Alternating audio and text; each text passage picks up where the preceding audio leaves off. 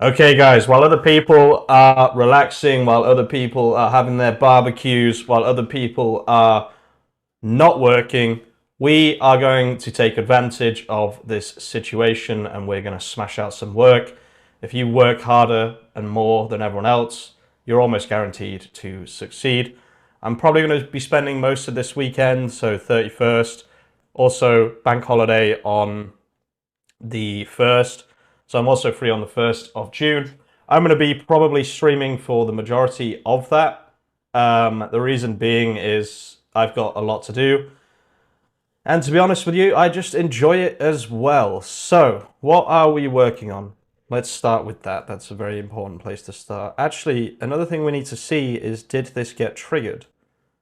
So let's have a look here. This did get triggered. It got triggered at a very strange time. However, the daily automations do seem to have actually loaded. So let's just have a quick jump into what I'm working on. I can get you guys to maybe understand what I'm working on, and then we can have a look. So let's go to the SEO dashboard here. You can see that Saturday the 31st of May at 1:48 GMT in the morning, we had some more translations run. So hello from Lisbon, Portugal. Let's go. Hey, bro, how you doing? So it actually works, guys. We have a system where I can leave this as a server online, and it will actually run automations. You can see these automations actually ran earlier today. It looks like it did only one product SEO for some reason. Might have to look into why.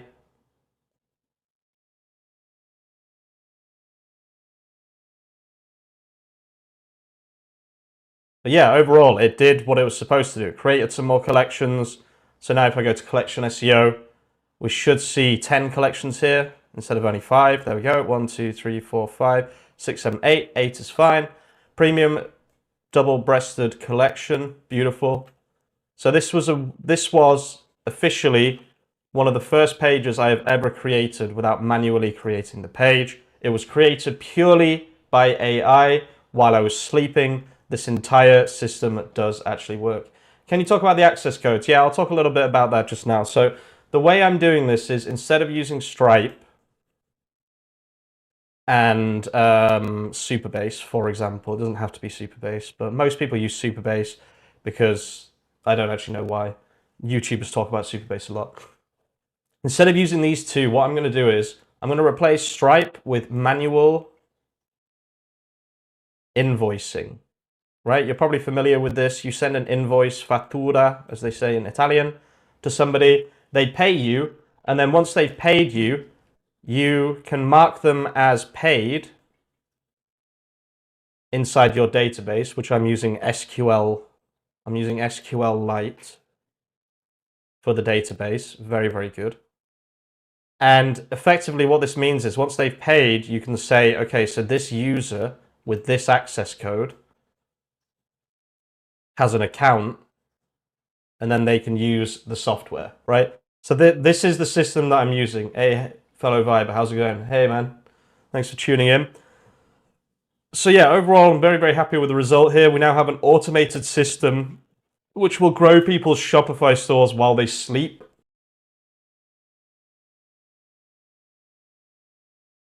Now, there is just one thing here, which is like, it's not doing the products for some reason. There's something wrong. I'm not sure what, but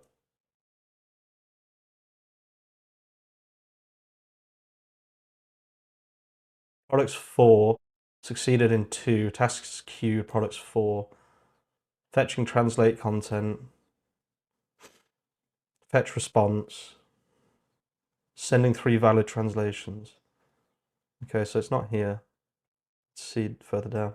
Task received, optimize all products, locking up shop.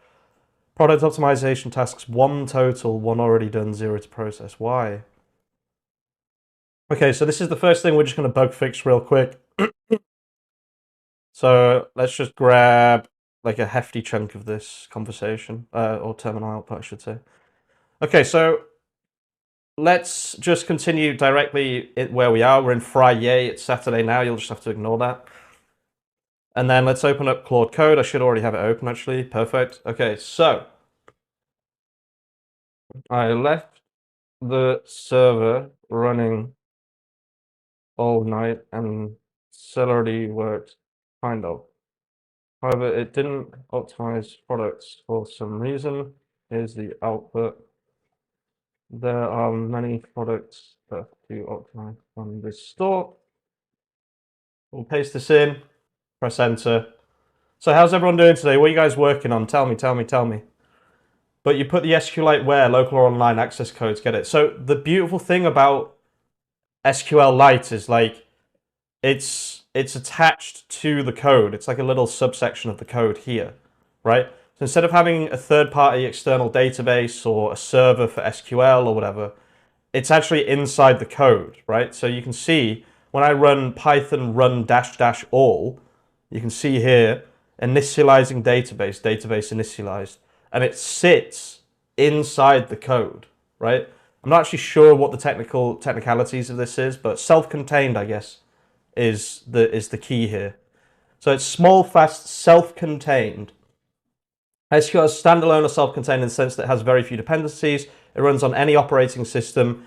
So it does run on your operating system. I didn't realize that, but it uses no external libraries or interfaces, right? So you can you can use it as part of your code, right? It's part and parcel of your code instead of being a separate thing where you have to run like DB Beaver or whatever to see the data. It's part of the project itself, right? So I'm just going to keep an eye on Claude Code here. Let's see here. Looking at seller output, I can see several issues. Products are being optimized. The logs show product optimization one already done. This means the system thinks all products are already optimized. Hourly automation runs. The check automation task is running every hour instead of once per day, causing unnecessary checks. Daily quota system is working, but not finding any products optimized because they're marked as done. Just beginning. Yep. I'm working on a memory system for local LM that should make it on par with Claude base LLMs or surpass them. I think you'd have to do a little bit more than that to make free LLMs as good as Claude, to be honest with you. Claude Opus is by far the most intelligent model I've ever experienced, so just bear that in mind. Not that there's anything wrong with like a memory bank or something, definitely go for that, but don't do it if you're just expecting it to be better than Claude, because it's probably not going to be better than Claude, right? Let me run this here.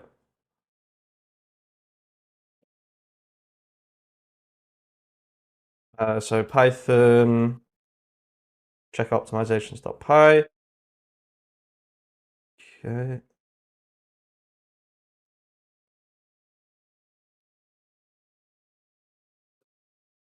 I like to run code for Claude just in case it confuses it. Bless him.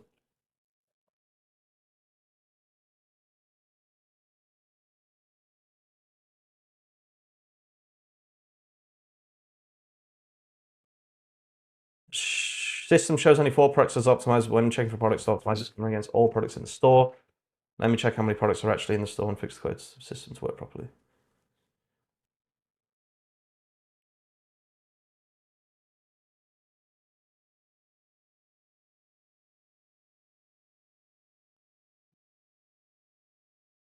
No cloud is in the sky. Cody, hi from Luxembourg, guys. Hey. Hello, my friend. Hey, Finance Uncensored. Building a Solana meme DeFi system here. Interesting. Interesting. I was into what is it, Web 3.0 or whatever the hell it's called now. At one point, I actually made an NFT collection way back in the day, which was pretty cool. I actually launched it on Solana and stuff. That was fun, but like I never did anything with it. I wasn't doing it for money. I was just doing it for curiosity.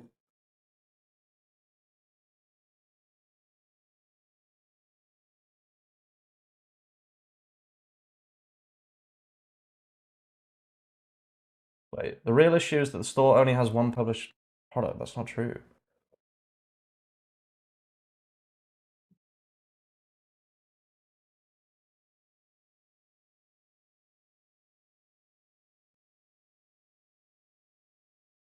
Uh,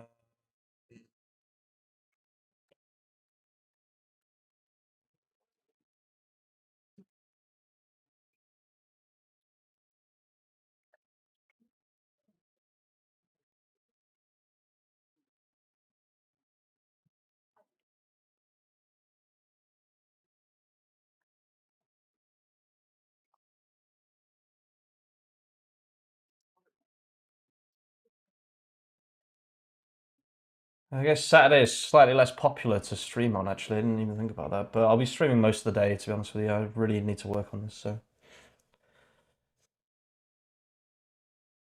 We are focusing in meme security, info, and trading with, for the first time, meme paper trading also. Interesting. Interesting.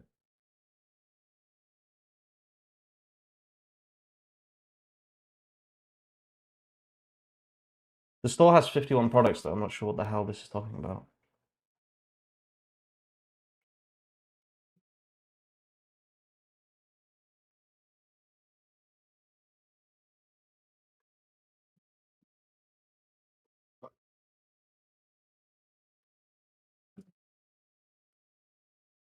I don't know why it's just claiming bullshit. It's not true that there's only one product. It literally says right here.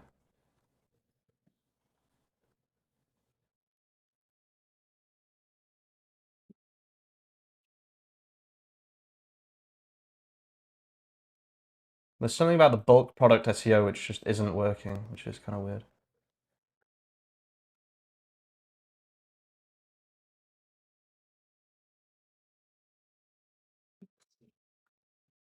I wonder what is causing this problem. What happens if I press run daily automation task now? Oh, I'm not on the right thing. Oh, no, I was. So it gets the task. Quota info, products queued 0, collections queued 0.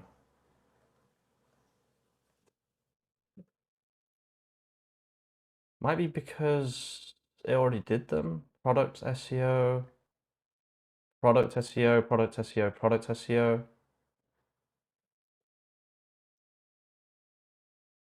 Product SEO, translate, translate, translate. Product SEO, product SEO. I can try put a dark mode on here, I guess, if it's annoying people, but it seems quite like quite a lot of effort for not much reward. Let me do Python.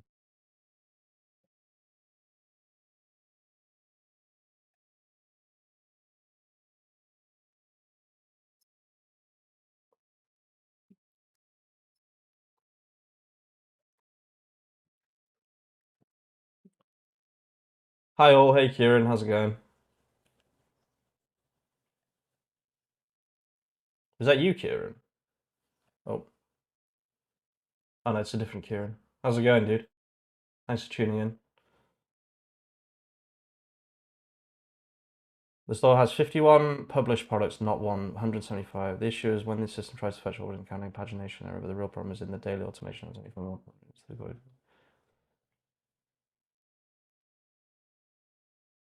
Okay, so it's possible the automations ran every hour and did the quota then flowed up, right? That might be the issue. I left it for 20 plus hours.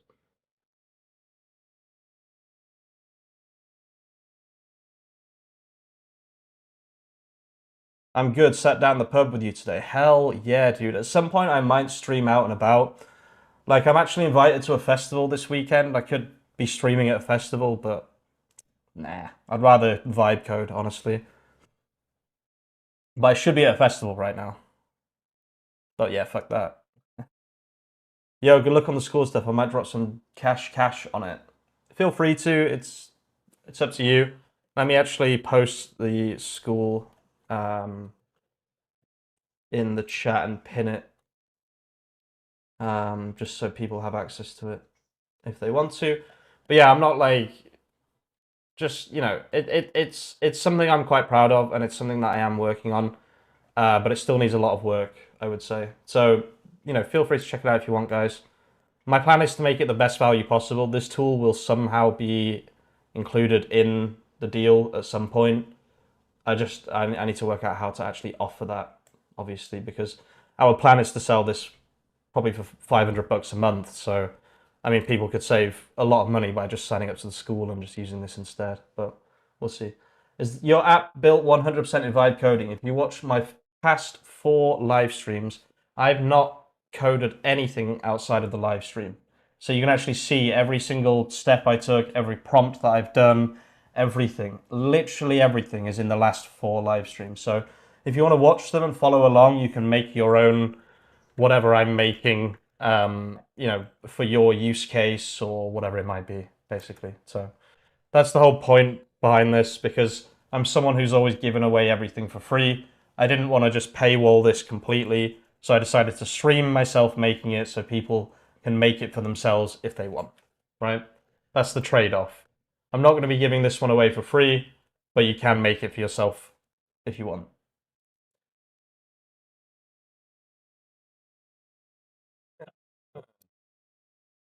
Jason says, young Hammy in the building. I've been missing the past couple of lives. I'm locked in with you today. Hell yeah, dude. Let's do it. Let me fix the schedule. Found it. The issue runs every hour. Okay, it's possible. Yes, you're absolutely right. That's exactly what happened. Look in the logs and see the automation run every hour instead of once per day. With a daily quota system, if the automation run every hour, even one product each time, after several hours, the daily quota would be exhausted. Okay. Okay, perfect. So this looks like it's probably fixed now. Create a reset script, stop celery beat. Okay. Let's just stop celery here. Run everything again. Reset daily quota, manually trigger the automation. Okay. I'm pretty sure this is working, but I guess we need to actually test it. So Python, reset daily quota.py, deleted 18 automation jobs. Okay, let's refresh this. Oh, it was still doing stuff. What the fuck? Oh no, sorry, it just deleted them from today. Right, okay, that makes sense. And then we run them. So now you can get some idea of how this actually works, guys. So every 24 hours, these tasks get sent to Celery, and it creates this entire system inside Shopify while you're asleep, basically. So you can grow people's SEO while you sleep, which is completely crazy. So total 3, success true. Is this using Python? Yeah, I'm using a particular stack of Python, and then you could use Fast API, or I use Flask. No reason behind it other than I've got no idea what the hell I'm doing. And then I'm using SQLite for database, and then access codes for payment. So this is like my new MVP stack, where if I want to make an MVP of something, I can make an MVP with this stack in like a week. And then once we get 100 users, I can hire a developer to add Stripe and remove access codes, basically. You've made a lot of progress. Yeah, it's actually crazy the amount of progress I've made in just 1 week, for sure. That will save a lot of users' time. Yep, that's the key here. And as we know, time is money. Yeah, exactly. Nice, this is close to my stack. Yeah. HTMX. Is that HTML5 or... Oh, hello. Hello, hello, hello. Oh, NPM though. As soon as I see NPM, I switch off. Like, I just can't be bothered with that kind of stuff. I mean, this looks nice. I will definitely check this out. I just, oh yeah, I probably will check this out actually. This is pretty nice. Why should A and form be able to make HTTP requests? Why should only click and submit events trigger them? Why should only get and post methods be available? Why should you be able to replace? This looks pretty interesting. Can't wait to talking boss into getting the app would save hours. Hell yeah, dude. I mean, it's probably going to be part of the Skool community, so it's literally going to be cheap as fuck if people sign up to the Skool, I would say. So, it won't be a particularly hard sell. But, I mean, if you want to sign up normally as well, then that's also an option.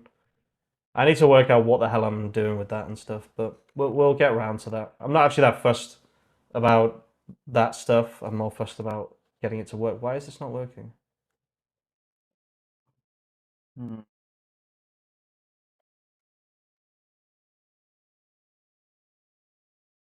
Oh, 2.5 minutes, right, okay.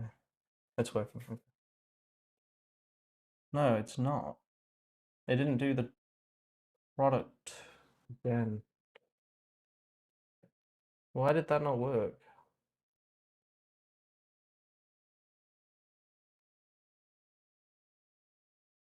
So it's making the collections, but it's not doing the products. Still. It's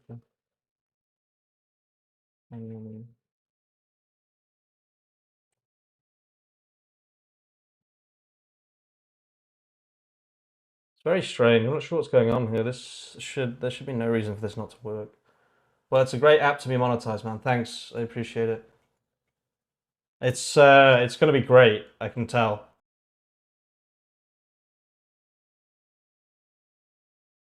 I would say just from like people who have already expressed interest in it, it's depending on the pricing, obviously, it can be like 500 to 5,000 a month. So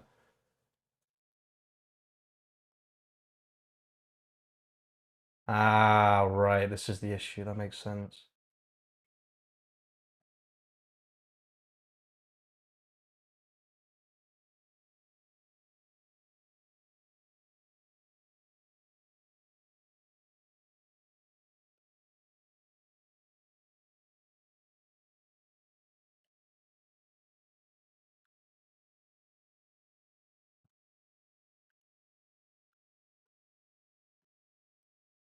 Deal. You're already designing our site anyway, and she likes you guys because of the way you explain stuff. So, oh, Kieran, sorry, I didn't even recognize you.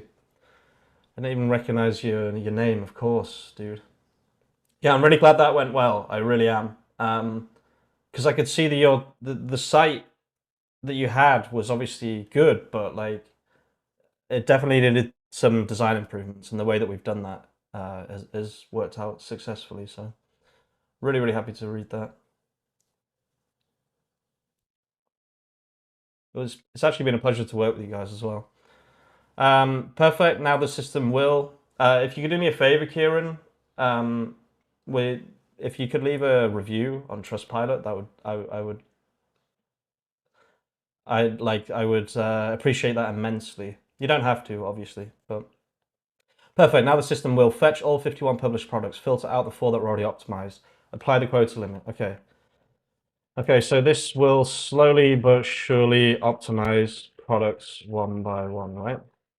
Uh, for the entire store, and then create collections in order one by one, avoiding duplication, and then translate everything. Correct? Yeah, will do. Thanks. I appreciate that, dude. Never tried Claude Code. Usually use Augment. That's pretty safe. Augment Code is really, really good. I like to build things myself in inverted commas, right? Like I prefer to be able to. How do I say this? Build the building blocks myself with AI instead of.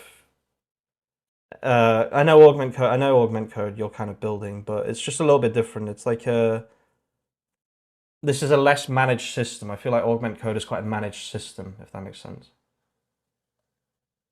Yes, exactly. You've got it perfectly. Here's how the system works. Daily automation flow fetches all 51 published products, checks which ones are already optimized, process 3 new products per day based on quota. Each product gets SEO optimized title, enhanced description, relevant tags added, progress 4 out of 51 done. Will take about 16 days to complete. Runs after products are optimized with a delay, extracts all new tags added to products, checks for existing collections to avoid duplicates, creates up to 5 collections per day. Each collection gets SEO optimized title and description. Smart collection rules auto includes products with matching tags. Translation phase runs after collections are created, translates all content products, only translate items that haven't been translated yet. Perfect. Okay. Wow. Amazing. So no duplicates, smart sequencing, quota management, automatic, progressive. Okay. Amazing. Let's push this to the old GitHub real quick because we have a working system here. Actually, I should probably test the system first, to be fair. So let's just give it a quick test. Let's clear the quota. And then let's run the daily automation. And let's see if this works.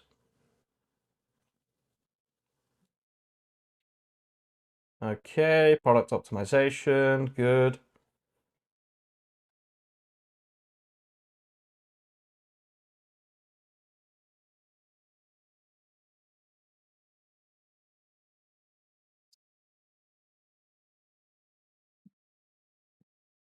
What's everyone working on today then? It's Saturday. Who's chilling? Who's working? The harder we work, the better it is, right? Side hustles, all that good stuff.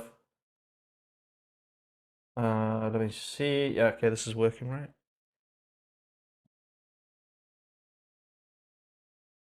Yep. Okay, nice. It's optimizing products. Hi, hey, Inver. Chat, how do I learn what actually works and doesn't work for e-commerce SEO? I'm building a CRM with Claude. Hell yeah, dude. Building a law firm directory. Nice. Interesting. Are you using WordPress or working? Damon, respect. How do you connect MCP? Is it done via code in your case? It's very easy. You just run.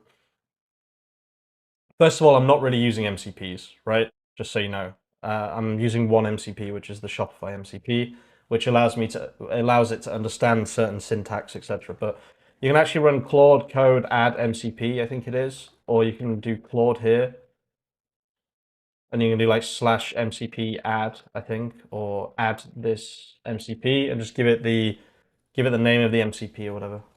Can building something similar with Claude code with zero code knowledge? You can, yeah. I don't want to just say you can do it with zero knowledge, right? I've been doing this stuff for 2 years. I have a basic understanding of systems and what to use, and what tech stack to use, and you need a database and how to get people to pay and make them a paying customer, and all that stuff. So it's not quite as easy as having zero coding experience, but you can make stuff with zero coding experience. It's just you'll have to just trust the AI will do everything properly for you, right? So these are now done. Product SEO, product SEO, product SEO. Okay, this is good. This is good. This is working. There may be some problems. It might over optimize. It might do too many products and stuff, but it's not a massive problem if it does that, to be fair. We can just roll with the punches, to be honest. So 1, 2, 3, 4, 5. Okay, this is good. This is created more since last time. And then multi-language SEO, we can check as well.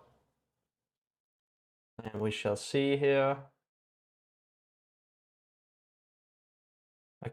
Okay, so this, I don't think this is perfect, this system here. Unless you can, no. I can't really see the translations. I can see the results of the translations, but I can't really see the rest of it. That's okay though. So this is, I would say this is probably working. Let's just push this. The first one is git add dot. I know that. Git add dot. And then let's have a look. There we go. Git commit your message here. Git checkout. We'll call this celery working. And then we'll do git push. Origin celery working. Okay, and then we'll confirm this. Okay, nice. So we have this working now. This is good. Let's see. Oops, it's not running. Run the server. Okay, so what I was thinking about doing today is trying to add this to a live website so I can play around with it. I'm not sure if that's what I'm going to do today, but building Docker from scratch using vibe coding and Rust, nice. You have been working on this for a number of days. How is Claude Code coping with the context as the system grows? The context window is getting smaller for sure. It's giving me less time to code per compact, but the fact that you can run slash compact at any time is totally fine, if that makes sense. So you can just run slash compact and just continue the conversation. There's no problem with that whatsoever. Let me just think what I'm actually going to do today. Let's see. So we could do the technical SEO category, adding alt image tags and things like that. That could be quite cool. I don't know how that would work exactly. Let's see. GraphQL API Shopify alt tags. Update media input. Okay.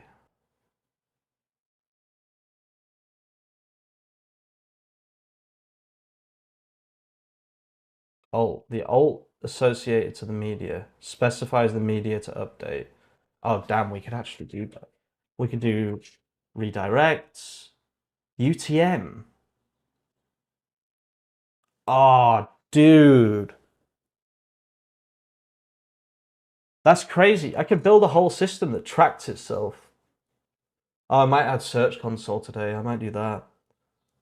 I want this to be an absolutely insane SEO tool, so the only way to do that is to add Search Console, and quite frankly. There's some very interesting things here. There's a lot of stuff you can actually do here. Select variant option. Marketing activity. What did that say? Marketing activity. Ooh, hello. The input field is combining budget amount and its marketing type budget.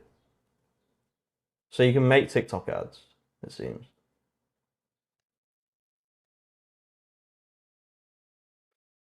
Interesting. Interesting.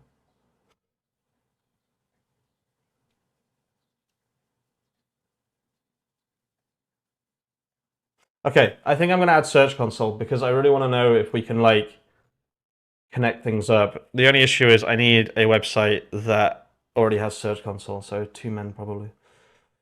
Yeah. We add Search Console, we get a list of all of the slugs made. Can you make a page on the search SEO? What's good, Hamish? Hey, Nicholas. SEO sidebar called Search Console. And for now, just add the slugs of any pages created by the optimizer there, so we can then track them later on Search Console and show results. Well, now the page should just be a table with... I'm going a vibe coding hackathon this week, and I think I'm doing the same thing. And now the page should be a table with all created slugs in it. Come from the optimizer. Please think about how to implement this to make it UX friendly. Hello, Hamish. WTS, man. I'm good, man. How you doing? Thanks for tuning in, guys.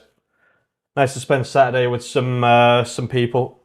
Whether you're relaxing, whether you're working, respect to all of you for tuning in. I appreciate it. I appreciate you joining my mad scientist sessions. Locked in. I am locked the F in for sure.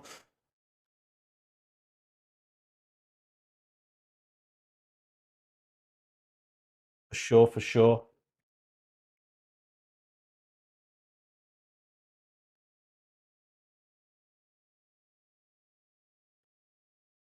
Okay, so create search console root in AI modules, create search console.html template with UX string table. Implement logic to fetch optimize. Okay, so now what I need to know is, let's go ChatGPT 03. I want to add OAuth to my Flask Python stats.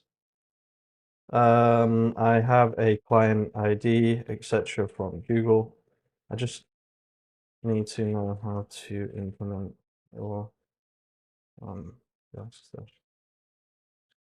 I'm not going to actually use this, obviously. I'll use the official documentation. I'm just conceptualizing. Because I think one of the things with coding is like, people say, oh, you can do this with no experience. One of the problems with zero experience is like,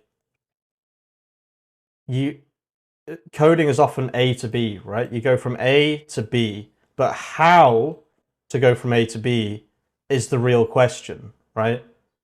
And you have 2 ways of doing this. A, you conceptualize it yourself, like I did with access codes and SQLite, right? That was my idea to not use Stripe. The second way to do it is just to allow... No, the second way to do it is to ask AI how to do it, right? And the third way, which requires zero experience, but it's the worst way, is to just allow Claude or whatever to just do whatever the hell they want, right? The reason this isn't very good is because if Claude does something wrong, then the A to B will be like more like A to A 1.5, right? And the full connection that's required for that feature doesn't actually exist because Claude hasn't implemented it properly, right? So you do need some experience in coding, I would say. Why don't you open Claude Code in your terminal inside of Visual Studio Code and look at the diffs in there? You're like letting it run, tabbing between shit for no reason, gang. I just do things the way that I do them. I've used Visual. I don't know. It's hard. I don't know. I don't know why I do that. Wait, I can't because I'm on Windows, right? Oh, right. I could run. Oh, yeah, true. What is it? WSL. Oh yeah, I could just be running it here. True. I didn't even think about that. I'm an idiot. Oh yeah. True. That's fair. That's a fair point. Thanks, dude.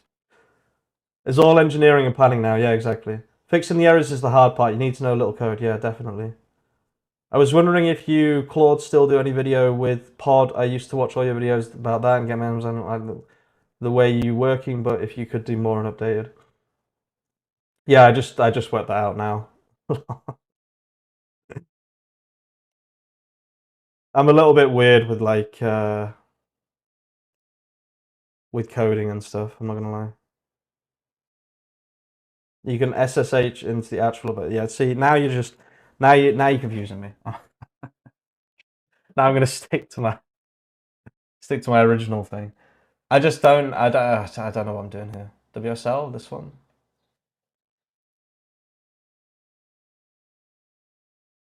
I did this once, and it deleted all my code. So, so just so you know, okay, I didn't do it right. Hamish, you're a bit eccentric. I'm very eccentric. You should see my dad.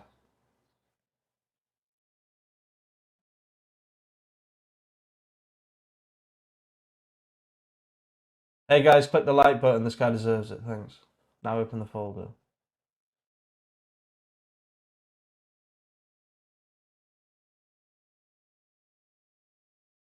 Dude, getting instructions on a live stream, it's not the way to do it because I'm not sure what I'm actually supposed to be doing. It's fine. For now, I'm just gonna leave it the way that I'm doing it, just because I'll set up my Claude and stuff properly at some point. I promise.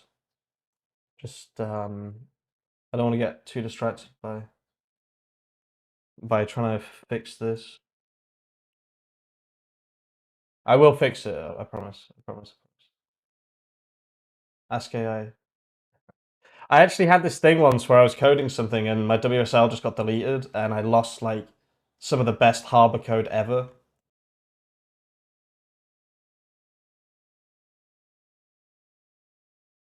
I don't actually know what happened. That was in the days of GPT Engineer, which I think became Lovable, right?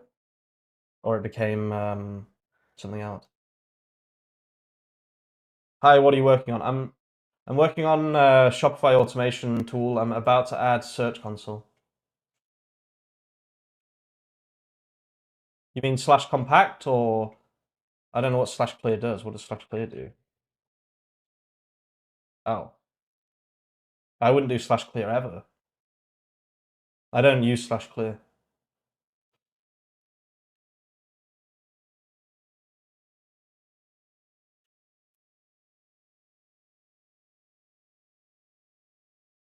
Nice of 40 people to spend their Saturdays with me, with this eccentric northerner, adopted northerner. Have you got local backups set up with automated versioning? No. I've got my own backup system that I use, which is push to a new branch every time. Like the way you're letting it cook and you're not doing git in it and then making it add commits so you can see diffs outside of terminals. Pretty good. Yeah. I'm not a coder, guys. Remember, please. Like GitHub for me is the reason Git is called Git is because the owner of it said it was such a Git to work with. So you got to look at it from a non-developer's perspective. Like,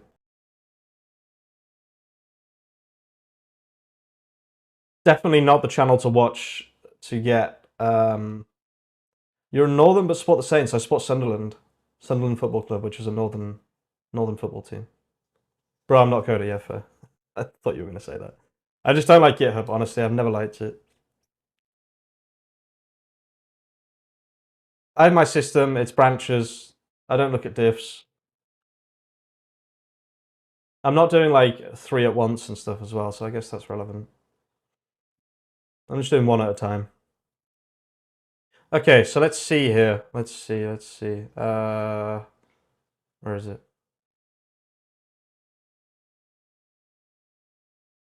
I closed it. What the fuck?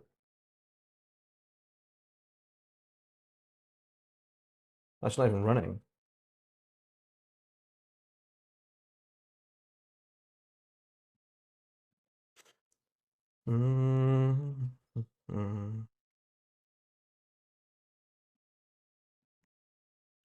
Okay, there we go. It's still doing stuff. That's hilarious. I didn't even realize. Search console. There we go. Okay, look at that. So we actually have the URL path, which means, if you don't know, what we can actually do is we can use that. Let's just say this website, right? This website obviously doesn't have this page, but you can add this filter page and put this and put URLs containing and then apply it. And it'll show you the stats for that specific page. So like imagine a tool where you grow your SEO and then you come here and you see the SEO that you've grown. This doesn't include translations. Could this also include translated pages? I don't know why it does this. Every time I ask it to code something, it codes everything except the translated pages. I don't know why. It's so annoying.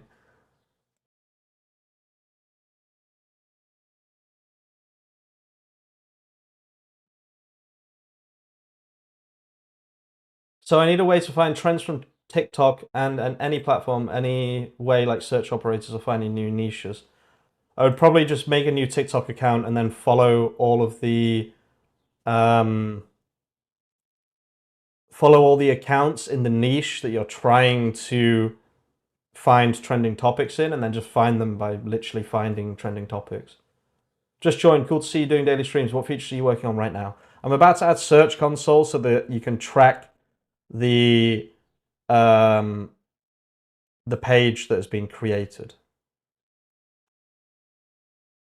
It shouldn't change the product URL. I think that's actually a bad thing.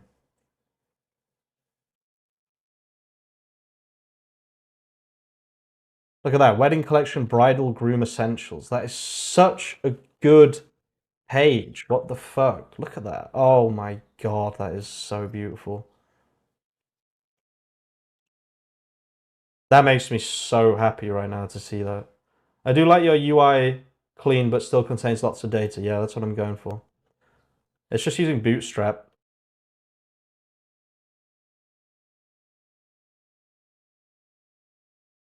Please don't write commands in the chat like that.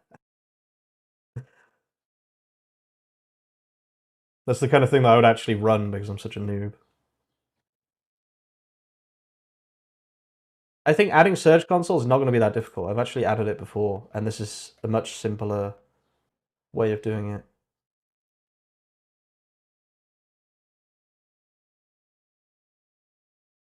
I need to remove the... I don't think it should change this. Oh, it might not be, actually.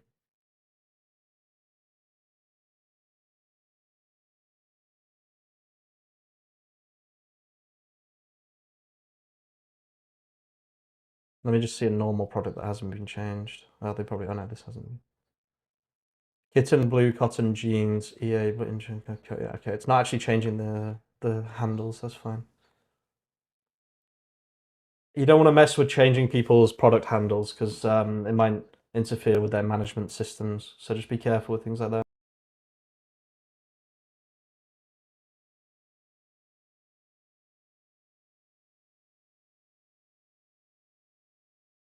I've been doing a little learning lesson so I can use my computer better with Bash, with Gemini Stream and typing to do it. That's a really cool idea. Can't beat Bootstrap, it's so simple. Hell yeah, I agree. And finally understand what grep means. Yeah, I don't actually know what grep means, but... Okay, let's see if that's added translations. Let me give it the benefit of the doubt that it's just because I haven't restarted it. Let me refresh. There we go, translation, perfect.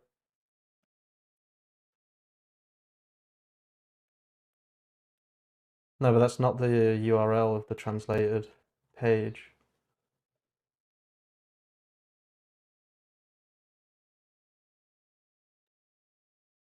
Inside the table, I need the translated URL slug, not the English one.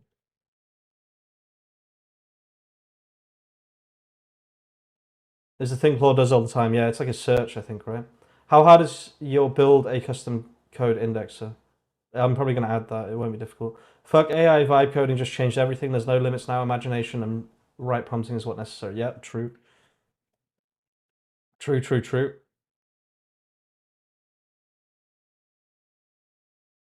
I'm so happy to see there's 37 people who are willing to sit on a Saturday and vibe code with me or just chill with a beer like Kieran or whatever. Thanks for tuning in, guys. It's actually a nice day here, but I've decided to just work my ass off this entire weekend. I want to get this online and released and making money so that we can keep working on it, basically. Also, knowing how to use Yoru computer is the best and fastest way as well. Your computer or Yoru computer. I'm going to guess that means your computer.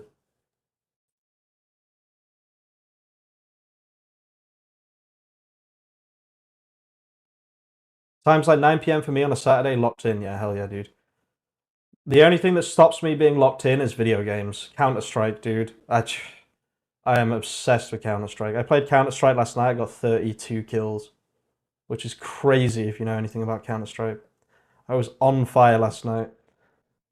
Some guy 1v1'd me as well. I killed him 10 times in a row with a sniper. Little bro didn't know. Little bro didn't know that I'm the fastest sniper in the West, dude. Yeah, actions per minute do not give a fuck about grammar. I totally agree with that.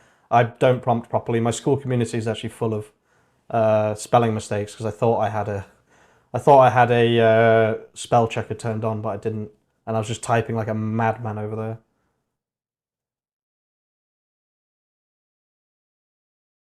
Using the mouse as a bottleneck, yeah, true. I could definitely speed up the way that I'm doing this as well. I know that. I will speed it up at some point, for sure. I'll probably have like a git MCP or something.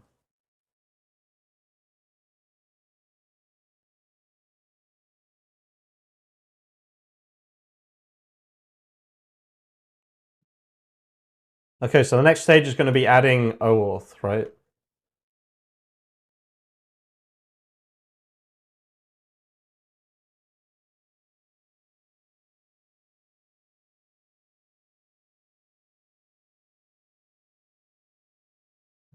Python.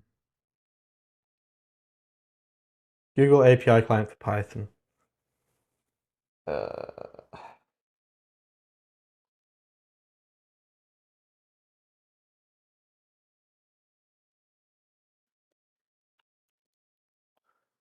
Is this what I need? I think this is what I need, right? I'll just see what Claude does, it's fine. Okay, let's refresh this, make sure this is in German and French and stuff. I need to reset the server, which resets the database. And then refresh. Let's see if this works. Oh, hello.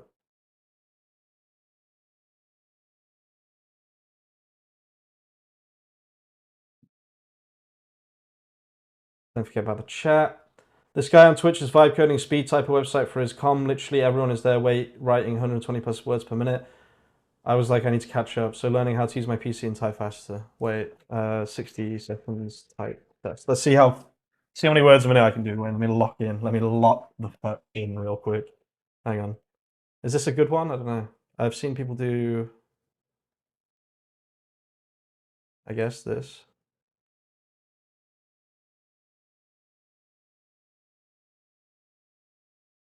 No.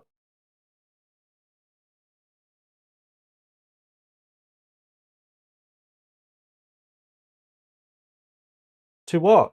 Hello? Oh, race against him. A tortoise standing nearby calmly accepted. Oh, I've slowed down. I couldn't see what to write next. Anyway, no, use this one. Yes, you might not be able to send it. It stops links sometimes. I can do. I think 120, 130 is my kind of limit, I guess.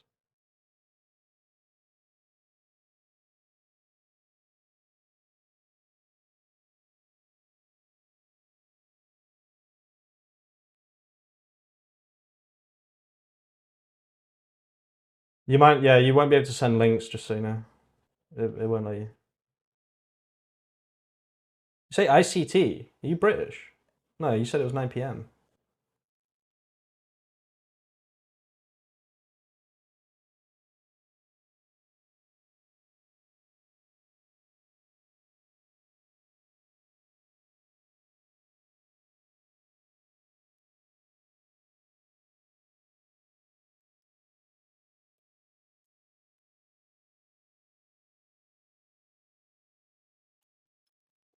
I used to be 120, tried for the first time since I was like 12 and got 80. I'm British but not living in the UK, right? Okay. Yeah, only a British person would say ICT, I think, right? Yeah, we used to. ICT was my jam. I loved ICT. Well, kind of. I also kind of hated it. I didn't really like the teacher. What's going on?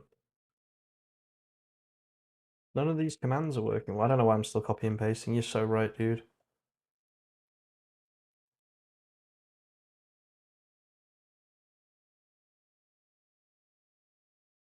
I was at the Computex the other week. Nice. I don't know what that is, but nice. Vibe coding is crazy. Create full stack app with native IPTV player for Android TV in like 20 prompts. Hell yeah. Business communication systems with basically ICT. Yeah.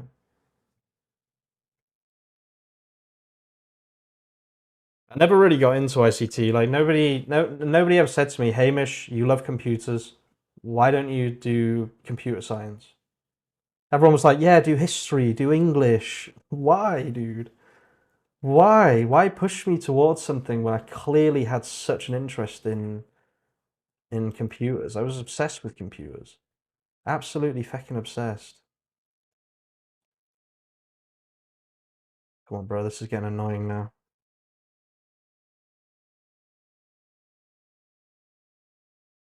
Computex is the AI convention. It's where the NVIDIA CEO is speaking. Oh, cool.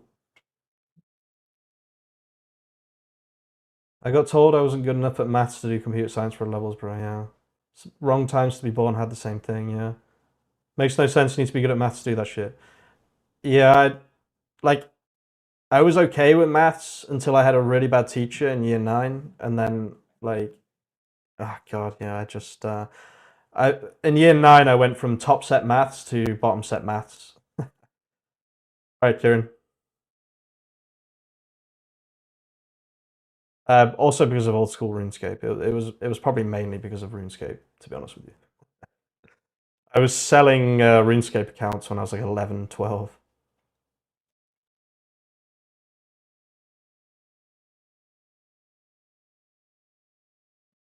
This is getting annoying. I feel like this is doing some crazy shit that it shouldn't be doing.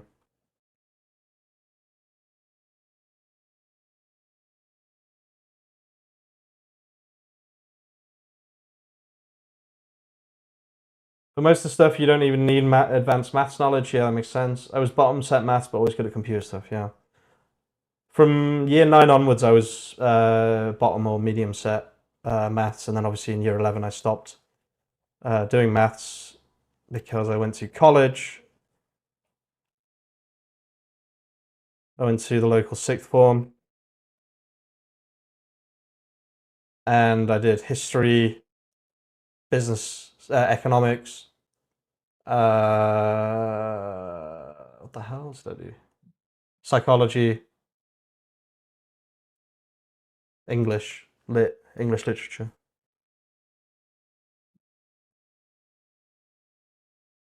Did you try the prompt with multiple tool calls at the same time? And that's what I'm doing.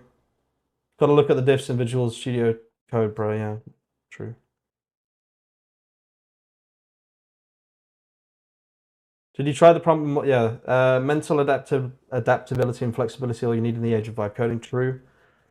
Action per minute down the drain with copying a flat. Yeah, I know. Like telling it to make multiple tool calls at the same time. I also think though, 2FA, although my actions per minute are lower, I keep a closer eye on everything that's happening so that it just doesn't do some crazy shit, basically. And I'm really worried right now that it's just going to do some crazy shit. So it's good and bad to have low actions per minute. You can keep more of an eye on things, but you look at the diffs, I guess. So. Would you ever get VC funding to build scale product? I don't know how to answer that.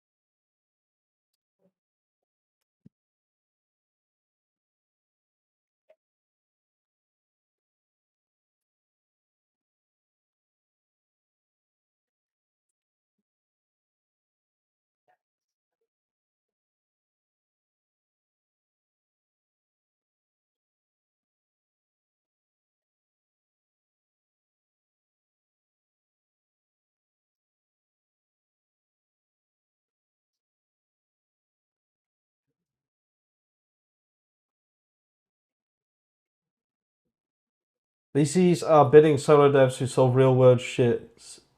Said they wouldn't bid a company making a system to help law professionals, but would bid a company that competes with them. Interesting.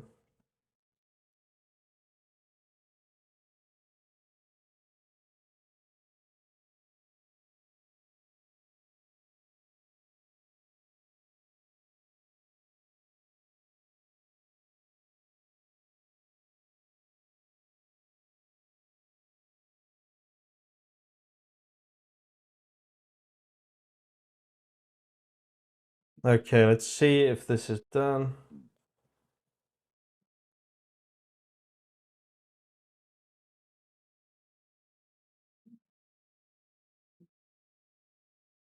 Hmm.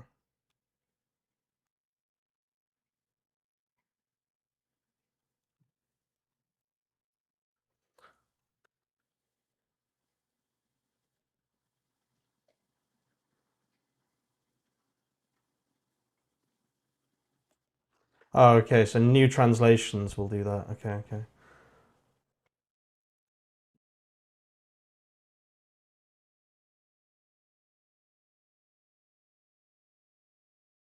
So let's do a big reset here.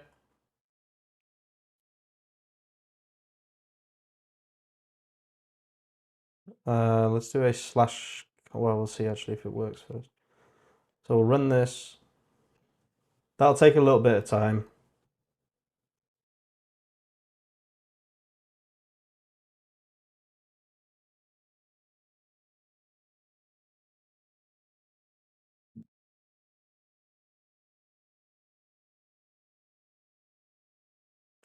How's the weather for you guys today? Pretty nice here in Ireland. A bit of sun.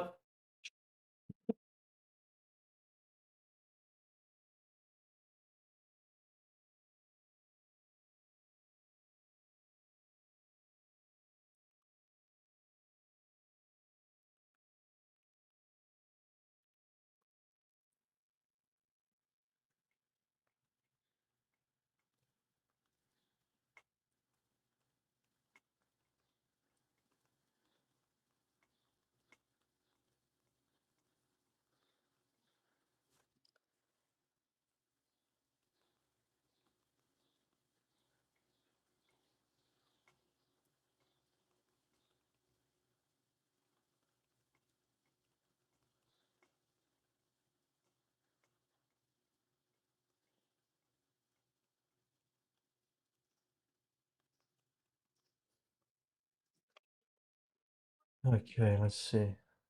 Did you add the search thing in? Was blistering all day here. I'm trying to add the Search Console thing. It's just everything needs to be working in tangent for that to actually work. And one of the things needs to be that I can correctly check for the translated content. And then I still need to do technical SEO as well. So right now, what this means, this page right here means that we can effectively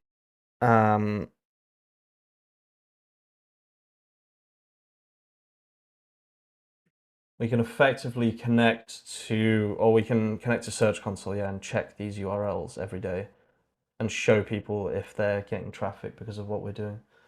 Do you ever mess around with text-to-speech models? A new one came out yesterday. It's pretty good, called Chatterbox. Really good voice cloning tech. Interesting. I've kind of looked at it, but like, yeah, a lot of the stuff that we would use it for would mean that if we used AI for it, it would lack authenticity. It doesn't matter how good the AI is. Do you know what I mean? Like, it just lacks authenticity because it's not you, it's AI. So, the another thing that we need to add is like store. If you have 3 stores, you need to be able to change which store you're working on, which currently doesn't seem possible, but I don't think it would be a particularly complicated change. What I might do here is I might start a new Claude chat and do that, and then do Claude.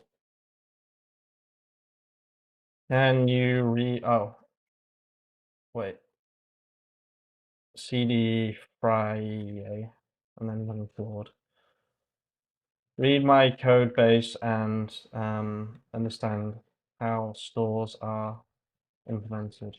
I need to ensure that each store ID, 1, 2, 3, etc., is global and not account specific.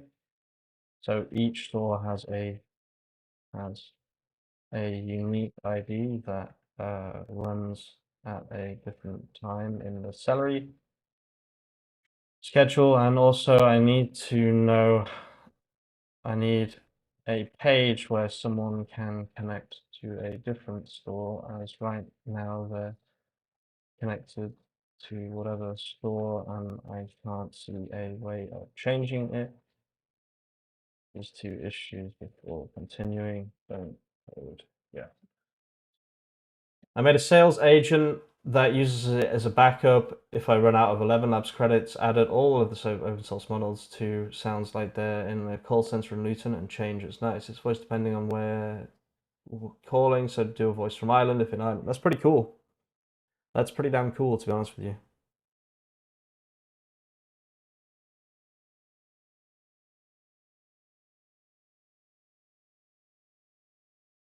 Trained off real call data I got from a sales platform I used EB on. That's a very nice system that you've got.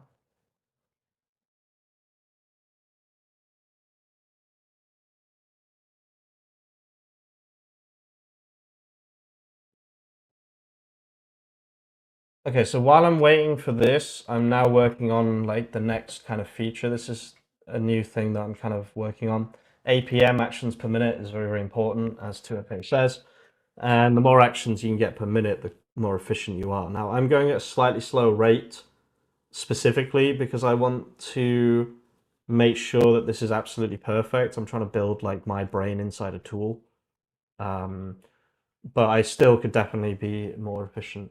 Hamish, what one also create this kind of YouTube content, but I'm super introvert, not comfortable putting my face out there. What do you think I can do faces to? I mean, I did mainly faceless stuff for 3 years. Like, I don't really show my face. Just don't show your face, basically. As long as you've got value to add, people don't really care. Like, here's another example. What's he called? AI Code King, who someone said might be Jason. Wait, this guy here. This guy's also faceless. Completely faceless, right? And he gets loads of views. He gets way more views than I get.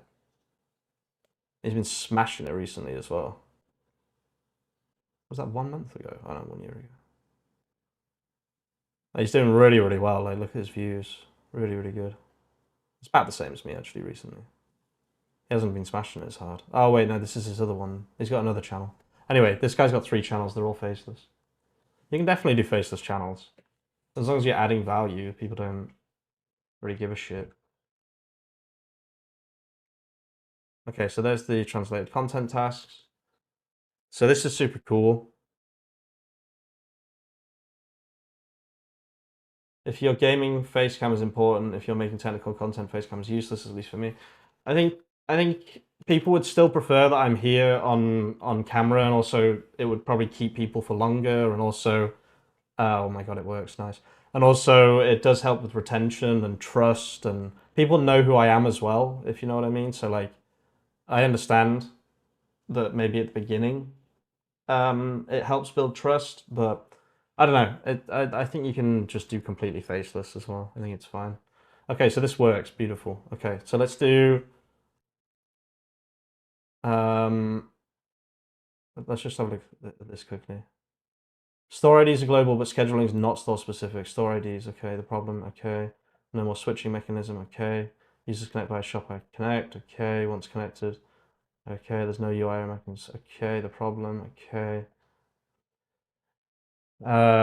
Please fix these issues and give me a page to change which Shopify store you're added to, and also make the other changes requested. Let's just push this code quickly because this is currently working extremely well. So help me push to a new Git called Search Console Foundations.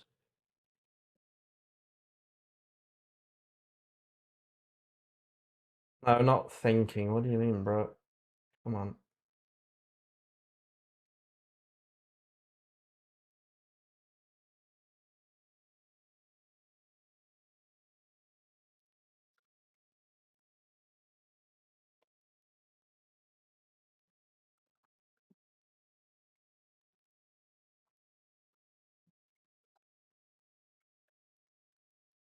I said to a branch.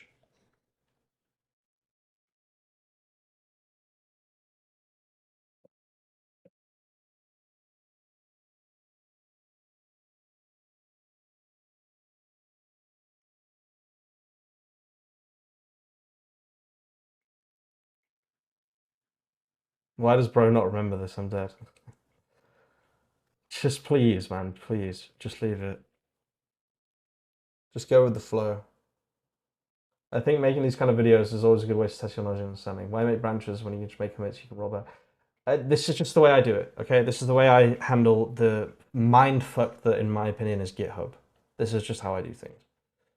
Okay, I don't, yeah, I think I'm probably just gonna, no, let's just do it here. Okay.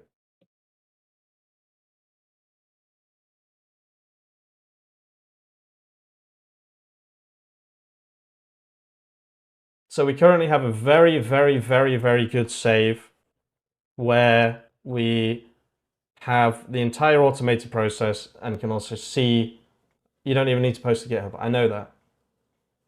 I am familiar with how it works. I'm just, I guess, stubborn. I'm also just comfortable with the way that I do it. Do you know what I mean? It took me long enough to learn this way. I will automate the process. If I was on a Mac, I would already be automating the process. Okay, look at that. Bang. Nice. Very, very good. Is there a delay here? What's going on? Why is this not translating anymore? Okay, there we go. It is. This little copy button doesn't work, but it doesn't really matter. I don't really need that button. ENDRFR. What do you mean ER? EN. What do you mean EN? That should be okay, actually. Okay, so in one day, it created 3 products. It optimized 3 products, created 4 collections, and then translated everything into 2 languages. I mean, that is the work of an SEO in one day. Just done in one click of a button. That's crazy. It's actually crazy. So now what we can do is, let's just quickly fix all of these issues.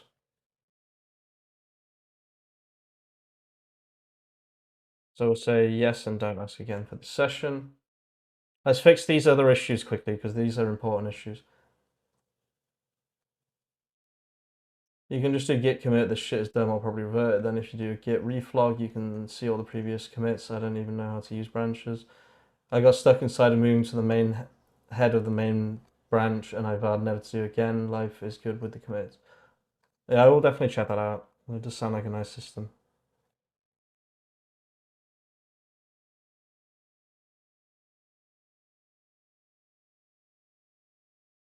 Oh wait, it's trying to...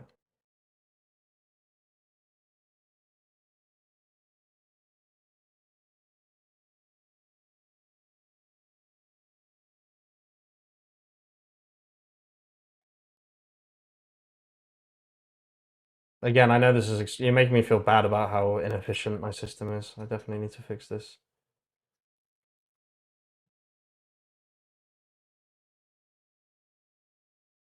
On average, how many branches do you make? I've got 10 at the minute, but they're all stable, so it feels good to know that at any point I can go back to any point in the project and roll things back that way.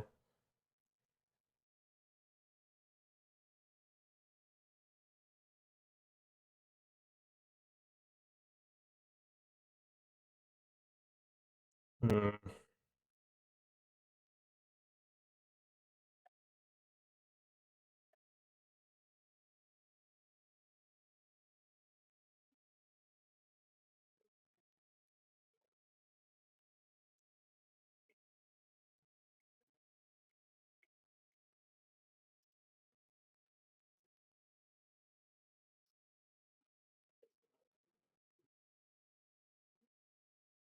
I know there are ways to do it. I know there are different ways to do it. I know that. I do know that.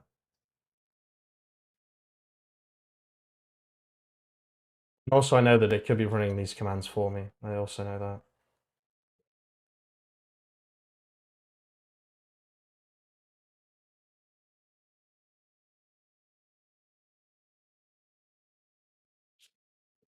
It keeps going on before I've had time to do the commands. Like, just wait a sec.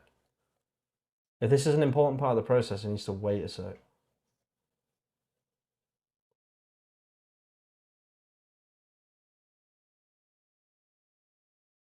I use MCP to handle committing and pushing to repo regularly. Yeah, I'm probably going to start doing that soon.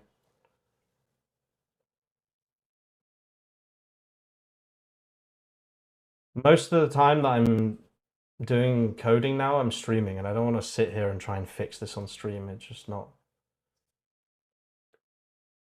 a fun time. So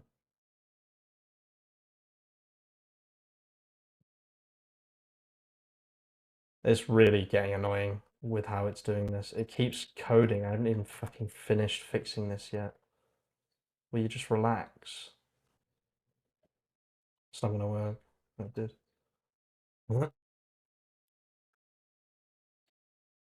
Okay, it did work. Okay.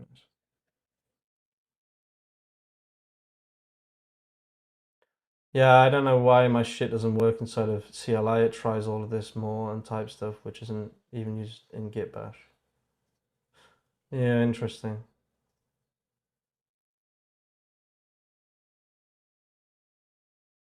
Get the celery beat schedule configuration with diamond and postcode stores. Going to try to get diamond. Okay.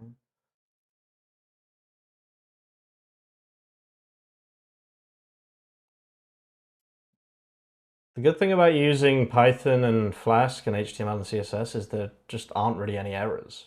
I haven't really got any errors. Like, generate damage. 3,600.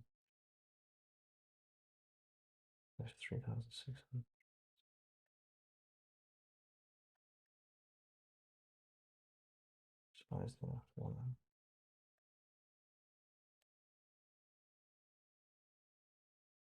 Static schedule for backwards coding. Okay. How do I test if this works, though? If it doesn't break, don't fix it. Yeah, very true. I ran that. Each store has individual automation Dynamic salary scheduling times per store at specific times. Each store automatically gets a unique hour. Store 1, 2 a.m., store 3 a.m. Okay. What if I have more than 24 stores? I guess would be the first question to ask. And then let's go here.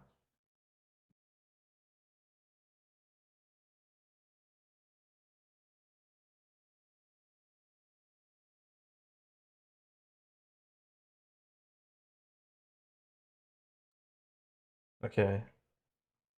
Where is there a button for that though? Manage stores, yeah.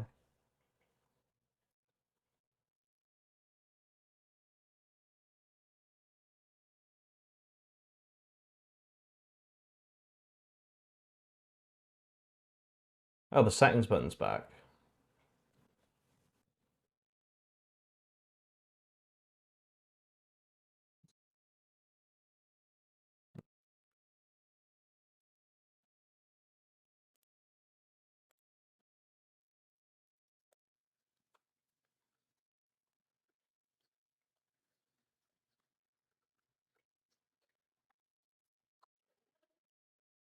Ah, what is with this database shit? What's in your tech stack for this project? SQLite for database, Flask and Python for and HTML and CSS and JavaScript for everything else.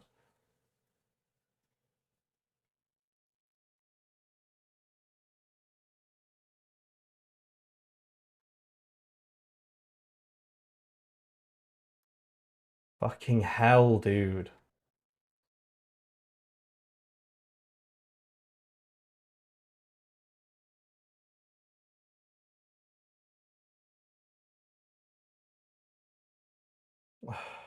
Jesus. This is so stressful. I think it's something to do with it, like it's like GitHub and I'm on the wrong SQLite, whatever.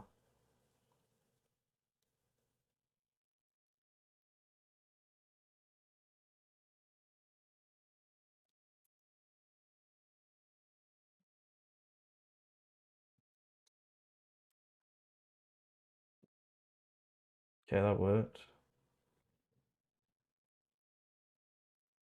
That worked.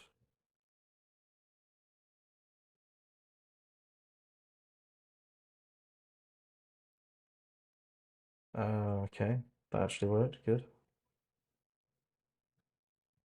You can easily store your project information in the .md docs. It will help a lot. I know that, yeah. I don't bother with that. Okay, let's go manage stores now. Okay. Connect store. Okay. Just gonna put this on another screen for 2 seconds, guys.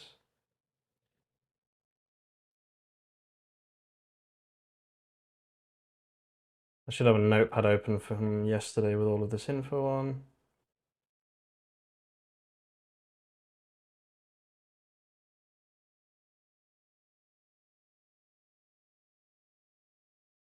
Okay, so now we have the store connected. There we go. Mr Porkamo. Beautiful. Where's the chat? There. Okay, actions. What's that? Don't know. So you can add a new store, right? But how do I choose which store I'm currently on? Let me just add another store, I guess.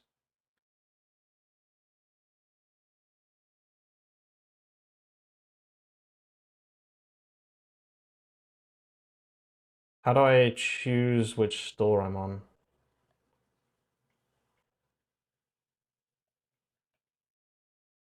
Is this going to add their products to here? No, it doesn't.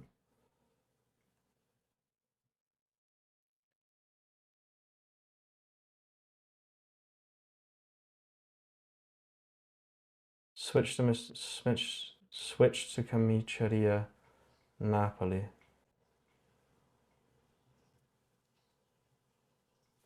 Okay, so I added a new store, switched to it, but it's showing all the old store stuff and the quota haven't reset. The quota should be per store. What was the other thing? Does this work? Oh, so wait, maybe if I put this here, would that work? What is it? Camiceria Napoli? Camiceria Napoli. And we'll put this. What happens if I do this?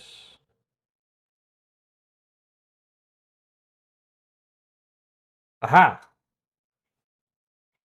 It swaps. Nice! Look at that. Clean, clean, clean, dude. Clean.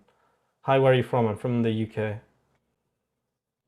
So settings works. You can, I mean, that's fine. That's all you actually really need. You just need to set a different store here. And then you have instant access. You don't actually need the manage stores button. And for some reason it doesn't actually work. So I might just remove this and just have this. This is fine. You just connect to whichever store you want to work on. That's fine. That's a good system. So let's remove managed stores.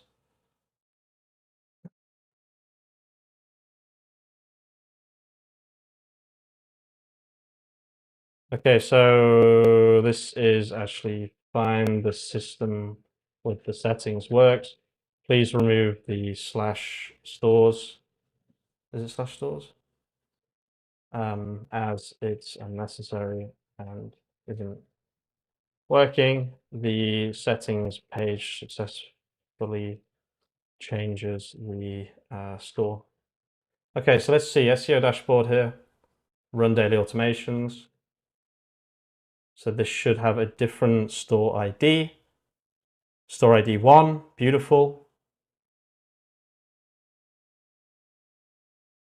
Just give me 2 seconds, guys. This is quite complicated. I'll read the chat in a second. I'm just trying to understand if all of this is working. So we have shop ID automation not configured yet. Oh, right, settings. Yeah, no, that's good, that's good. Spanish, turn all these on, save settings, and now run it. True, true, true. Beautiful. Look at this fucking system, guys. Holy shit.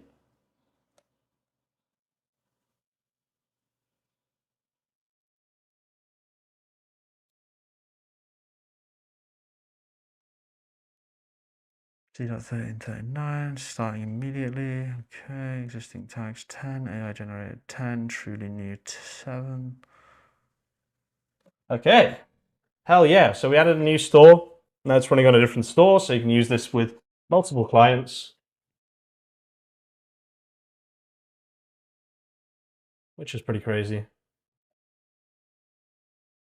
So it's just optimized the 2 products that they have on this practice store. I added Spanish to the website too, so it should be able to do Spanish, I think, which is pretty nice.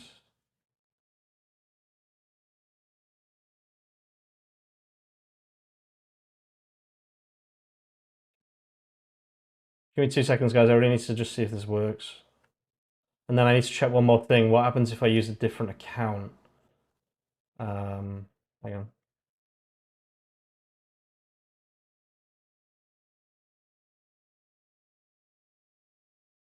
Okay, so I need to add a new key, right? Sure, why not? Okay, let's copy that. And then let's go to login. I need that fucking... Oh, I've got everything. Nice.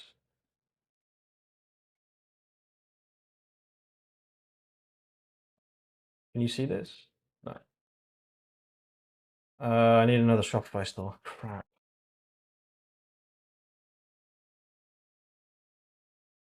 Mm. Oh, I need to install the app and everything. Bollocks, I didn't think about that.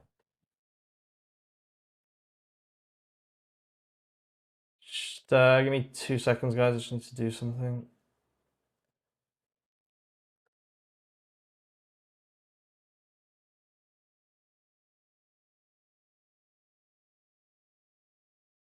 I want to know that this is actually working and stuff. So this already has it, so I need to switch to 2 men. Let's just add it to 2 men. That's fine. 2 men. Oh, do I have access to apps on 2 men? Possibly not. No, I don't have access to apps. Fuck. Where am I going to do this? PM article. Fuck it. PM article, PM article. Oh, what? Do I not even have access to apps? Is this a joke? Ugh.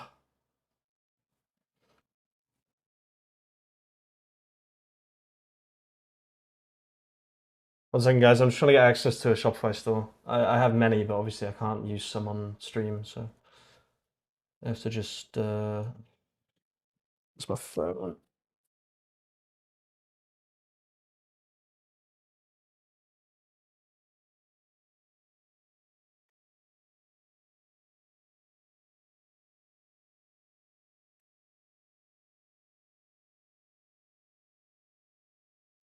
I haven't been on my Shopify account in 3 months. What?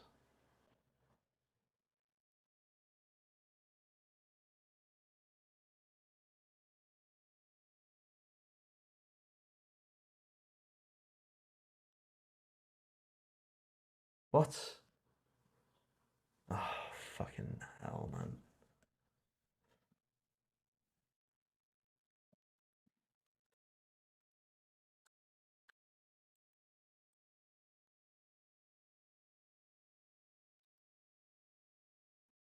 All right, I don't have a Shopify account that I can use. Um,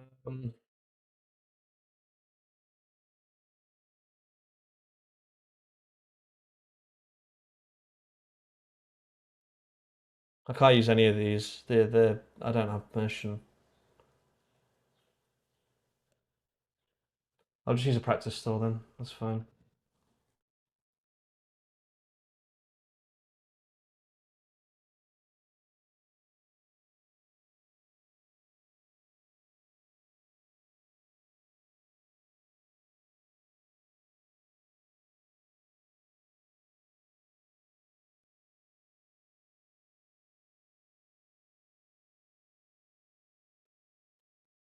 I'm trying to log in as a partner, but it's just not letting me.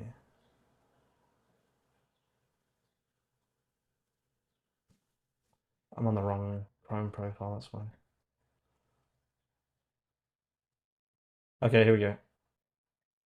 What?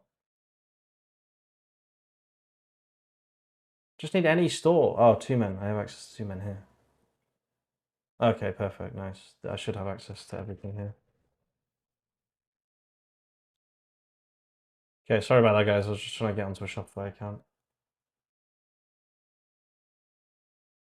Oh yeah, isn't your mattress store on Shopify? Yeah, I could have used that actually. What is this? AI Overlord. It's fine. I'll just use 2men. It will actually help the website as well. Although there are a lot of products thinking about it. I need to see how it will deal with a lot of products anyway.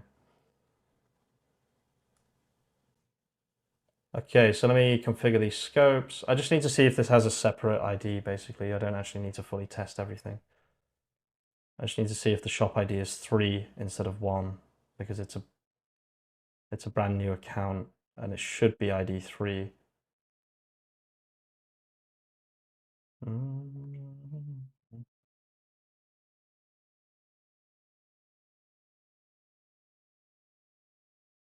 You can manage Facebook pixels and everything. Like, it's pretty sweet, to be honest with you.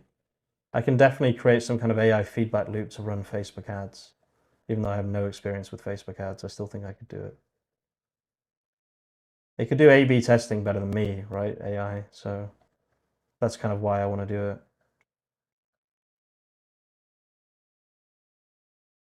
God, this takes so long. Where is the button that says select all? Why you gotta be like this, bruh? Why? Okay. So I'll save this, and then I'm about to press install, but I won't show you guys that, especially because this is 2men. So this is actually something that I need to be careful with.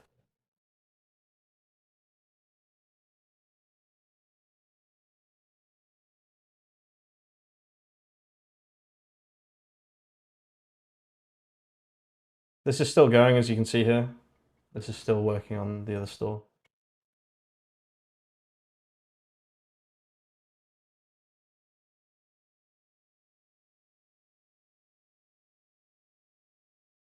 Okay, there we go.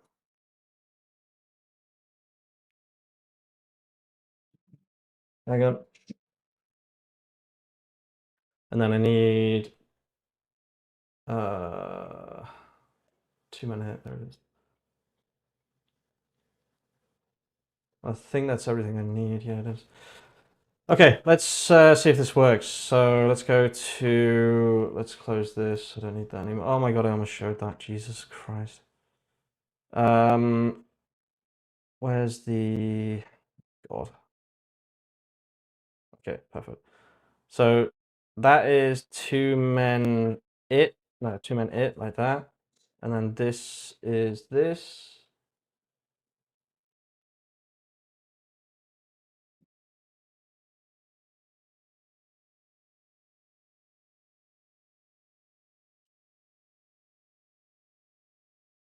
$553. Is that all the products on the 2 men? What the fuck? Okay. Yeah, this is correct. Settings. Yeah. Yeah. Yeah. Save. Okay. Good. Run. Does this say store 3? Please say store 3. Shop ID 3. Yes. Okay. Wait. Let's just cancel this. I don't want this to actually run.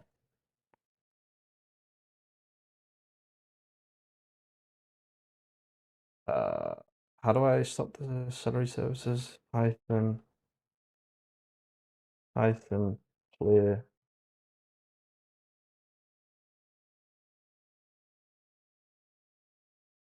There's a way to reset everything, right?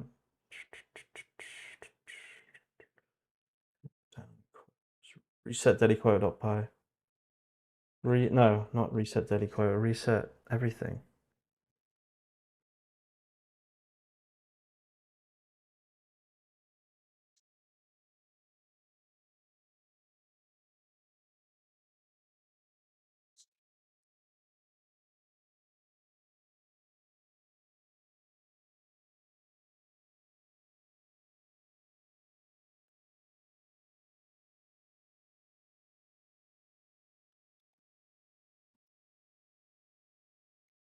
Okay, there we go.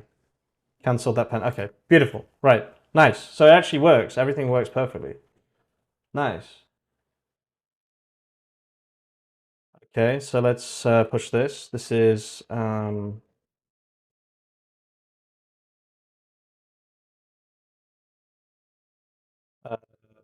store ID, correct?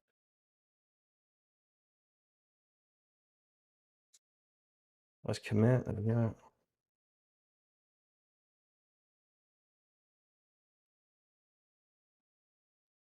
What's it called?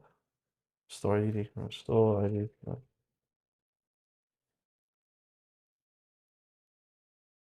Okay, beautiful, beautiful, beautiful, beautiful, beautiful, beautiful.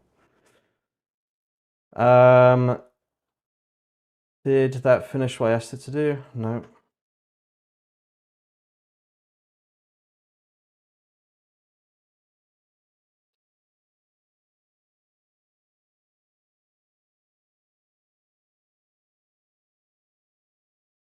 Okay, so these are all the products on 2men. I'm surprised there's not more than 553 products, to be honest with you. Okay, sorry that I just stopped communicating with the chat for quite a while there. I was just focused on something. Let me just get my head round everything quickly. So, right, if this works, first of all, this is terrible for UI UX, but this works. So I can just remove manage stores. I'm probably just going to do that manually.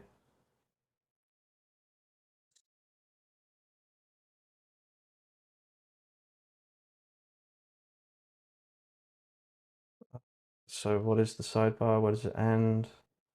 I'm removing manage stores. Lei. Get rid of that. And then save. And then refresh. Yeah, beautiful. This automatically redirected to this page, so remove the auto redirect to after auth. So I log out, I log in, and then I can change it on settings. Or there's an initial, let me just double check that. When you first log in for the first time,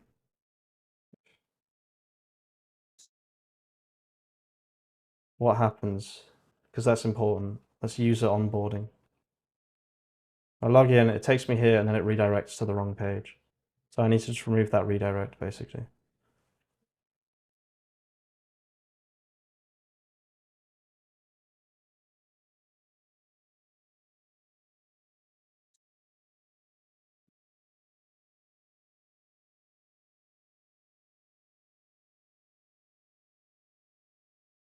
Fat J, that's not a high priority. That won't happen until like I'm about to launch, probably. Lol. Hi, where are you from? I'm from the UK. I think I answered that before, actually.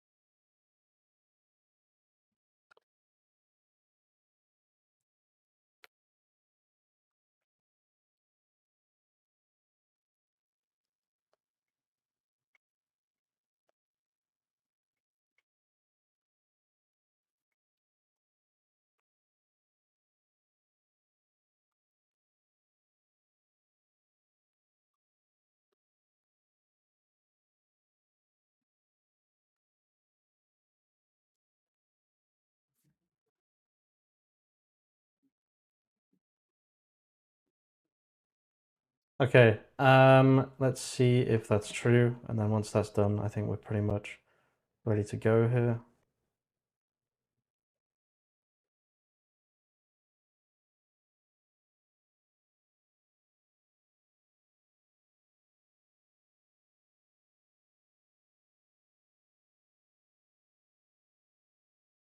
No, but what just happened there? That's not what I asked it to do at all.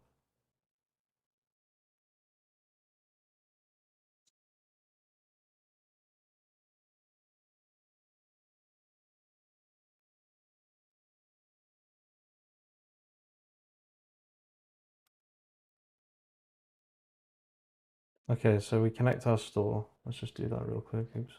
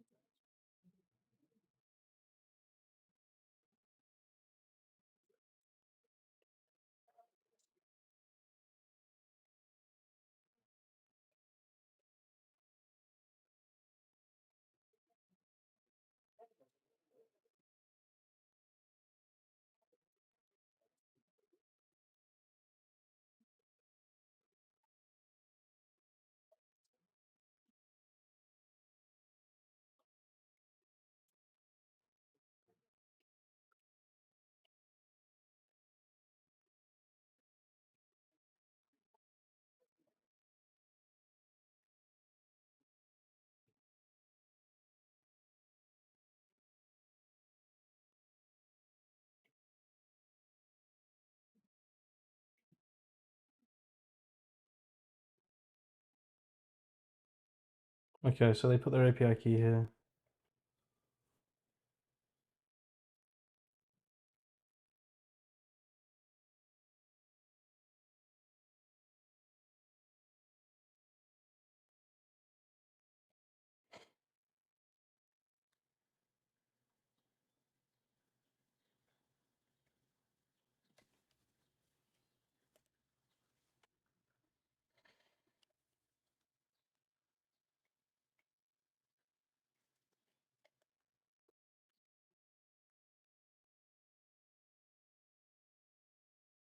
Okay, let's just see if this works off screen real quick.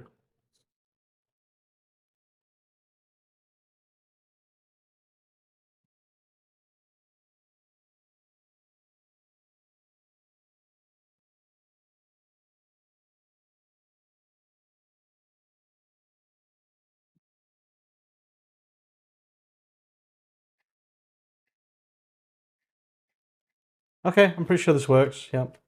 I can change which store I'm working on here, and the initial flow I believe works as well. So we can consider that done. Let's push that as well.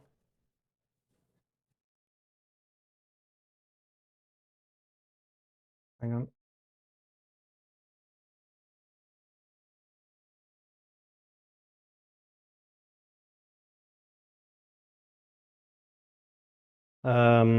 Switching store working.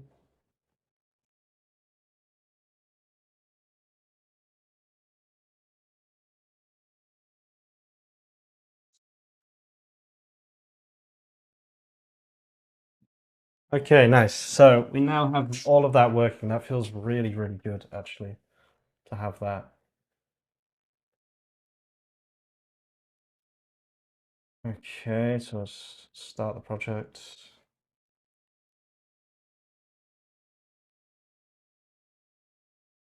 Let me just ask the previous, will this work on startup now on a fresh instance? Have you fixed the database where if I run python run.py dash dash all, this will automate the this will work out of the box without the changing, without running the commands I just ran.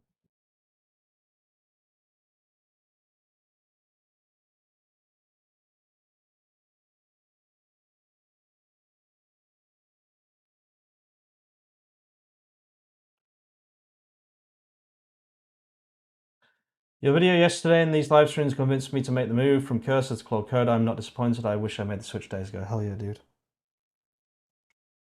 Let's get coding, guys. Come on. Code, code, code.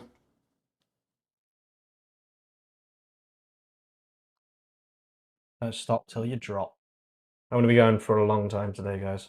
I'm planning on launching this project today, just so you know. Good question. Let me show everything. Okay, the init. You feel. Let me update the model import.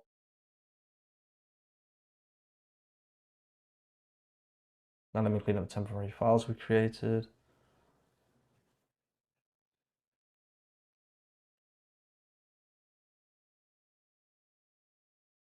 I just released the video apparently. Didn't even know that. Oh, it'll be my short editor, of course. He's not short. Well, he might be. He edits my shorts for me. I'm also restarting my project with the simple local approach that you set up versus the complex over. That's cool, man. Let me know how it goes.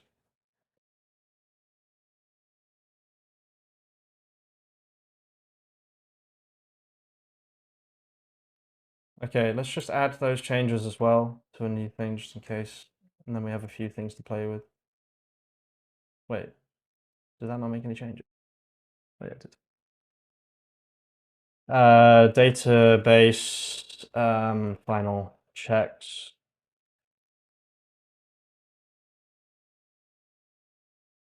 Database final checks.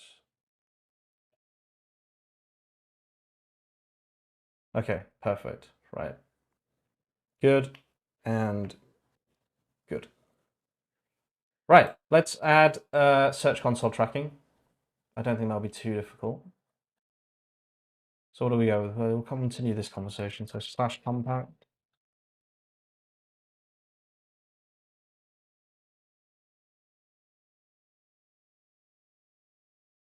Um,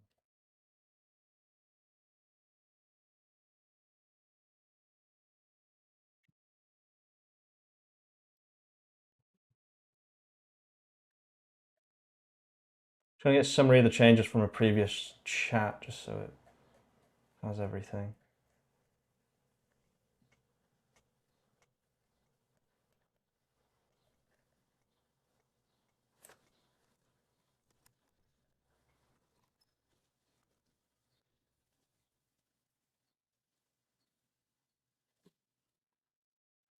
Let's change the title, guys. I've been practicing with titles, so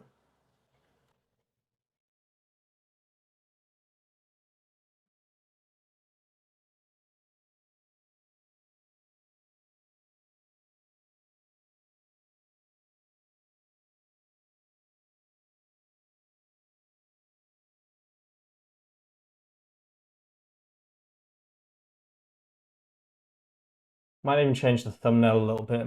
Could be the thumbnail that's not doing too well.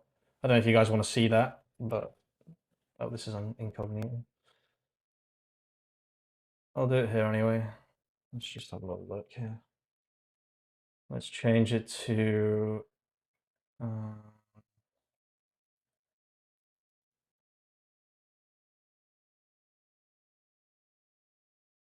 I love Canva, I really do. And then let's add where's this thing? Yeah, that's a pretty good picture, right? Look at that. Yeah, that's super nice. Look at that. It slots right in. Let me put this above so it looks different enough from yesterday's thumbnail there. There we go. Let's switch these two as well, just so everyone knows this is a new video. Make this round, not too round. There we go. Okay, download, current page, download, done, download. Let's change the thumbnail here. Hang on.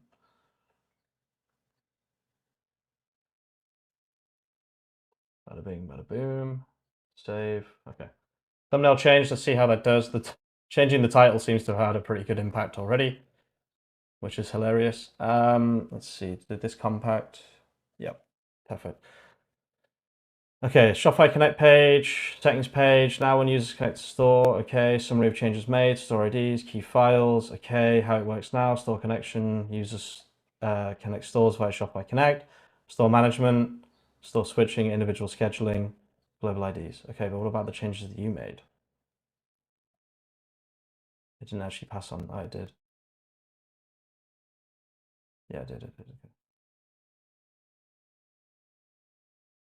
Okay, beautiful. So let us have a look at adding OAuth. So I want to add OAuth to my project. I need my Google login stuff. I'm going to have to do that on another screen, I think. So I don't know how familiar you guys are with this process, but basically, if you go on Google Cloud, press APIs and services, right? OAuth consent screen. You need to have the OAuth turned on as well. What you need to do is audience, you need to add income stream surfer. Oh, this is actually live. Why is this live? The fuck? I'm gonna make a new one. So APIs and services, OAuth consent screen, clients, create new client, web application, JavaScript origins is localhost 5000.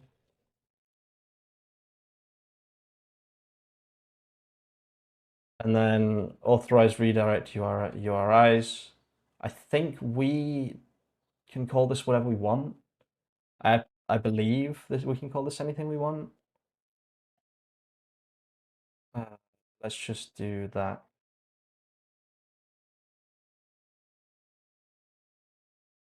Oops. Okay, and then we'll create this. I should have downloaded that in JSON. Fuck, that would have been pretty useful. Okay, so I want to add OAuth to my, oh no, wait, I need to do some more things. I need to add a user here. That was the wrong one, lol. Oh, the whole thing, oh, right, okay.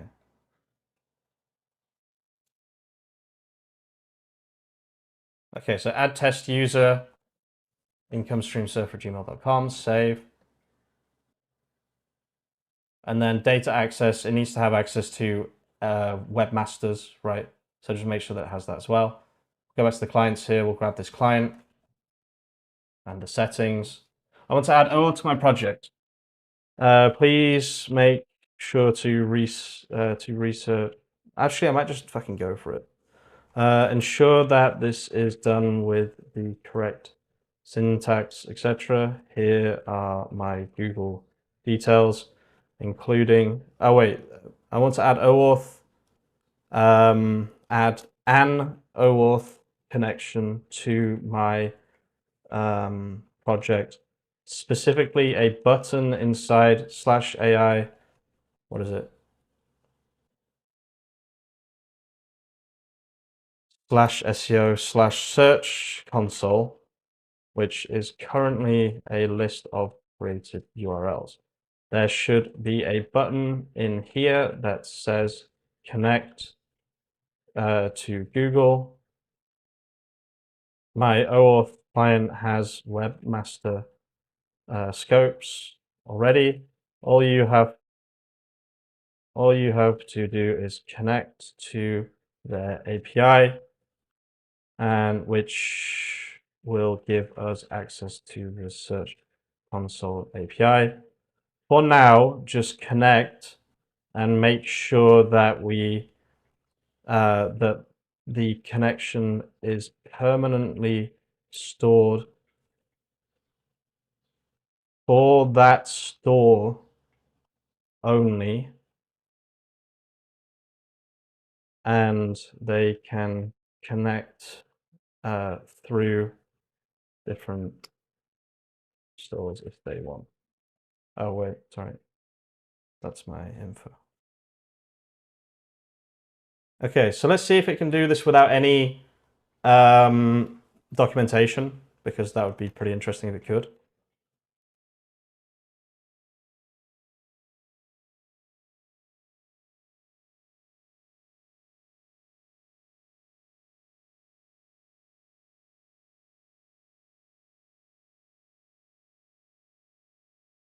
Okay, let's see if this can just do what I asked it to without like documentation, MCPs, anything, right? We're just seeing if it can just do this on its own. It would be helpful to know which store you're on at all times, I would say. So maybe we need to add something here that says this is the store that you're currently on. There's actually not a lot of info generally on which store this is. The only place to see it is here. So that's something we need to add for sure. That's the logout button. I would like to work on other things except SEO. It's just obviously I am a professional SEO, and SEO is my entire life. So I know how to grow people through SEO. The other ones are going to have to come later. I might even have to get experts on to talk about ads and stuff, because yeah, I've got no idea how to do it. Email marketing I can do, I'm pretty sure. It's just a very easy way to connect to Shopify and then send emails out. Customer support I think is also very, very easy. Ticket management system, pretty simple.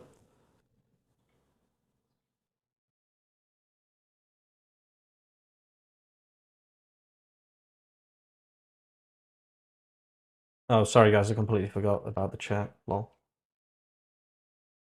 So about this thing you're making, is it standalone thing outside of Shopify, right? So that people would need to install it themselves. You don't need to install it. It will be running on a Flask server on the internet.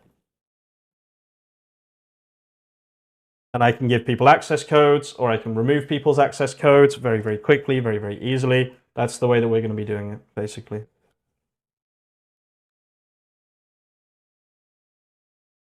So no Stripe, none of that bullshit. Although OAuth this is an optional extra for me. This part of the process is not needed. I just want to see if I can actually build something like this, because this was the goal kind of from the beginning, would be to show people the results that we got them. I think that's key to this project. And it's something that no other SEO tool actually does. If you've used SEO tools, you would know that. Very, very rare to see like results on an SEO tool. So you're going to host it and just adding clients, basically. Yeah, but they won't just be clients. It's not just clients. There'll be many people who are interested in this tool. But yeah, pretty much what you're saying is correct, yeah. Just gives me more control, and I don't have to code as many things.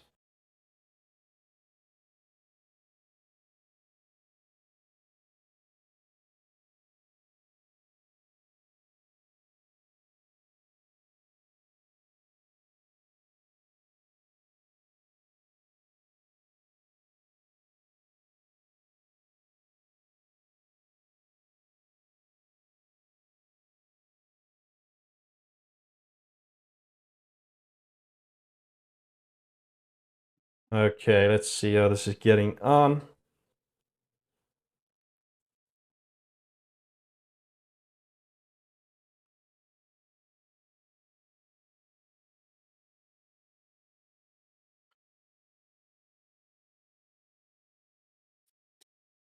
Sorry, I didn't read all that stuff about WordPress, by the way. I'm not really a master of WordPress, to be quite frank. This is where I start to get worried about errors, for sure, and implementation, for sure.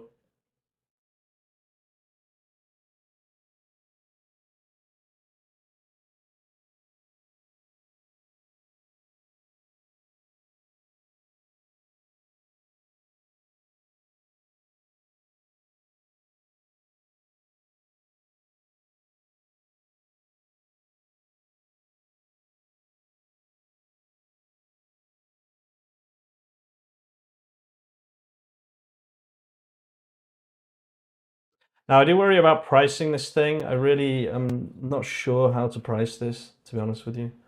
It's a tough pricing thing. I want to release it to the school, but like if everyone can get it for so cheap, it's going to be quite problematic. But I mean, even so, I think we can get enough users for it to be worth it.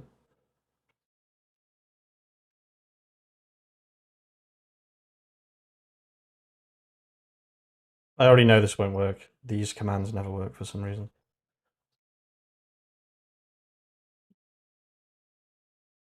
Yeah.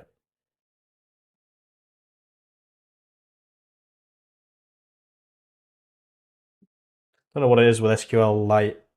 Seems to be some kind of weird thing going on here. I'm not really sure.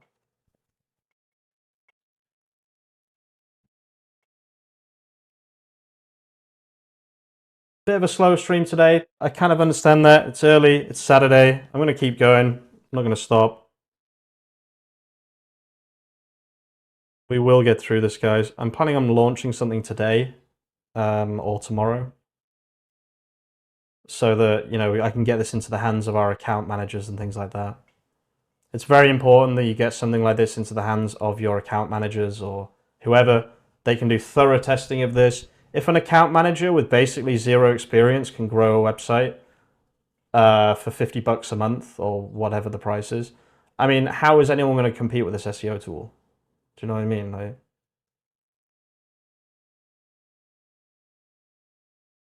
I can do automated reporting. I can do quite a lot of very interesting stuff, to be fair.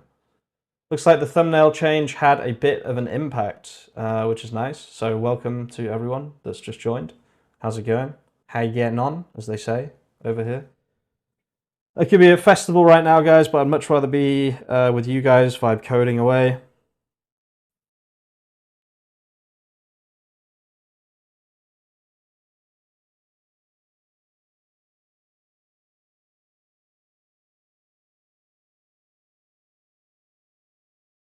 Okay, let's run this. Let's see if it works this time. God knows what it just did. Okay, it worked. Nice.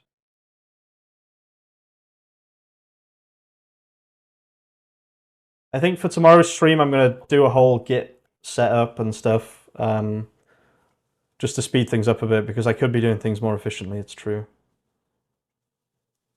Honestly, the max plan is absolutely incredible. I love it.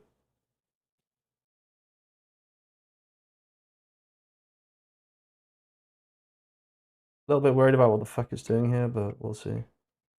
We'll see. We'll see. We'll see. It's doing database and stuff. Database and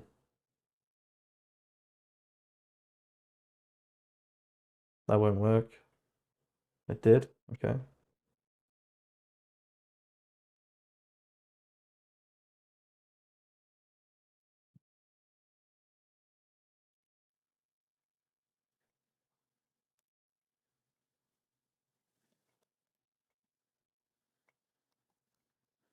Okay. Let's just double check something.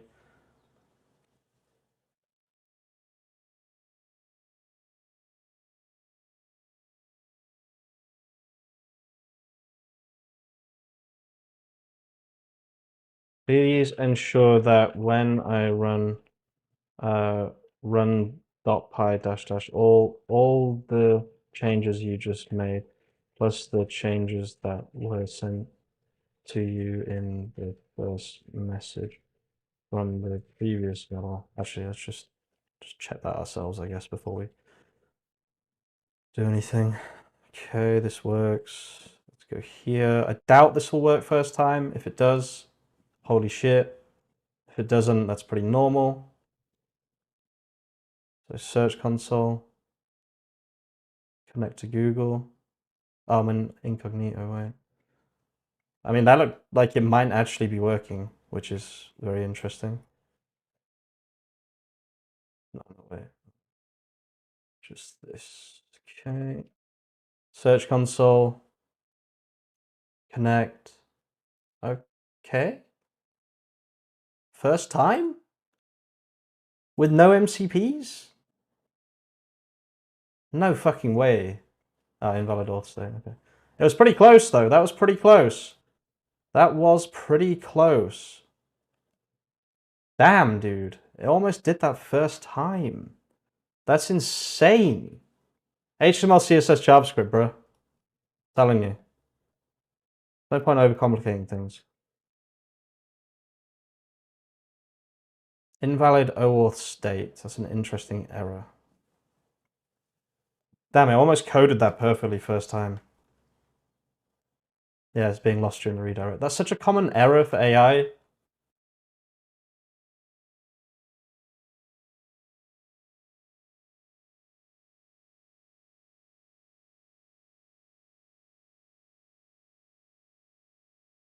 Such a common error. Wouldn't mind seeing a quick overview tool of what it looks like right now if you ever aren't busy. I'll do that in a minute for sure. So you're gonna host it, just adding clients basically, yep. And it will work SQLite if you can use 500 people at the same time, as long as there's a space between each write request of 0.3 seconds. You can have as many users as you want.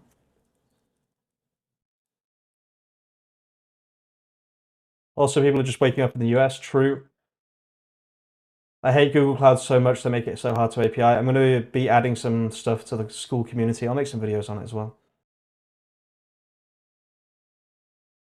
I agree, Google Cloud is ridiculously complicated, ridiculously overcomplicated. Okay, let's see. So connect.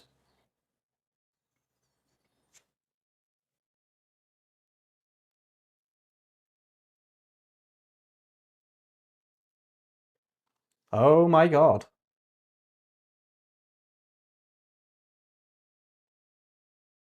It actually just did that.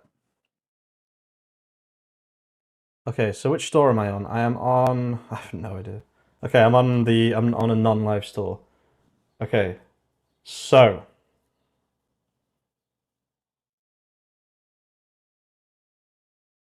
Damn, that actually fucking worked first time. That's crazy, dude. So have you tried any MCPs with Claude Code? They're not really worth using, honestly. The thing is so powerful. I've got the Shopify MCP purely because it has access to the GraphQL.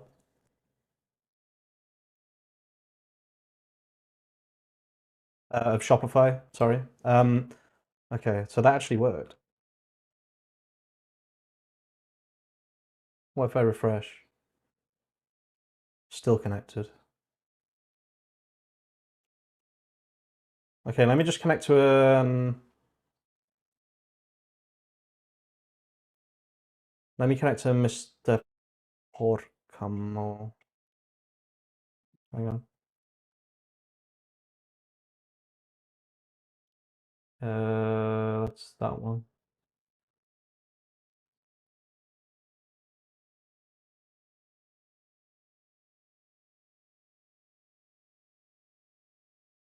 Okay, so now I'm connected to a different store, just like that. Bang, bang. I need to...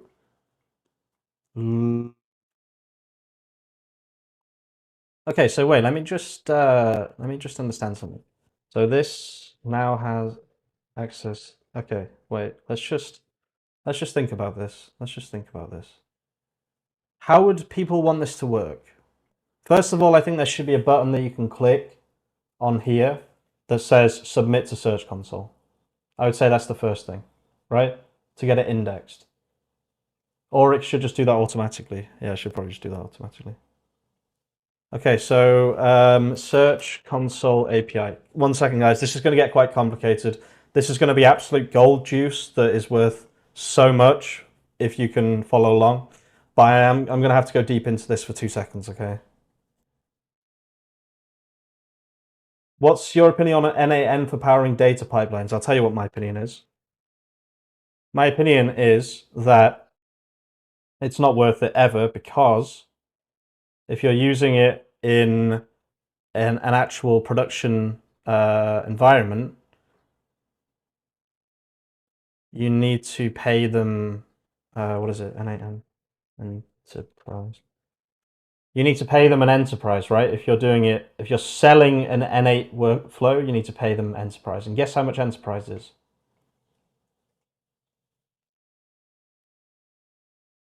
Yeah, you have to contact sales, right? That's how crazy it is. Where is the pricing here? It's absolutely absurd. Yeah, exactly. It's 15 grand for a year. Crazy. Yeah, fuck that. Most people don't have that amount of money. Okay, so let me just see. You can submit, right? Yeah, submit. Look, I know that. Science URL inspection. What is this? Inspect, index inspection. Get list.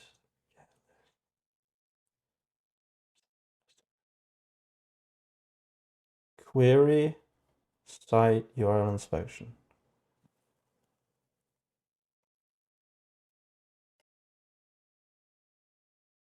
List, add, or remove properties. Inspect the status of. Yeah, but can it actually send a request for indexing or no?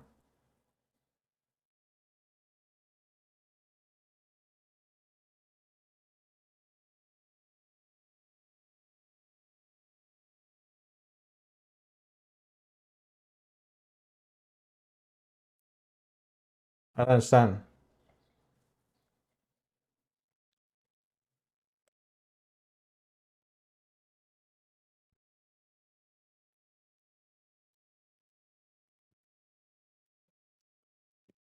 $15K is a drop in the pond for enterprise customers. Yeah, but you need to be making money first. You know what I mean? Enterprise in this case just means sell as. If you want to sell N8N as a service, you have to pay that. I don't know if it's enterprise. I'm not. Don't quote me on any of this stuff. I'm not sure what it's actually called, but okay. The URL spreading which gives you the information. While the specific regions, you know how to existing Search Console API. What do you mean suggests it's possible? Right, and then it gave me a 404 link. Thumbs down, dude. You are bad. Like, dude, it just gave me a 404. Oh no, it's because of the stars. Okay, sorry, no more. Okay. The indexing API is a separate API.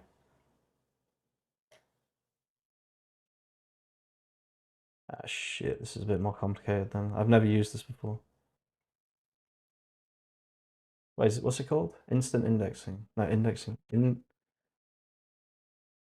Let's see if that's, say, scope, right? So data access, add or remove, indexing. So maybe it's already included here.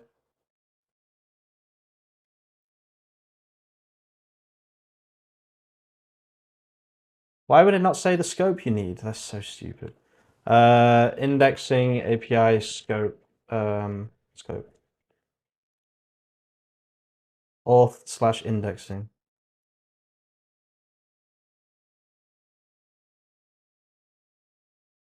Ah. Okay. Doesn't exist apparently.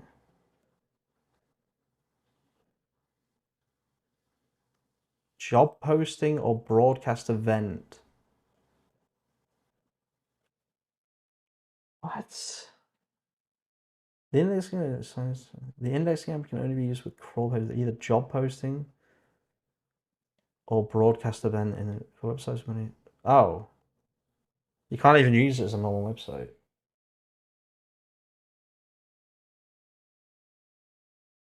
Interesting. Okay, so I don't think you can actually submit for indexing. How does rank math do it? How does rank math submit for indexing? Yeah, how do they do it? I'm not asking.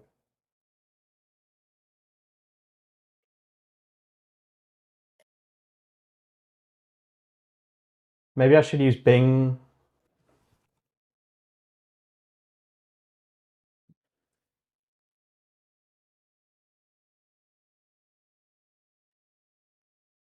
I mean, that's just Bing though. I will eventually add Bing, obviously, but I'm not really bothered about Bing right now. How do they do this? I should read their plugin files, but I mean, that's cheating. I should probably just do that though. Probably help a lot. Wait, this uses RM instant indexing. What is that? Yeah, but the instant indexing API, it's not available unless. Wait, so look, it literally says right here. You can use the indexing API to tell Google to update or remove job posting or live stream events from the Google index. The indexing API can only be used to crawl pages with either job posting or broadcast embedded. So does that mean they're just bullshitting? Is rank math just bullshitting? Does it actually not do anything? It doesn't work for 4K 10-hour screensaver. You really need to change your name, bro. I can't be saying that name repeatedly, dude. Like, what? That's crazy. That's crazy work, dude. Free 4K 10-hour screensaver. It doesn't work. It only works if you've got job posting or broadcast events. So I have a sneaky suspicion that rank math is actually just bullshitting.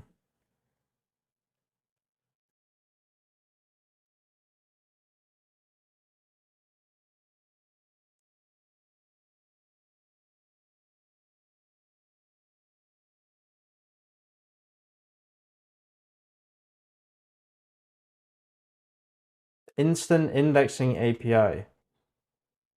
Oh, it's a different thing.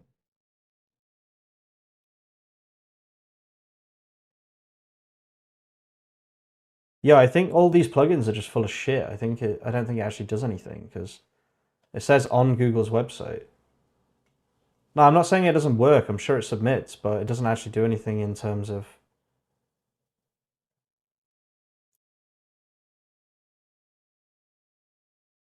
going through all this either. It's not worth it.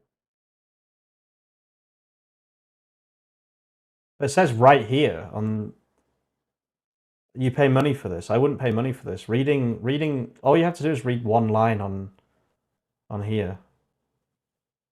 It literally says you can't. So unless it's adding broadcast event or job posting, I will say right. No, I don't want to start any drama, but I don't like rank math. I think they're really sneaky with how they get you to pay for yearly. And I was once going to make a video about them and promote them, but they forced me accidentally on my behalf to pay for yearly, and I really don't like it when companies do that. So I wouldn't be surprised if they just either added this. It wouldn't work. It says right here. It literally says right here. The indexing API can only be used to crawl pages with job posting or broadcast event. So in my opinion, it's not worth adding this. There'll be another way to do it. I'll add Bing and stuff. I've got ways around this. It's fine. I'm not too fussed about getting things indexed. It's never really been a problem. This isn't worth it. I think rank math is full of shit, personally. I think rank math got too big and don't care much. So tired of APIs, been thinking of making my own services and selling my APIs, sell shovels, you know. Good idea. Good idea. There was someone in the chat the other day who makes APIs for a living. I have a feeling that this doesn't do anything, and rank math is bullshit, and it's just they've just added it for the sake of adding it, and I don't do that when I'm building things. It worked for me. All my pages got indexed fast. I know, but that could just be because you're on WordPress. I didn't use instant indexing here. I'll show you an example, right? I remember not using instant indexing. I did use rank math, okay? But all rank math did is add everything to the sitemap. So if I go here, pages, you can see everything gets indexed. This is just how WordPress works, right? It's not really any. I use rank math, okay? I didn't use rank math instant indexing. So these pages got indexed because of the sitemaps and, I got the home page indexed and all of that stuff. So it's not really about the instant indexing. I think the instant indexing feature is actually bullshit. I've got better things to make, and I'm going to make that with Bing. So let's not add that feature because it's a fake feature, and we don't want to spend time adding fake features. There's no point. Okay, so we have this process here. This is good. We've actually managed to add OAuth already. I need to quickly just add Search Console to here just so that I can play around with it. So let's just do that.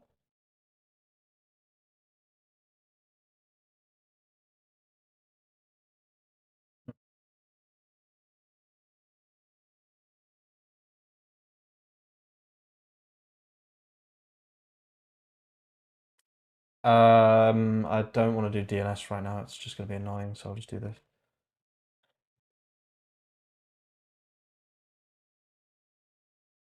Oh, wait, what the fuck am I doing? Wrong site. HTTPS Mr Porkamo.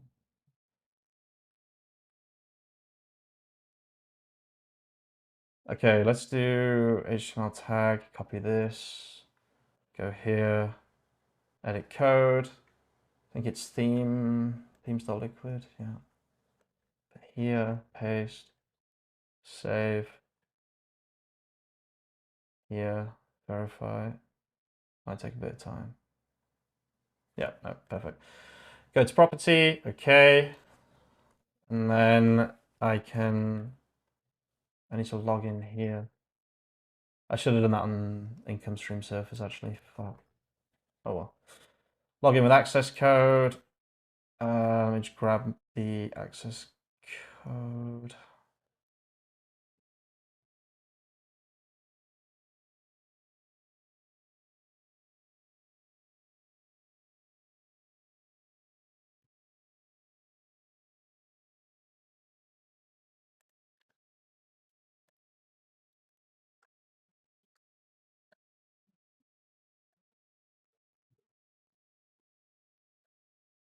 Okay, I mean that's probably fair then. 3, 4K, 10K. I really don't want to have to keep saying your name. Do you have like a name I can call you?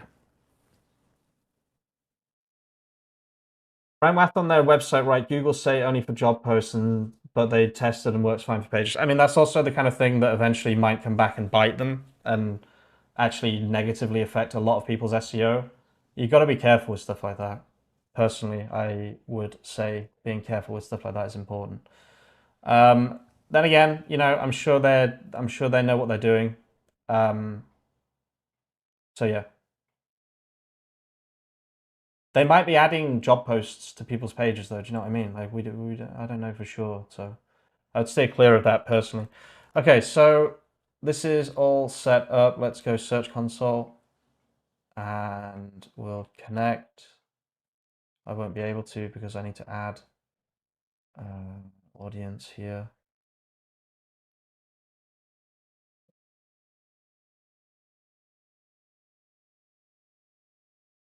Hakulu. Hey, Hakulu. Hakulu. I'm really bad with names. I'll probably forget that in a minute. Hey, Ambitious Rav. How you doing, dude? Happy Saturday. Hope you're grinding away. Hope you're having a good Saturday if you're not grinding away.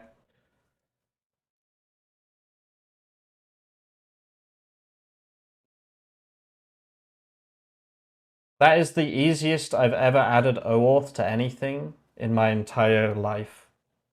That is crazy how easy that was.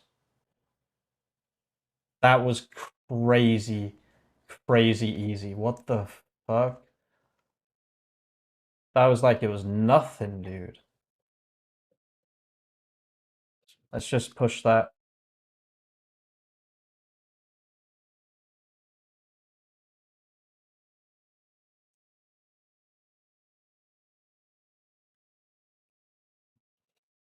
OAuth first.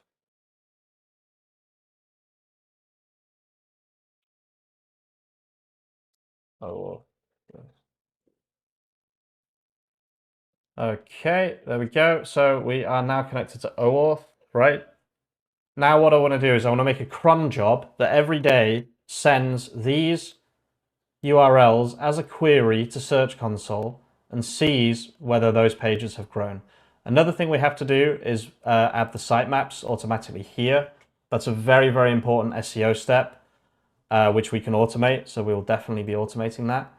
With Shopify, it's pretty easy. You don't have to do much.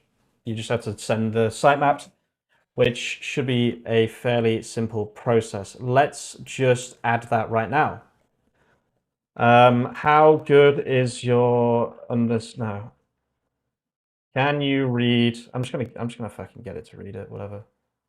Search console API. Reference.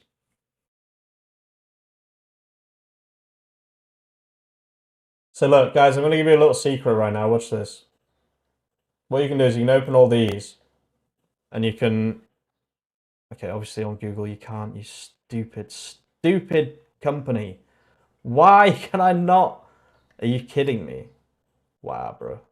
Any other company you can do this. Obviously with this one you can't. What is Open Search Console? Oh, it just means literally Open Search Console.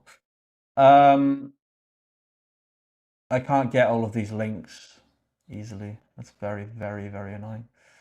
Let's do. It can see your screen, kind of. I'm going to use Gina for this. So if I just go on Gina here, let's see if we can crawl this. So reader, example, there we go, get response. Just want an easy way to get all these links. There we go.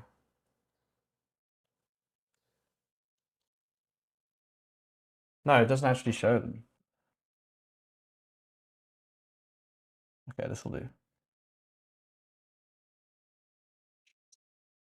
Can you read these pages and train yourself specifically on context and syntax of the Search Console API? If you need to write test scripts to see connections and responses, you can as well. Context 7 MCP would help this, right? I just think Claude Code has something in its brain that just knows how to do shit. And that's kind of what I'm using and abusing right now. I just feel like you don't really need MCPs with this system, honestly. It's just that intelligent. So you can see here, I'll just read all of these one by one.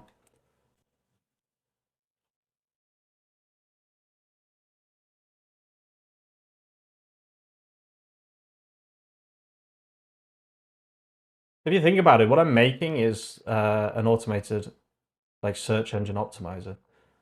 Like you won't even need to go on Search Console anymore because it'll already submit all of these. What else could we be looking at?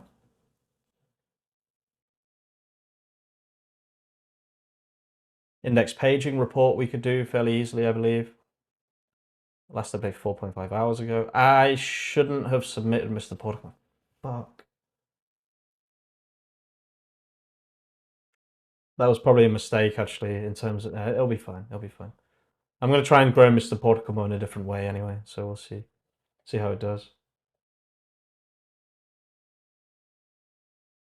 The reason I shouldn't have indexed it, by the way, is because I'm still like experimenting with it and it's not finished. So like, I see what you're doing versus Context 7. I just need to be less lazy. I'm awesome. I'm just chilling. Thanks for helping me build my real estate mobile app. Hell yes, dude. I'm currently hiring beta, but your work at home improvement stores as a lead generator to sell leads. Nice. These tools reward my laziness. Yeah, true. I just don't trust Context 7 as much as I trust Claude Code.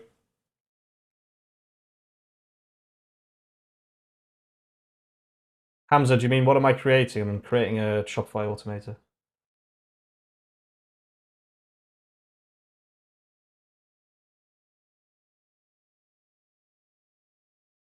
It's already making Search Console stuff. I didn't actually ask it to, but that's okay. I did say it could make a test script, but what are you building? I'm building a automated Shopify SEO and also other stuff too.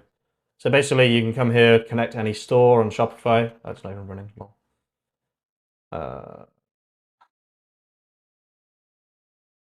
so you come here.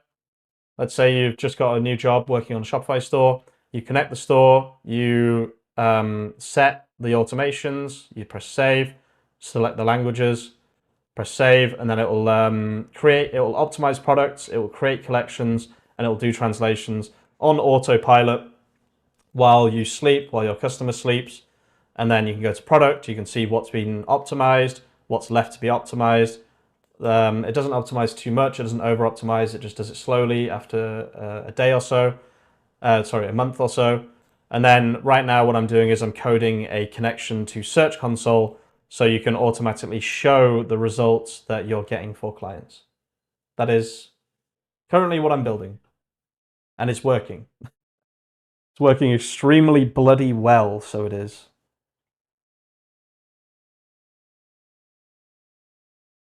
It's a completely automated Shopify system. Do you know Yeezy built their website on WordPress? You mean as in Kanye?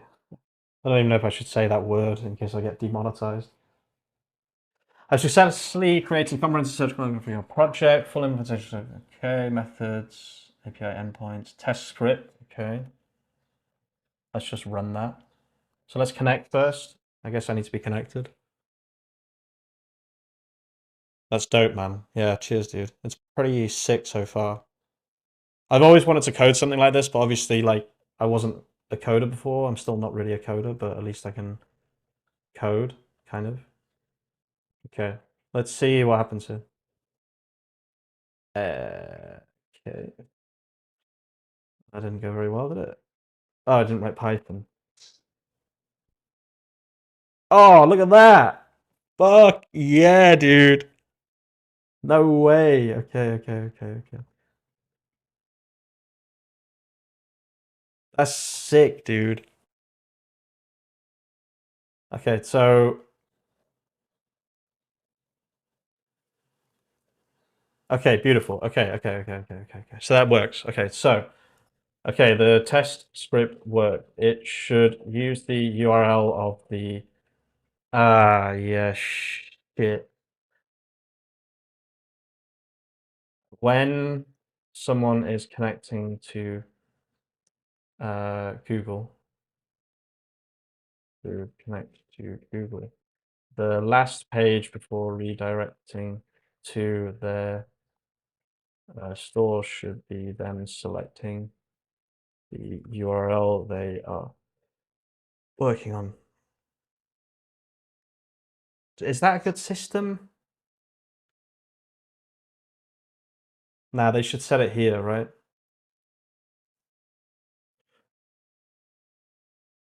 Okay, the test script worked.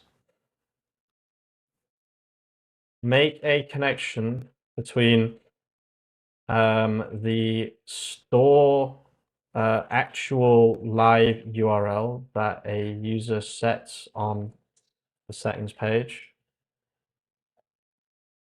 and the URLs in Search Console API. So when someone connects through OAuth, the store actual live URL is found on their list of search consoles and connects specifically to their search console. Does that make sense? And is it a good system here? Question mark.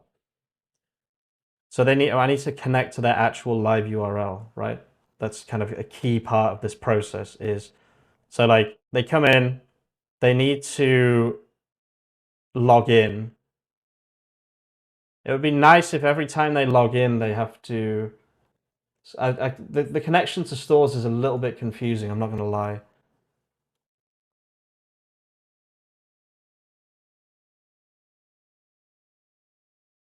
So they log in here. This goes here. They ideally need to set a live store kind of on the onboarding flow, I would say. I think there's a problem with the onboarding flow. Let me just double check. Let's create a whole new key. hi@hi.com. Create a new key. Okay. Log out. Log in. Okay, yeah, no, this is good. This is good. This is good. Let's see it code this first. Yes, that makes perfect sense. This is an excellent system design. Let me implement this connection between the store actual live URL and the... Okay, so add to the user settings module. Update the settings page to include it. Modify OAuth callback to auto-select matching search console property. Create URL for to stores. Okay. Update search console service to... Okay. That's good. That's good. That's good. That's everything that I want to happen. Are you using Cursor? No, I'm using Claude Code.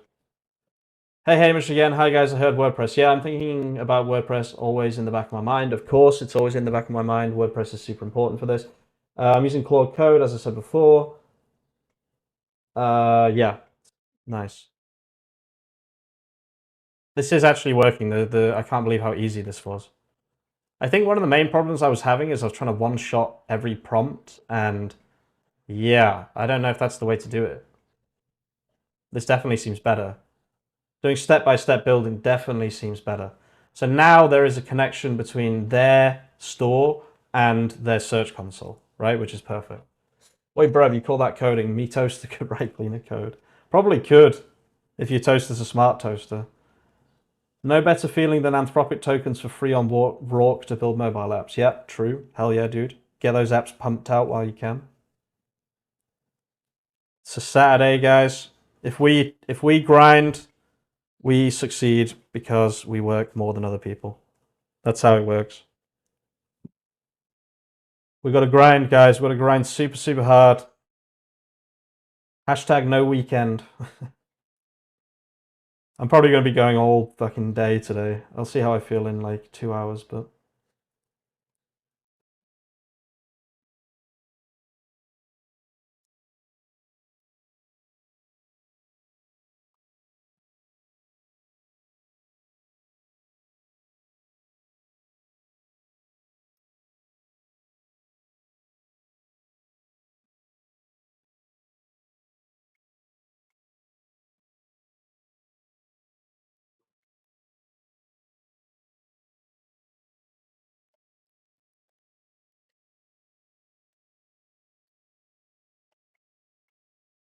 Yeah, I don't know what version of Claude Rourke uses. Where is...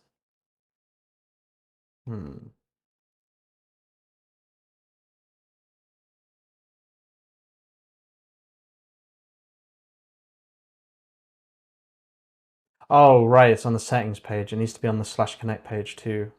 Sorry, yeah, that's my fault.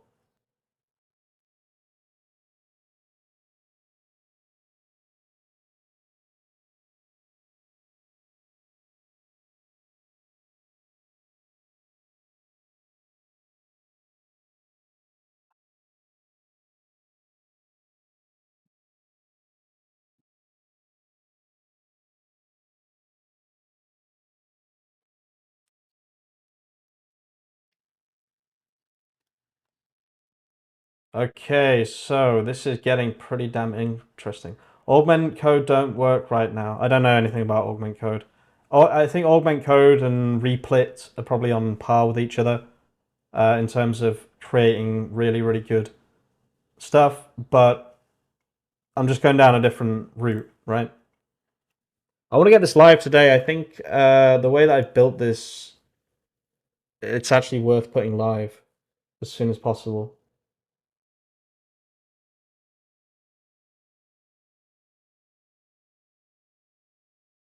And then I guess I'll just leave it running on Mr Porkamo for now. Okay, so that says it's done. I just need to add, can you add actual store, store actually.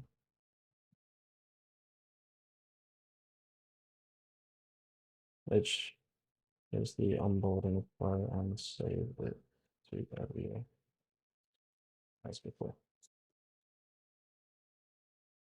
Probably need to run yeah, I need to run this, which is probably not going to work, right? No, it worked. Good. Yeah, Google is helping build Replit, so that's 50-50, yeah. I do like Replit, but I just prefer to build things myself. I've always been like that. I just love building things for myself. So, you know, I find it more exciting. I find it more interesting. I'm learning a lot, like my new stack of using SQLite with access codes. It just feels much nicer, and I don't have to worry about Supabase. And I've learned a lot through this process.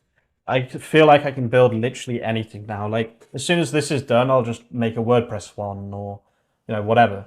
I think I can probably just convert this into a WordPress one fairly easily by just running like Claude code once and then saying, okay, this currently works with Shopify.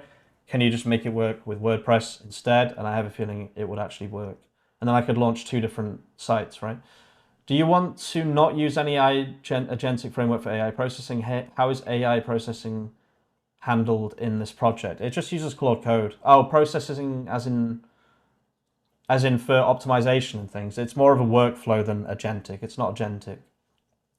I could use agents, but like I don't think so far any of these tasks are complicated enough to use agents, right? I mean, it's kind of technically kind of agentic, but it's also not agentic.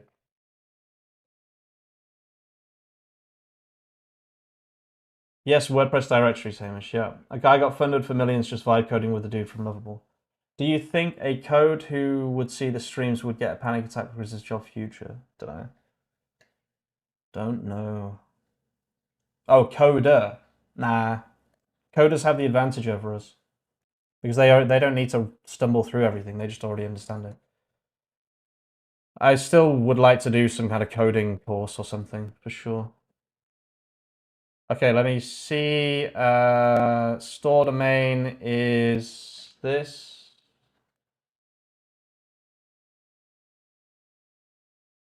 Admin token is this.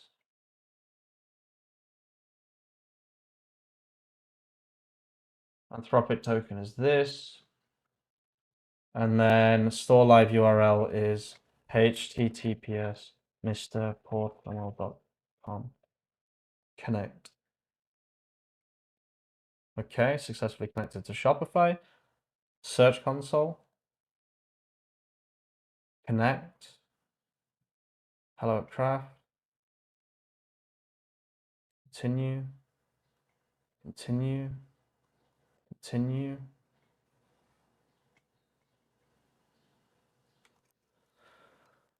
Oh my god, it works, dude. No way. Stick. That's crazy. That's actually crazy. Right, so now let's add like, right. I know exactly how to do this. In your opinion, it should be another one here for Search Console. Yeah, people need to be able to control, right? Because if they have Search Console already, they don't want Search Console turned on. So it's better to have it in the settings, right? So, amazing job. This is really good. Now, I want to add Search Console as an automation feature on the settings on the module when you press settings. This should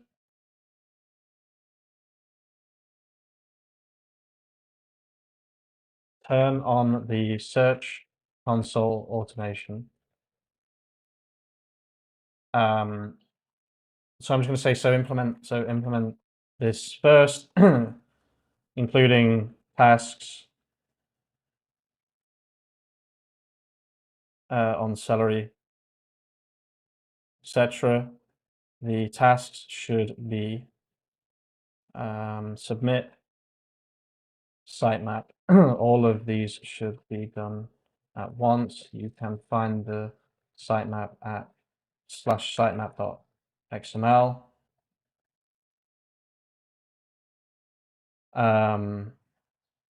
Should it submit each individual language one? Yeah, probably, right? Which is a list of sitemaps, which needs to be extracted, and all individual sitemaps and individual sitemaps with languages need to be submitted. You can just put this as sitemaps submitted completed. Then for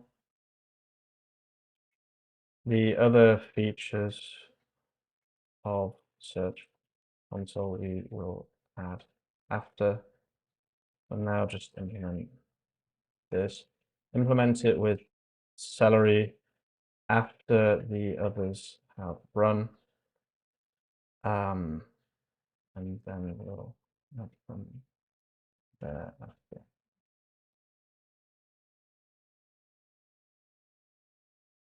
Hey, Hamish, I already asked this. Is Two Men and Mr. They're not drop shipping, no. It's not my business. It's somebody else's business. It's a friend slash old boss slash whatever.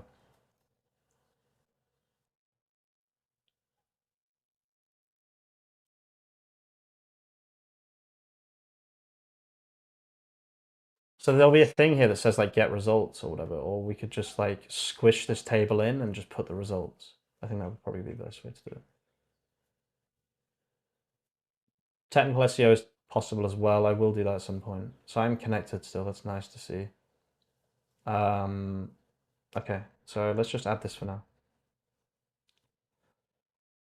You may have to study my implementation of Celery specifically for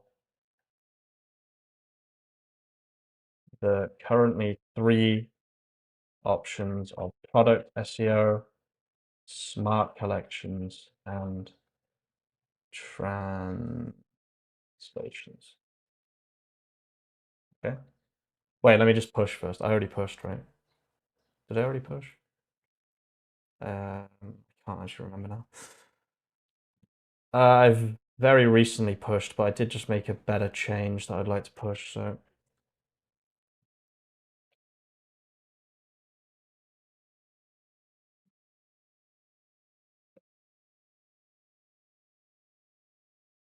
Oh, second.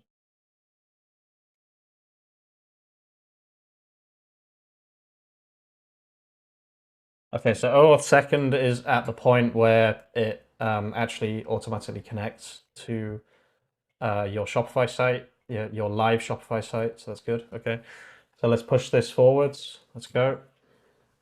Keep coding, guys. Keep vibe coding. Keep pushing. You'll make what you need to make, what you want to make.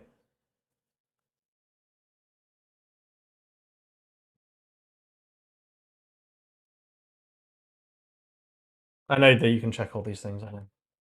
Add Search Console automation to SEO config model. Update SEO dashboard. Hit the like button, everyone. Yeah, if you can, that would be amazing. We just got a big boost of viewers, which is nice. Normally the streams slowly taper off, but this stream has started slow, but has non-stopped growing. So that's really, really cool, actually. People seem to like it when I'm actually showing how the tool and stuff works. I will wait until this part has been implemented. But basically what I'm doing right now, right, is I have this 3-pronged system, right? And you can see it here on the settings. Product SEO, smart collections, auto translation. These are the 3 types of automations that you can either turn on or off depending on what you're trying to do for your business, right? So let's say you only have one product. No, let's say you already have loads of collections. You've already done all your collections. So you can turn off collections, you can leave auto translate and product SEO on, and then every day it will automatically do those optimizations. What I'm doing now is I'm adding one more here, which is Search Console. The reason that it's optional is if you are an SEO and you already have Search Console, you might not want to turn Search Console on, so you can leave it off, right? So it's important that people can use this tool how they want. They might have already paid for translation from a tool, So they turn off translation, they leave everything else on, and it should only automate the thing that they have turned on. So let's add Search Console to that, that specific three-pronged system, right? So let's see, let me check the JavaScript function. Okay. Let me see how the settings are saved. Okay. Let me check the automation settings route. Perfect. So this is doing very, very good study right now of everything. I've only got 36 compact left, which is a bit of a shame. I should have probably run a /compact before, but I didn't. These translates failed. Not sure why. It'd be nice to get an error message in there potentially. Now I understand the structure. Let me add the Search Console automation option to the SEO dashboard. I'll start by updating the dashboard template.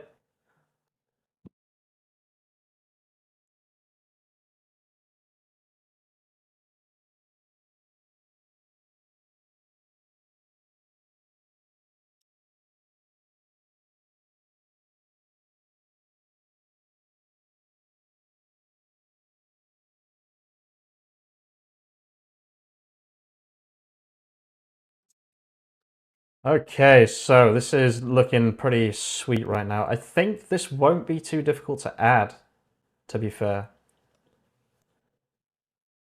And then the next part of this is like, basically what it'll do is,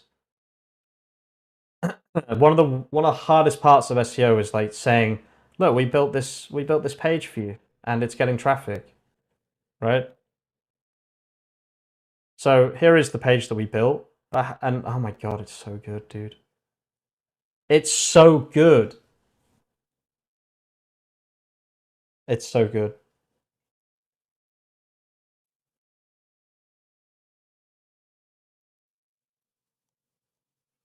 Guys, I might have built the best fucking tool ever.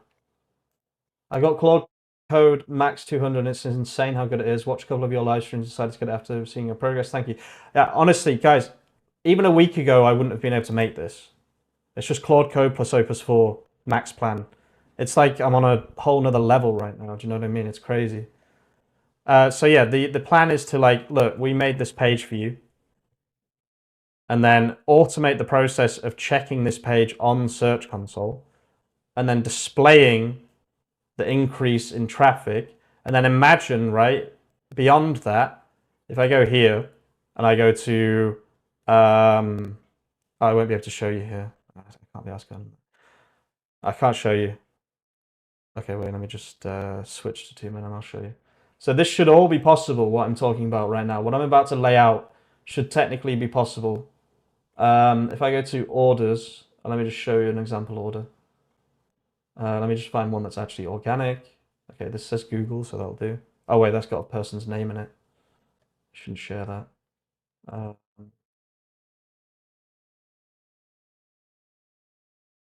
Okay, so this is all I can show you. It's got a name in it, so I've got to be careful. Look, so visited your store from an organic search result.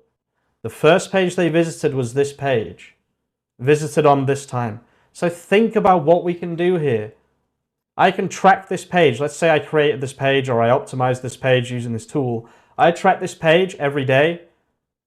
And then if this appears, I can say, technically, if it's organic, with a pretty good degree of certainty that this sale was caused by the optimizations made, right?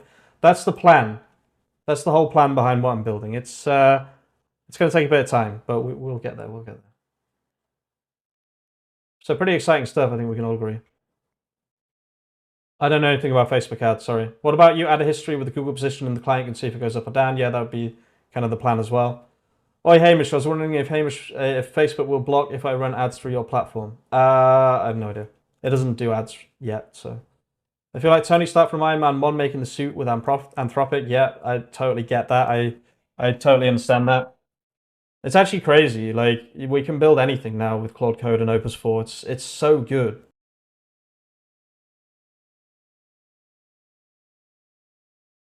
All you need is fuel for your brain, and then we just fucking do it, dude. Attribution is hard. It's not. It's not hard because Shopify has it built into it. Look. I'm guessing Shopify QL.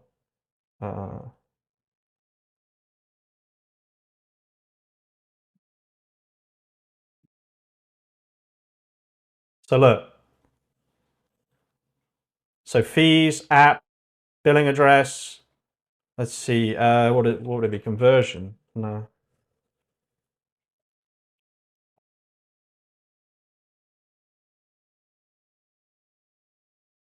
It'll be here somewhere. I don't know where it is, but one of these buttons here will be attribution.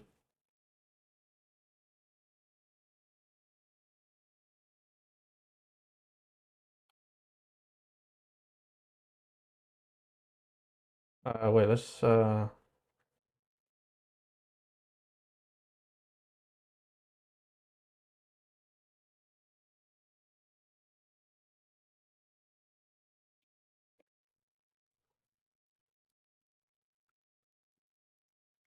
So this is the good thing about using CMS, right? You say attribution is hard, but it's actually not.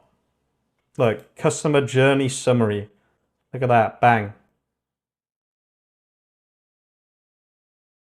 Yeah, exactly. End-to-end analytics. Imagine you can give this to a client, right? Or you can use this and then you can charge a client a huge kind of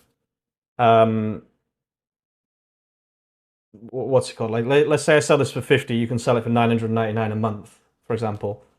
And it has end-to-end tracking. So look, you can see customer journey summary. The field provides a summary of the customer's journey, including first and last visits.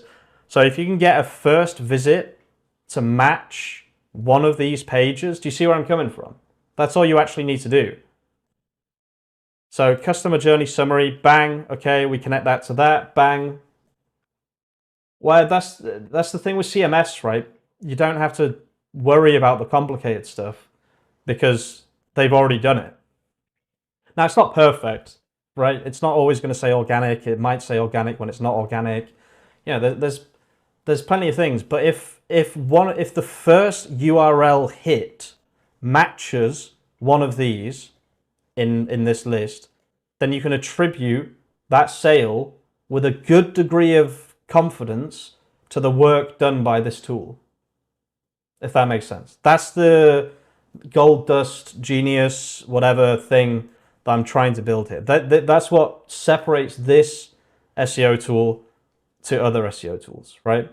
And this is probably possible with WordPress too, but like this is why I'm building for Shopify specifically, because Shopify has the GraphQL admin API and it's frankly incredible. There's basically no limit to what you can do here, which is why I like it so much. Anything you can do in the Shopify API, you can do here, right? Okay.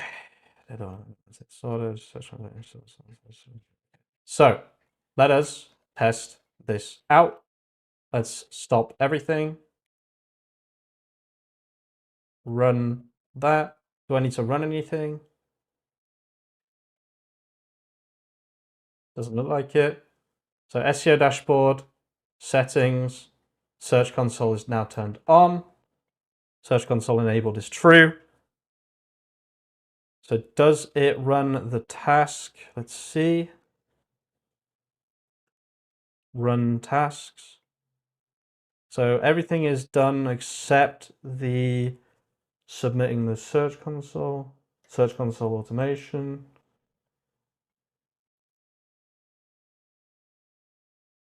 Success, true.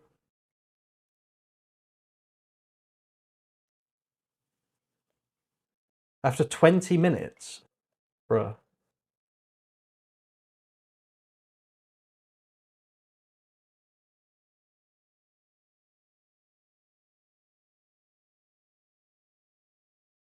Yes, I did. I did vibe code the project. Completely vibe code the project. Can you remove the 20-minute timer and just make it do it straight away?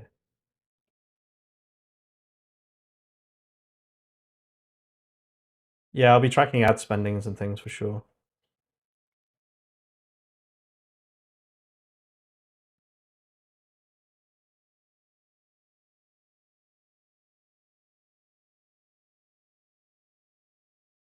Let me see. Does this actually?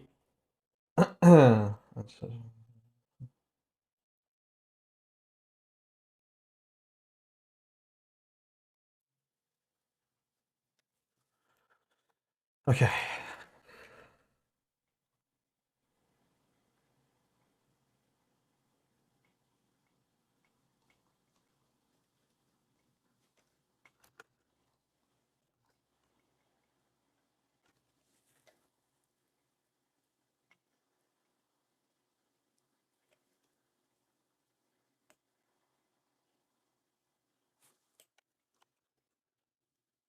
Okay, so there was an error. That's fine. We'll fix it.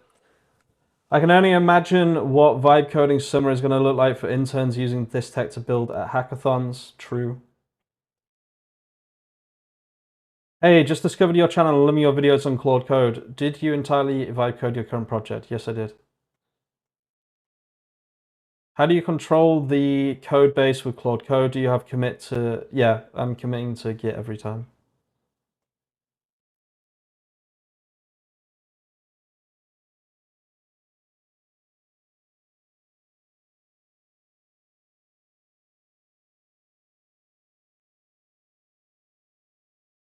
This is possibly one of the craziest vibe coding sessions I've ever had. I didn't expect to get to this point so quickly, to be honest with you.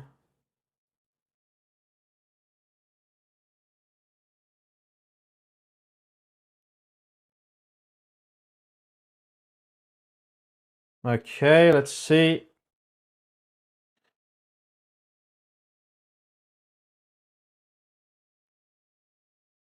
Dipped out 2 hours. How's the progress going? Very, very good. Do you know web dev how much it would give me an idea to start my project? Just use Flask, Python, HTML, CSS, JavaScript, and SQLite. You will not.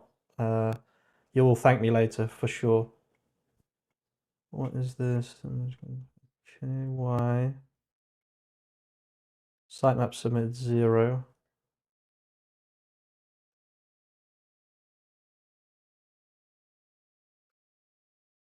Sitemap submitted 0. Okay. I don't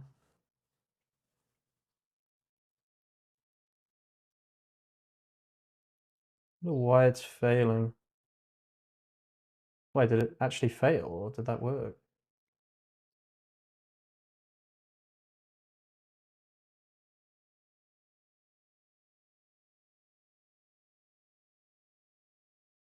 No, it didn't work.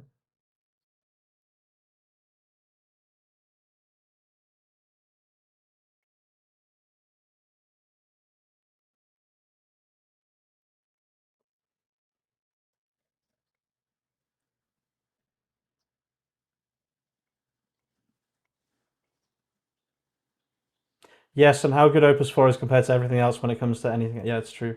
Opus 4 is the real game changer. Also Claude Code, I must say.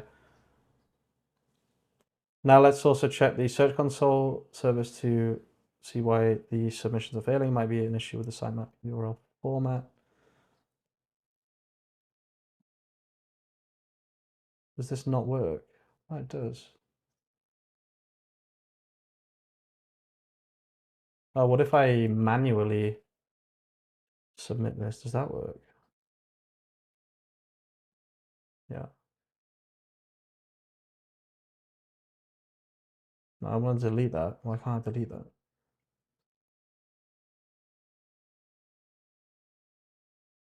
I see the issue. The sitemap is Shopify domain. Okay.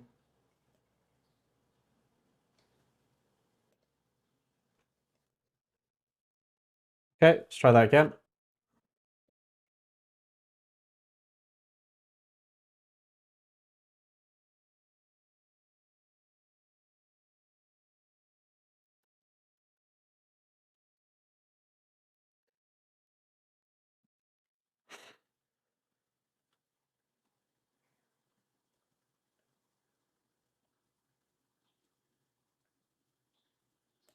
Request has insufficient authentication scopes.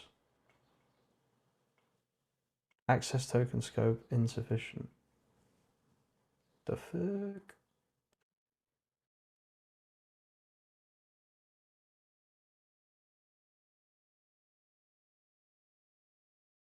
That's weird.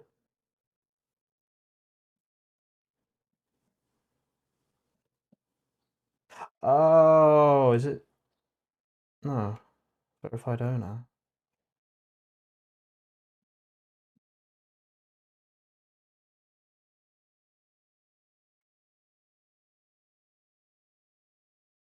Oh, right, okay. Oh, right, okay. Stupid. That makes a lot of sense. The OAuth is read-only, that's why.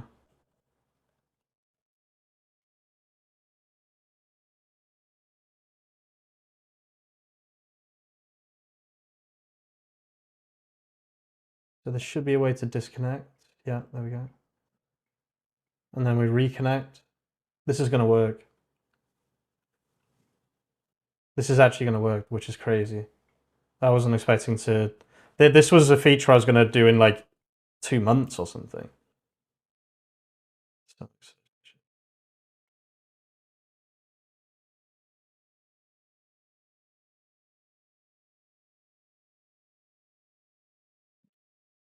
Okay, and then we run.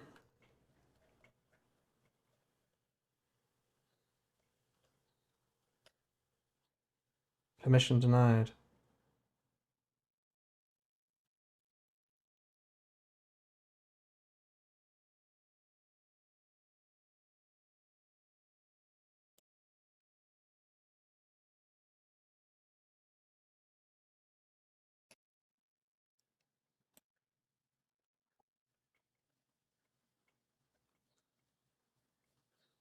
Hmm. Oh, maybe it's because I didn't...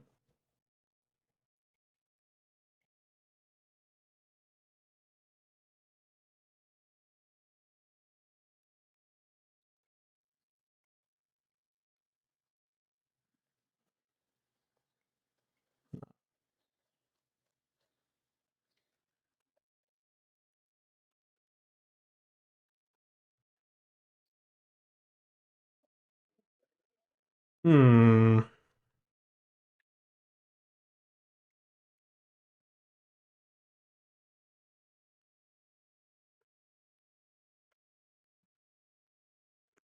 Oh yeah, but if they do that, then that button also needs to be here, I guess. Yeah, true. You need to disconnect your account. I did.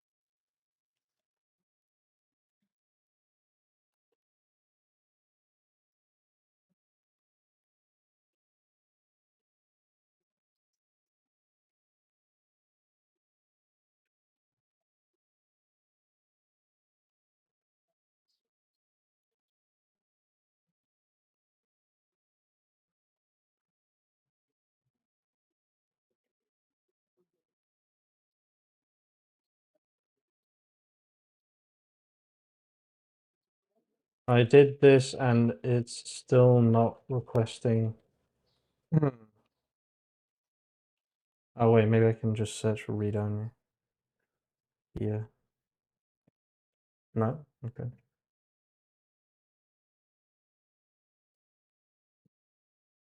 Talking about cursor max $100.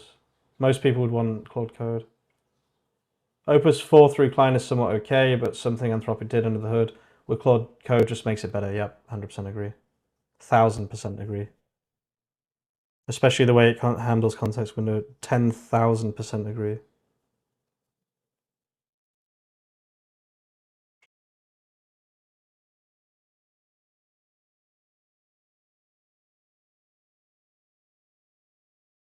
Okay, so it's requesting a new one. Okay, good. That's what needed to happen.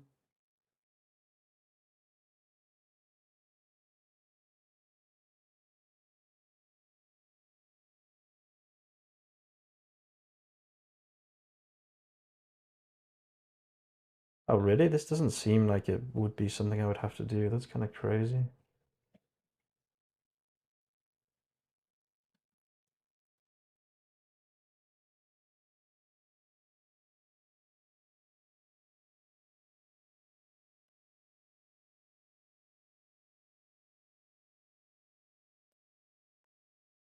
Okay, so let's try this again.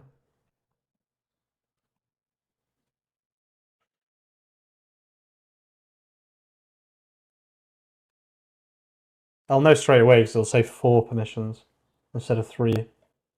Yeah, perfect. View and manage. Yeah, perfect. Continue. Nice. This should actually work now. Do you run any local LLMs on your computer? I use Studio LLM, but it's pretty slow compared to a data center. There's no point using free LLMs. They're just not good enough, in my opinion.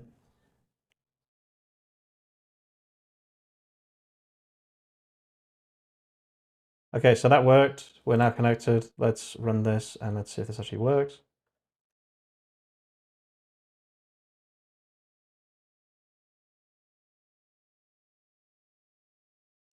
Submitted. Holy shit, it works.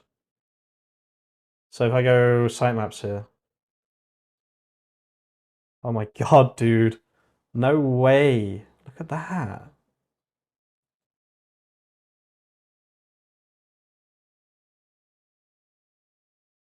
/fr/fr/de/de and /sitemap.xml. Yeah, it submits everything. Crazy. That's so good. Wow. Wow. Wow. Okay. Now, finally, add a celery task at the end again. Starting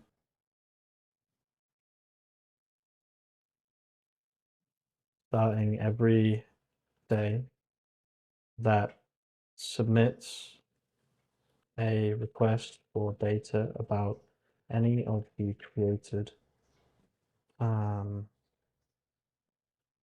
pages on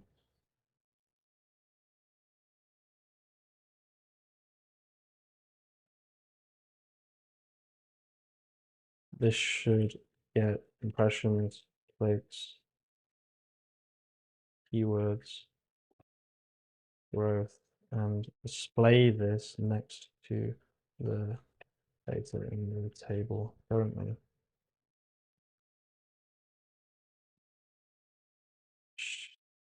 So that people can actually see that what we're doing is having results.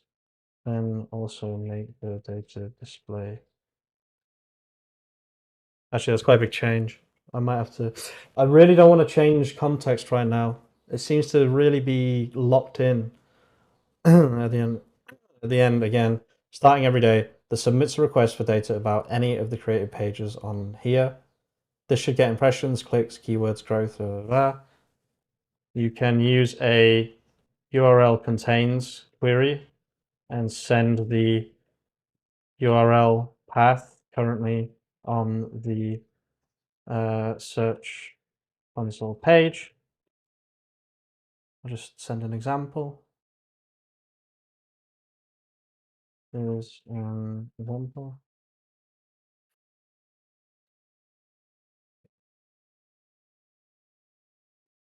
There will probably be no data at first, and also make sure that it does an instant process before then doing a daily process of each keyword to ensure we can find new data every 24 hours to display. Search console resets around, let's just say 3 a.m. GMT, so set it to that time. Again, ensuring that you leave any write commands with a 0.2 second delay and any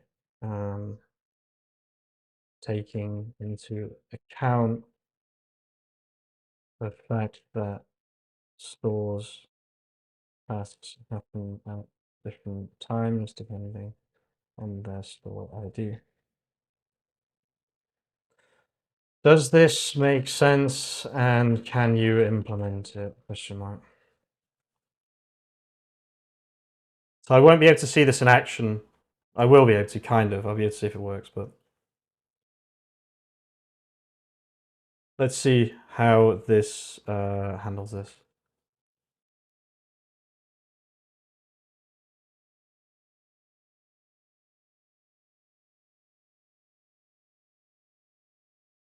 Create search control metrics model to store performance data. Create celery tasks to fetch search console performance data. Add okay, so fetches performance data for all optimized URLs.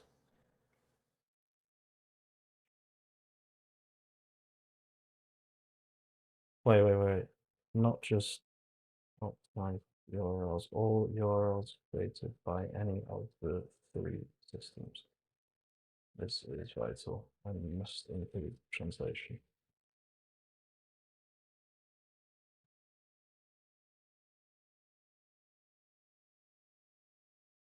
Okay, I think I might have made something crazy here, guys. I'm not gonna lie.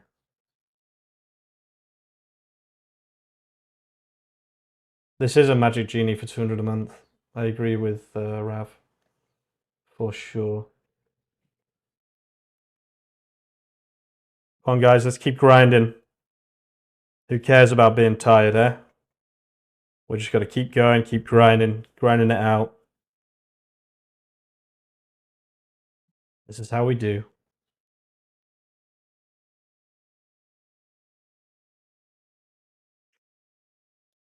Whoa. What are you doing here?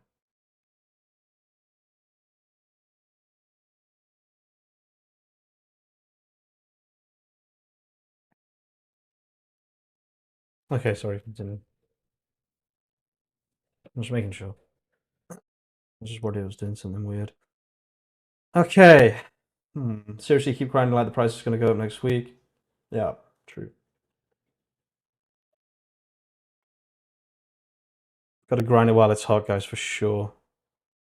We got our hands on something magical here with Claude Opus and Claude Code together. Are you saying Cursor Max has Claude 4 and Opus for $100? Even if someone is saying that, like... No, wait, that wouldn't make sense.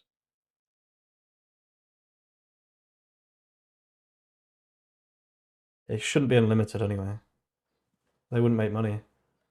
I'm so jealous when I see you still going hard, lol. You're crushing it. Thanks, a concerned citizen. Appreciate it, dude. You just got to keep doing these things, right? I just decided because like I'll be doing this anyway, so I may as well stream me doing this so people can learn and come and chill. And it's also good for the channel, obviously, to be fully transparent. It's very good for the channel, actually. It's better than making videos in terms of views, so... I still will make videos, of course. I'm not just going to become a full-time live streamer, but yeah. It's nice as well because the live streams have been growing kind of steadily, or at least not shrinking. I just started using Claude Code after using Claude Desktop project for months. I couldn't believe how good Claude Code is. Hell yeah, dude. The more people I convert to Claude Code, the better, because it, like, I'm not joking when I say it's by far the best tool I've ever used. So this creates a Search Console task, add performance data to daily schedule. What's your day job like? What were you doing before this or still doing? I have an agency called Craft Agency. I'm a full-time YouTuber currently, I would say, more than anything. I have the Skool community, and you know, I have some sponsors on the channel occasionally as well. But the main thing I do is I have an agency, but I'm trying to make it so we can grow people's website at the agency automatically. So yeah, that's currently what I'm doing. Affiliate, Anthropic needs an affiliate program. True. You converted me, lol, using right inside VS Code terminal. Hell yeah. Nice. Make sure you set up Git. Don't be like me, where I have to manually submit everything. I'm the CTO of Craft Agency, if that makes sense, if you know what that is. But also, please bear in mind that CTO and CEO and CFO and CMO are all, they're just titles. Like, I'm just like the tech guy, but we say CTO because, yeah, that's just, if you know anything about companies, that's the way it works. I'm the CTO of Craft Agency. Okay, connect and get shop, initialize search console, get the search console. Property, create job, get time range, typically 2 to 3 days behind, perfect. For initial fetch, get last 28 days. For daily updates, get last 7 days. So this is better for new stores. Obviously, older stores, it's going to be a little bit different. But I still think showing kind of the last 28 days is fair. And then maybe we can do the last 3 months as well eventually. But for now, I'll leave it as it is. You guys seriously hyper Claude 4 and Opus. Really hope it lives up to the hype. I mean, it's by far the best tool I've used. But inside Claude Code, I'm not vouching for Opus aside from being inside Claude Code, okay? I'm not vouching it for Cursor or Klein. Just in Claude Code, in my opinion, there's something about what they've done here that just makes it amazing. I would watch the live streams on Anthropic's YouTube channel to see how to get the best use out of it, definitely. With all the cash you dropped on API and subscriptions to Claude over the last months, are your apps generating income to cover a good return on these spends? They will, by far. I have the advantage of already having most of the clients and things that need this. New to this, can anyone explain why using it in terminal versus like Manus or ChatGPT to code? I'm assuming a lot more freedom here. It's also the models. We're specifically using Claude Opus 4 inside a tool that was made by Claude to use Claude to code with Claude. So it's all like specific, and they know the best prompts and they know the best tool use and they know everything. So like, we're putting a lot of faith into Anthropic, but Anthropic definitely deserves that faith. So now let me update the Search Console page to display these metrics. First, I need to update the root to fetch these metrics. Now I need to modify the template rendering to include metrics data. Let me find where we build the URLs and metrics. So this is pretty fucking interesting what it's doing right now. Having a Search Console automation thing is pretty nice. This is also not showing sitemaps, I just realized. Okay. Nicholas, I've been vibe coding since GPT 3.5 came out, or whatever, and I must say Claude Code is the best vibe coding experience I've ever had. Agreed. That's exactly my situation too. Brandon Armstrong, I have no idea there's something different. I took the prompt engineering vibe coding pill back in 2022. ChatGPT could already do insane things, but OpenAI starts shutting it down and wants to charge $250K a month for the best models. Modes, $250 a month, I think you meant there.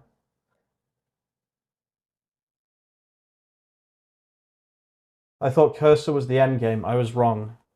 Hard agree, except I thought Klein was the end game, not Cursor. But like, you could literally be writing for me, Sunvet. I agree with everything you're saying. I really thought that Klein would be the best and blah blah blah, but there's something about this system that just makes it completely nuts. Okay, so obviously this is not going to have any data. I can't mess around with two men. Okay, unfortunately. So I will have to. I will just have to assume that it's working. Unfortunately. Once I have it in testing mode, obviously people can test this for me, but.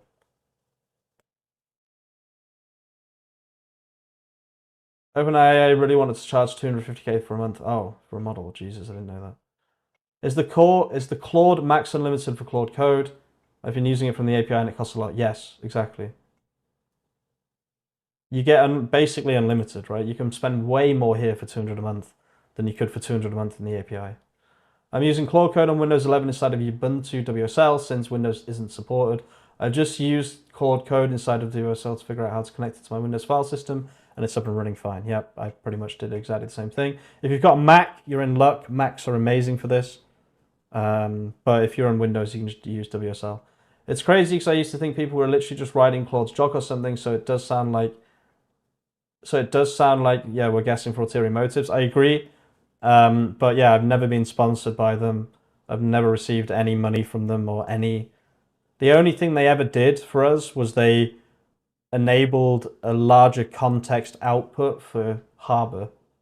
But they rolled that out to the general public like 1 week after anyway. So it doesn't rate limit you with the plan. Have you been rate limited before? I've heard it was like every 5 hours. I've never been rate limited. People, you can watch all my live streams back. I've never had a problem with rate limiting. Now, if you're doing 3 or 4 things at once, you may hit issues. But if you're just doing one coding session, you're probably not going to have any rate limits. Guys, I just ordered 200 max and a box of Adderall. I'm locking in for the next few weeks. Let's go. Hell yeah, dude. Damn, Anthropic is making bank from me right now. Jesus.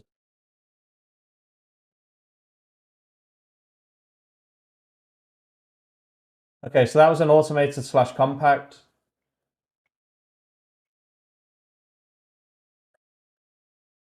I'm only a super excited vibe coder who finally feels like they have the final answer to actually building their ideas. I have the plan, but use API for this. I need to get my plan hooked up. You definitely do. You'll save way more money. Thoughts of ChatGPT 3.0 versus Claude versus Plexino, the vibe coding for making money slash apps. Claude Code, 100%. Use, I can't read that word, please don't. Yeah, lol, nah, I'm still pissed at Anthropic because I got like 5 interviews for a prompt engineer role and they dropped me for the last second, but I still can't know how good Claude Code is. Yeah, that's annoying when companies do shit like that, but yeah, it's the way it is what it is, right? They probably have like a million applicants for every role. I use coffee and pre-workout for my go-go juice. I also use coffee.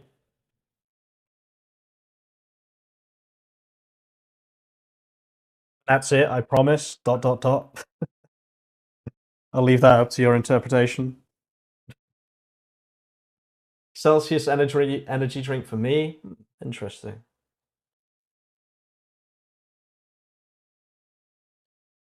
I'm definitely just a coffee man. Dot dot dot.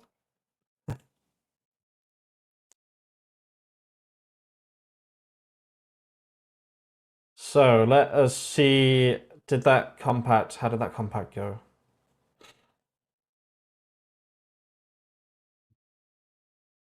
How good are you? Make a YouTube channel and get rich. Yeah, dude. True. Definitely do a YouTube channel. I push everyone to do a YouTube channel. Now I need to add a route for updating search called on metrics. Now I need to add some JavaScript.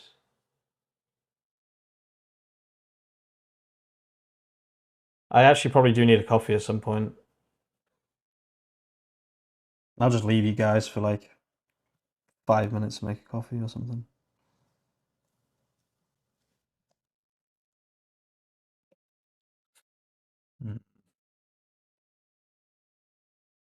Okay, so you saw here the slash compact worked pretty well, I would say. What I actually like to do, let me just run these commands. I like to leave it to do auto compacts. The reason being is because it actually manages to pass everything on quite nicely. That worked, okay. Whereas if you do slash compact yourself, sometimes it does it at a bad time or it doesn't know what to do next and stuff, so.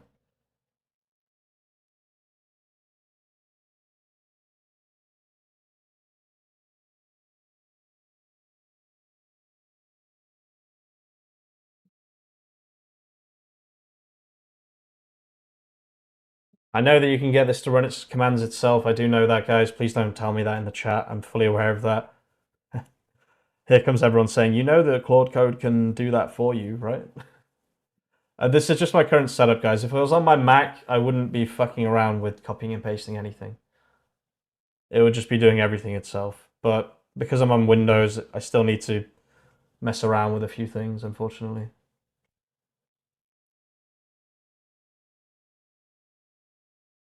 I've successfully implemented the following. Okay, let's see if that's actually true.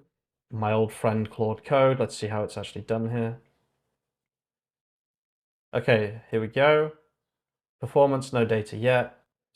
SEO dashboard, run. Daily trigger. Daily automations. SEO, submit.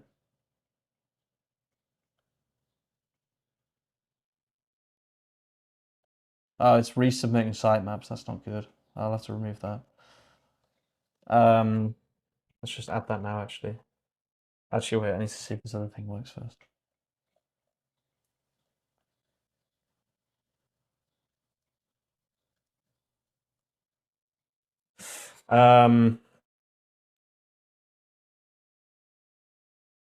The sitemap submission ran again. It should run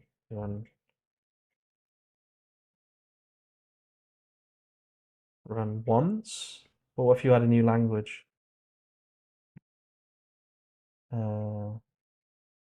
If a change is detected in the sitemaps from last time.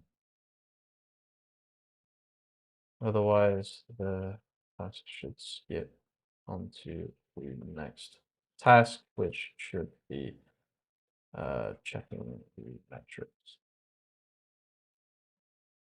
So yeah, this shouldn't have happened. It shouldn't just keep doing that.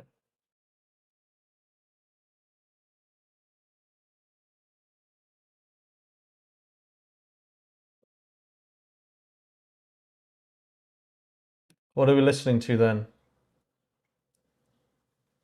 Listening to my dulcet tones, my monotone, random YouTube breakcore mixes. I listen to classical music normally, but I do want to play music. I just don't know how it works with music and stuff. I'd probably just play OSRS music. I think it's royalty free, but like I don't want to put it on in case it demonetizes this stream. I'm just really paranoid about stuff like that. I've accidentally said like certain words and I've been demonetized. So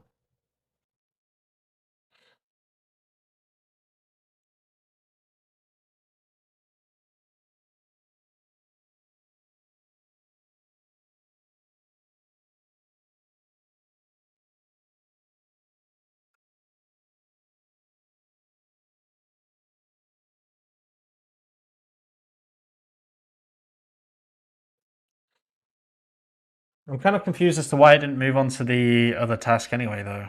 It should have, right?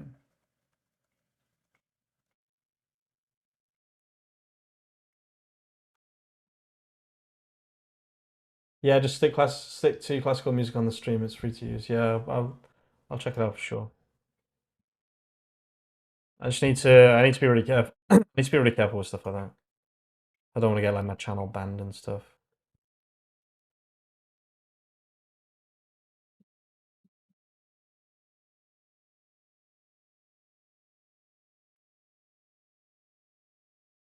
No data available yet. Oh, here we go. Nice. I think it's working. Oh, you know what I could do? I can test this on 2men, but only do the data check. Oh no, but it doesn't have any URLs. Oh yeah, okay. No data available yet. It does seem like it's working though. Sitemaps checked, sitemap submit 0, no changes, beautiful. Holy shit, this is amazing. On Twitch, people say play any music and do not save it to VODs. Would that be possible on YouTube here too, or even the live music could cause problems? I just don't know enough about it. Do you know what I mean? So I don't fuck with it.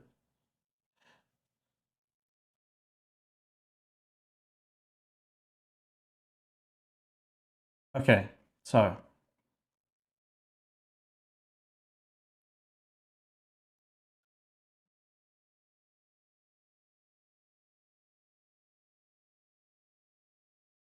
okay, so with a full product and collection and translation quota, this is the output. Can I confirm with you that when they turn on all 4 of the potential settings, this will automate the entire process, including checking and displaying metrics, submitting sitemaps once or looking for changes, optimizations of products, creation of collections, and translation of everything in effective one click, updating their store daily. Okay, so that's, I think we're actually at that point. What's your thought on Parasite SEO? Try not to do black hat stuff, but I've heard the Chrome store is good white hat Parasite for tool-based keywords. Honestly, Parasite SEO, it's a tale as old as time. Do you know what I mean? It's fine. It's good. I personally prefer to try to get traffic directly to a website that I'm working on. But Parasite SEO obviously is a way to get traffic quickly and easily. But you know, I just don't do it. I mean, I could probably set this tool up to do it, to be honest with you. But okay, so let's see. Yes, you're absolutely correct. With all 4 settings enabled, this creates a comprehensive, fully automated SEO optimization system that runs daily with just one click. The complete automation plan optimizes product titles, respects daily quota limits, tracks which products have been optimized, adds AI-generated tags for better categorization, waits for products to be optimized first, analyzes new AI-generated tags, creates SEO optimized collections and automatically, names and describes collections using AI, only creates collections for tags that don't already have one. Beautiful. Translate all optimized products and created collections, support multiple target languages, creates proper URL structures, maintains SEO optimization in translated content, submits sitemaps and tracks performance. One click or schedule can be triggered manually or runs automatically at scheduled time. Task run the correct order, products, collections, translations, search console, quota management, respect daily limits, change detection, only presses new content, avoiding redundant work, complete SEO pipeline. Wow, that is actually fucking mad. So this is what we've created.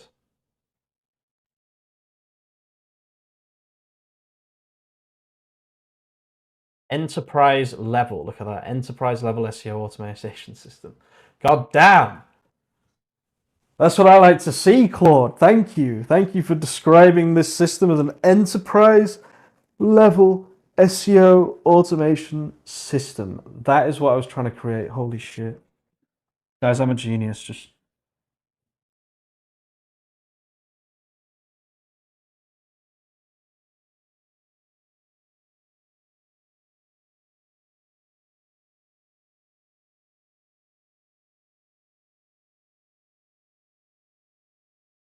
1 second, guys. I'm just screenshotting that.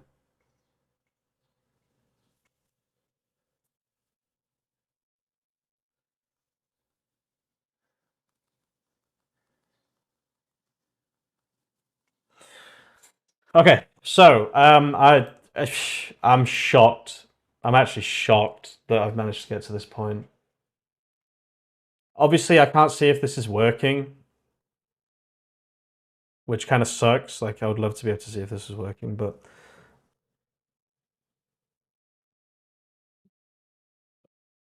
I mean, we can come back in a couple of days, obviously, and see. But I don't know how this is going to be like shown either, like the information. So I guess what we should do is we should start.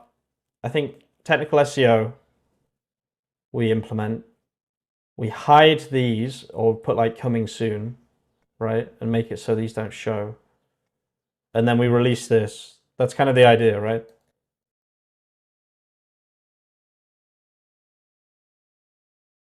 Yeah, Claude nailed that. It's crazy, right? It just completely nailed it. How fucking crazy is that, dude? It just connects to Search Console in like under an hour.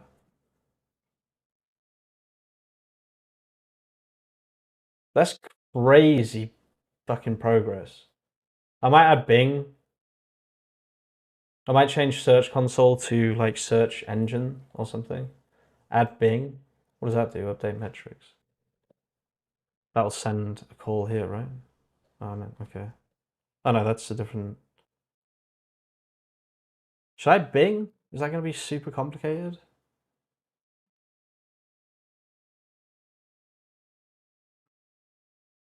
Like adding Bing here would be like next fucking level, right? Yandex. That's going to get pretty complicated. Let's just do one thing at a time. I think technical SEO, adding missing alt image tags would be useful.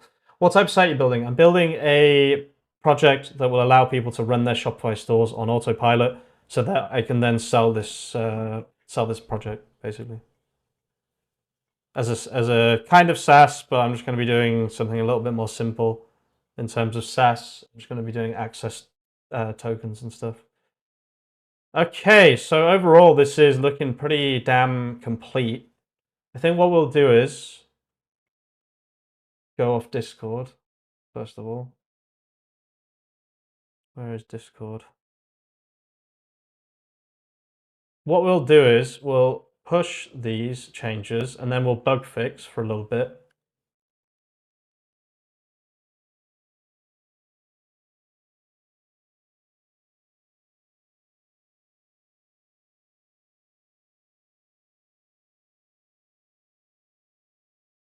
So what is this? This is Search Console Integrate. That's crazy. I thought this would take me like... I thought that would be months. I'm not even kidding. I literally thought that would be months away. Mainly because I've never done it before. Now that I've done it, I realize how fucking easy it is. But okay, nice. So we have that pushed, right? Let's see if we can elicit any bugs. Sounds like a nice site. Yeah, it's going to be pretty mad once it's finished. Okay, so do we reset everything and run it? Probably, right? I would say so. Everything is probably working though, more or less.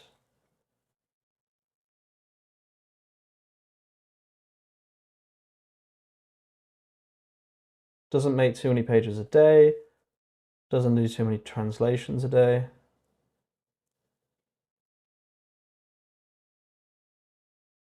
Don't like how this information is...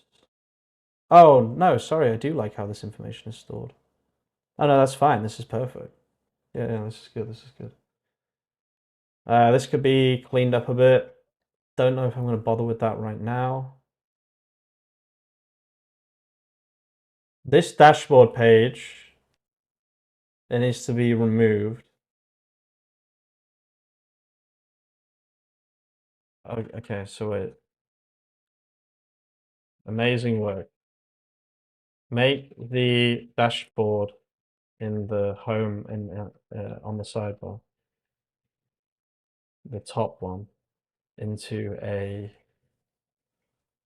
separate dashboard that gives a quick overview of what's happening and happening on all four automations: SEO, ads to be added, email to be added, customer support to be added. Also make the 3 that haven't been added yet collapsible or collapsed, and grayed out with coming soon written. Okay, and then there was another mistake. What was that other mistake? Let me just think for a second. Also settings. SEO dashboard.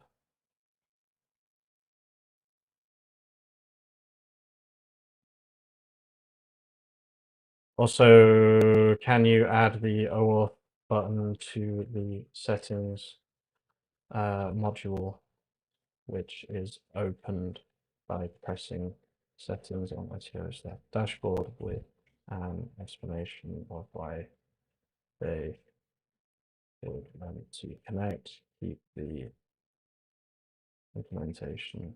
Actually, wait, it should be... Where do I put that?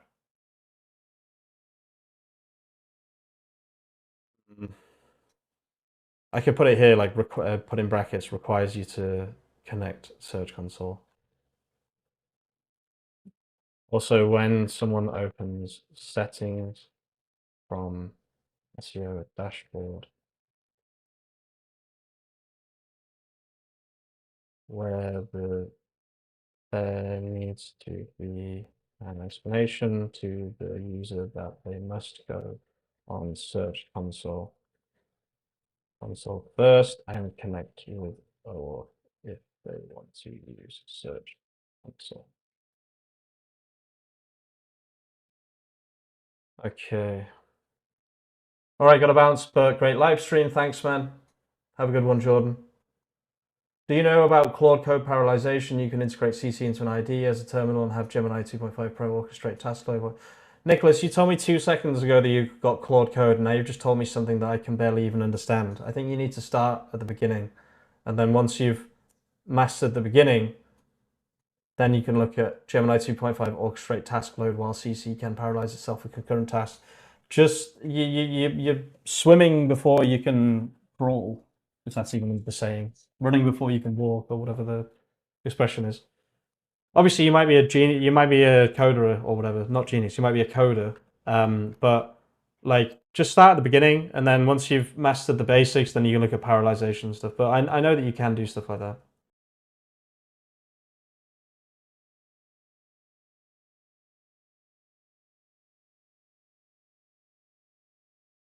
Are you using Claude Code in Terminal? Yep. I think it's a terminal only tool. I know you can use it in Visual Studio Code, but it's still only a terminal only tool.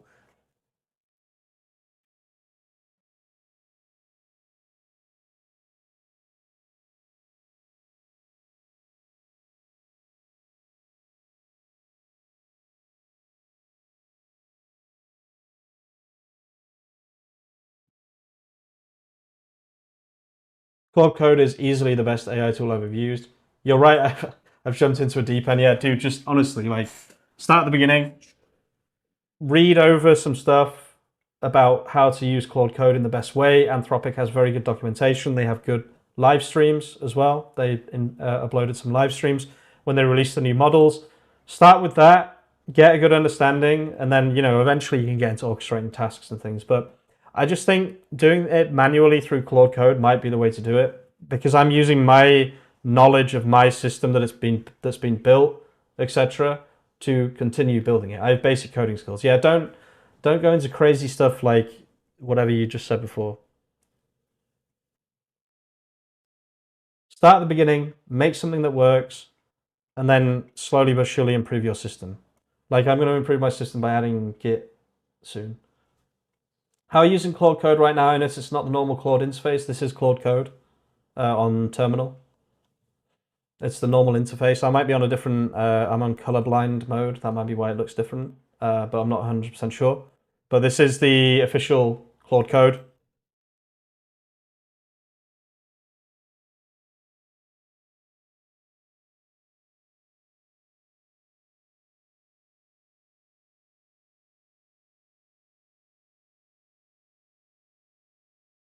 Thanks, no worries.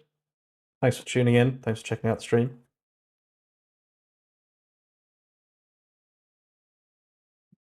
Thanks again, guys, for everyone that's tuned in. It's been a great live stream. I will say so far, probably will have a break, but I'll probably be back again later because I am going all weekend. So, what do you think, guys? Is streaming more than one day? Is that weird? Like, I don't know. I don't want to seem desperate, but like, I just want to code.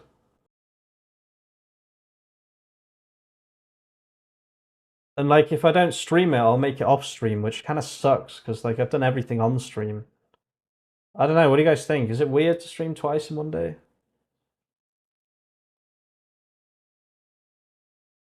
I just appreciate having company, and I mean, I'd be working on this stuff anyway. Although when my friend gets online, I probably will play some Counter-Strike because I do need some kind of break at some point from this. But yeah, I might stream like later. I don't know. What do you guys think? Let me know in the chat. Really enjoy listening to you. Please keep going. Not weird at all. We are here coding with you. Okay, nice. That's good to know. No, everything on stream. Yeah, exactly. I enjoy the company. I also enjoy your guys' company for sure. Yeah, I want to do everything on stream. So like, yeah, it's cool. Fun to drop in and see what's up. Keep it up. Okay, nice. I probably will at some point. Fat J, I will just say now make this for WordPress at some point. And I'll add that. I don't know if it'll be a separate website or I'll make it so you choose WordPress or something. Play June next week. That's good. I'm obsessed with Counter-Strike, dude. I love getting AK. I shouldn't say any of those words. I love. I shouldn't even say that word. I love.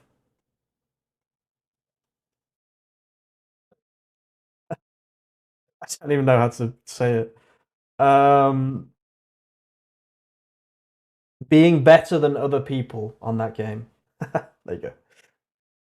I just can't. I can't say the words because it's all about um, arms and stuff. I'm trying to use words that won't get me demonetized. CS2. It's a FPS game. Yeah, the dinks. There you go. Yeah, the dinks. Yeah, dude, the dinks. I am so good with the T weapon that everyone uses. Don't even say the weapon name. I shouldn't have even said weapon. Let's say. I know that the algorithm right now is like, what did he just say? Demonetize him immediately. How dare he use such a word? Okay, let's see if this works. It seems now like Claude Code is just understanding everything that I say, like without fail. Let's see if it's true. No, that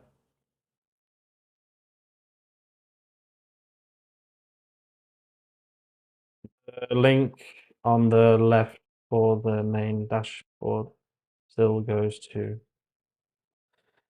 Yeah, the dinks. True, dude. True. That's what I love.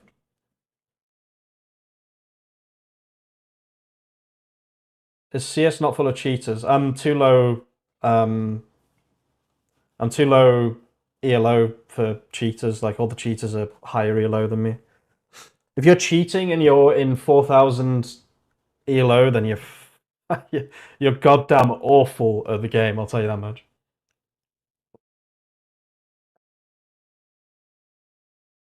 There are some cheaters sometimes, but like I would say I'm so good at shooting that if they're not better than me at shooting, I shouldn't have even said that word.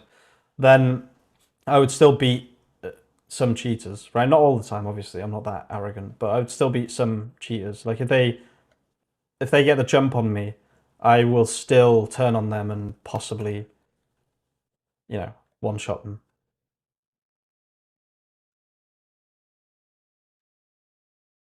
Main dashboard. There we go. Right. Okay. So this works. Search console connected. Okay. Global settings. Okay, this is pretty good. This is better, although the CSS is kind of crap, but that's fine. What was the other thing that I asked it to change? Scroll up. Okay, so added clear instructions for setup. So let's go here. Let's pretend I'm a new user. I need to go to settings.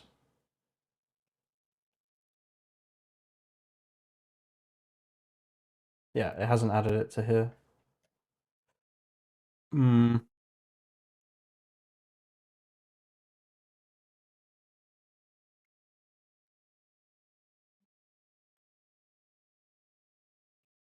SEO is over, bro. Give up on your dashboard. Where are people going to buy? Are you going to buy from nothing? Like, where are you going to buy stuff online? Just think about it for 1 second. Even if AI does it for you, where is AI going to buy? You still need to buy on a website, right? Where are you going to buy these shoes if you want these shoes? You're going to buy them on the website. How is AI going to do that? It's going to use search engines. SEO isn't dead, bro. Sorry, but you're wrong. Just think about it for 1 second. Like, where are people going to buy things? Just from nothing, just from magic.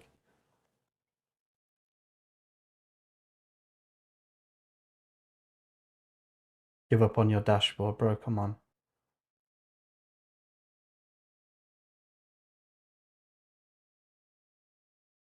Where did you add the clear instruction? I want them on the.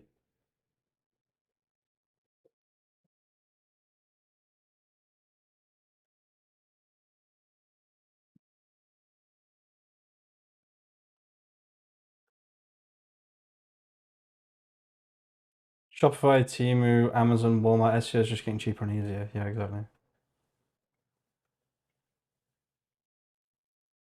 Like, where is product SEO going to go? What's going to replace it? If you can tell me that, then I'll tell you that SEO is dead.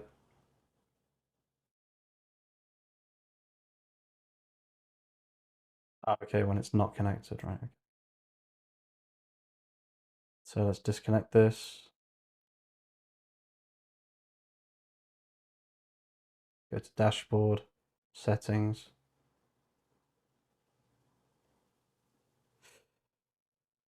Yeah. Yeah.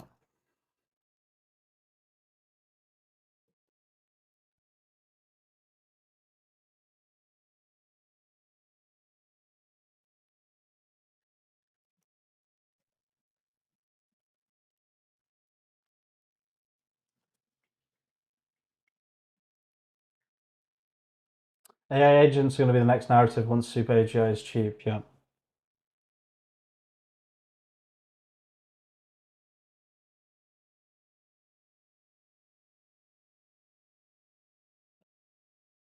If you can tell me what will replace like a website for buying, I'll believe you.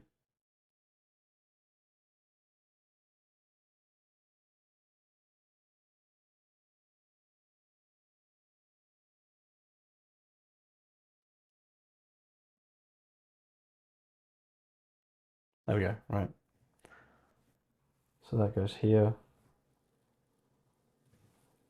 And then you go here. Oh, I was still connected.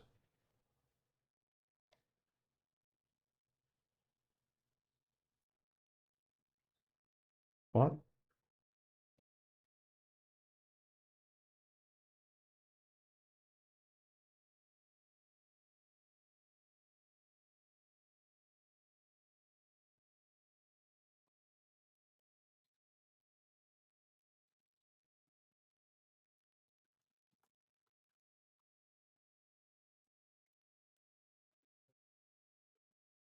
It says no Google account connected.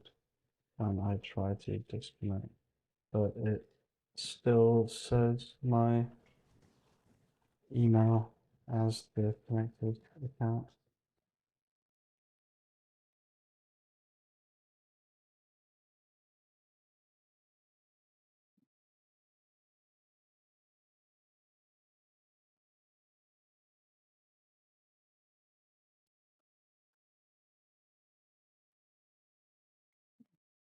So we're just going to keep doing a bit more bug fixing and things. That's kind of what I'm focused on right now.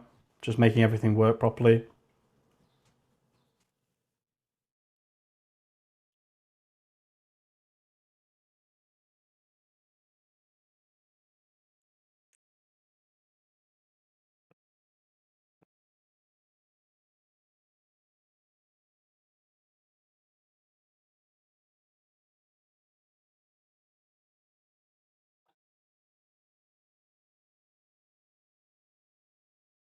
Yeah, good. That's what was needed.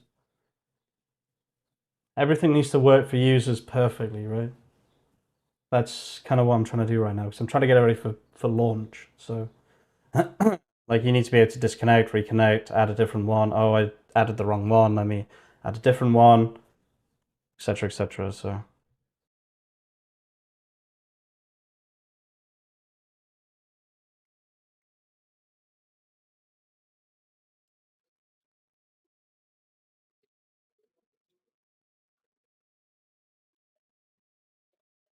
people like to buy from video reviews too. Yep.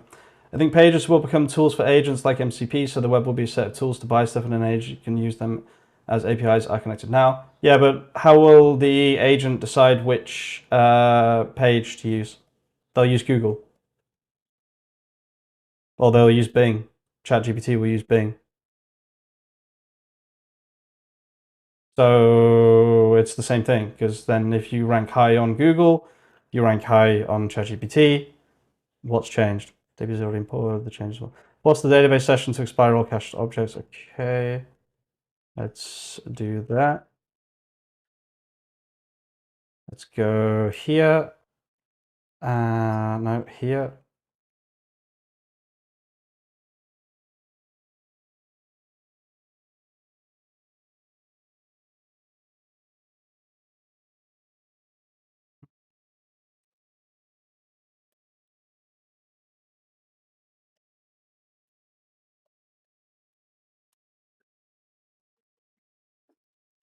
My current account is stuck in some kind of limbo, I think, because I disconnect before the changes.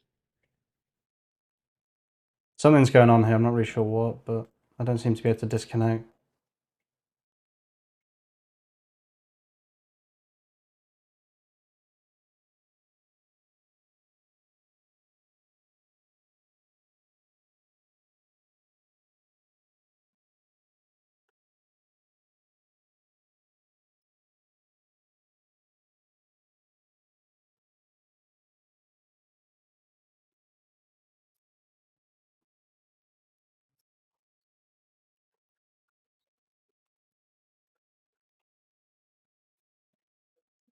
How do I get the path for this?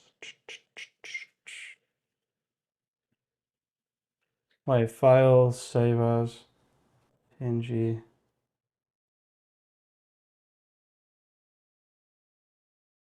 Copy.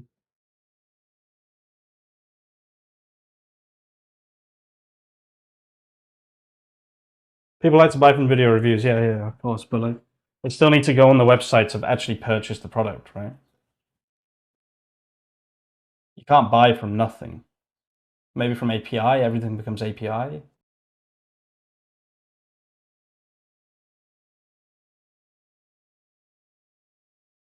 Also, like, I want a shop. You know what I mean? I don't want some AI shopping for me all the time. Even if it was stupidly intelligent. The indexing changes to search engines will look for tools pages, maybe it's formed to SEO to look for them.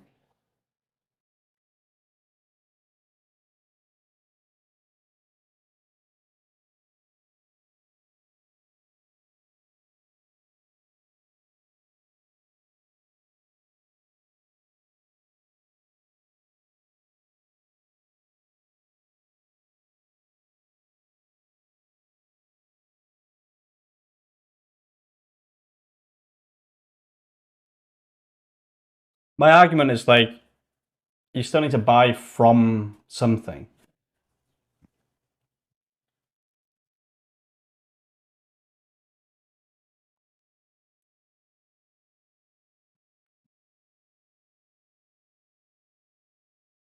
I'm actually really glad that I'm here and not at that festival. This is much calmer. God, I haven't been to a festival since Glastonbury in 2018. 2018. June, I think it was 2018. I went to Glastonbury. Jesus. That's all I can say to that.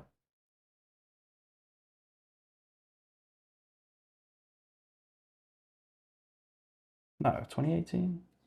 Graduated in 2015, 2018. Oh, sorry, 2015. 10 years ago. Yeah, Jesus. Fucking Jesus. Oh my God.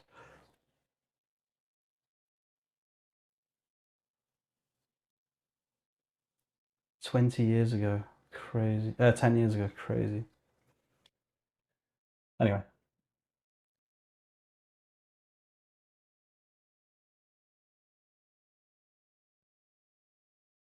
What just happened? It just compact. SEO is dead. Crawl to click ratios tell all. Google 15 to 1. OpenAI 1 to 500. 75% of searches equals 0 clicks. So why have none of my websites, of all the 50 websites that I run and do daily checks on as part of my job as an agency owner, why have we not lost? Why would we still have clients? We would have lost 75% of clicks. That hasn't happened.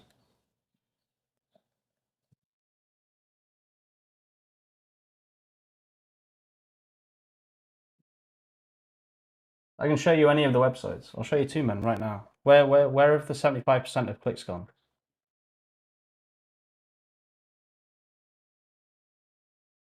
Right? If there's been a 75% drop in clicks, why are we growing in clicks? There has not been a 75% drop. Hasn't even been a 10% drop or 20% drop. If everything was just AI and 0 clicks, why am I not seeing that? If you can explain that to me, then yeah. 75% would be, I mean, obviously, this is the busiest part of the year. This is Black Friday. This is Christmas. There's always a drop after Christmas. That's just how these things work. 75% drop from here would be 250 clicks a day, right? Or we go here, which is a more conservative estimate. We've seen maybe a 20% drop, if that, and that can just be accounted for because of the time of year. If you look here, May, 638 clicks a year ago, now 567 clicks. So about 20% decrease. Where's the 75% drop? That's why I'm not understanding, right? I don't get it. Every single one of the websites I work on looks like that, right? So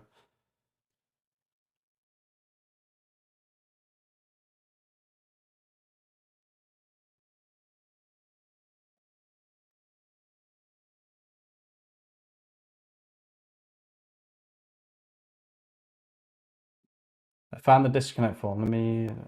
I see the issue. The disconnect route is using get current shop from all, but the SEO dashboard is using get current user ID from modules. These two functions might be returning different shop IDs.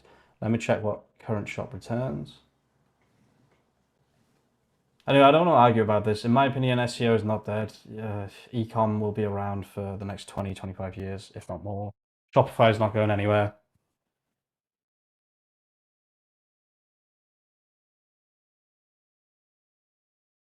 If SEO is dead, why just don't optimize for it then? That's all organic SEO or paid SEO. It's organic. What do you mean paid SEO? Paid SEO is not a thing.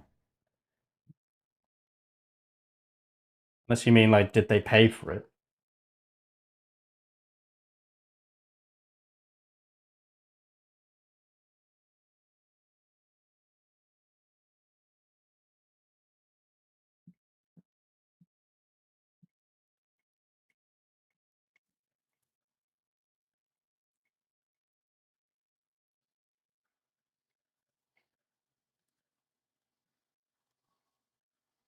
It's all SEO because it's Google Search Console. Google Search Console only shows SEO.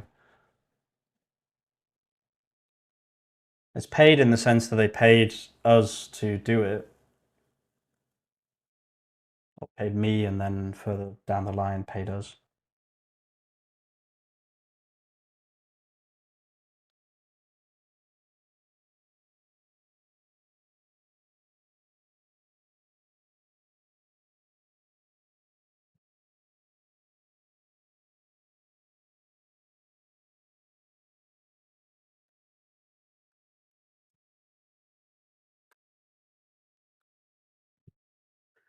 I mean Google Ads. It's not Google Ads. The Google Ads are not included in this.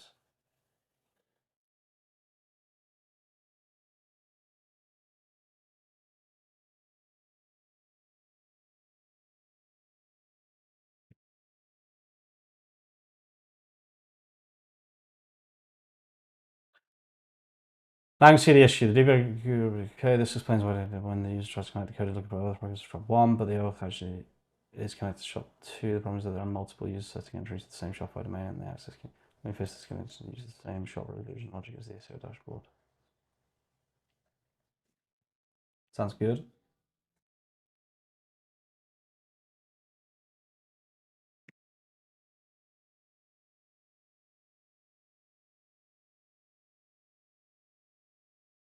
Okay, let's see if this works. I had a feeling that was the problem. That actually makes sense because I'm probably connected on 2 different accounts. Maybe I need to, oh, there we go. Perfect, that works, beautiful. So now they can disconnect. Let's reconnect just to make,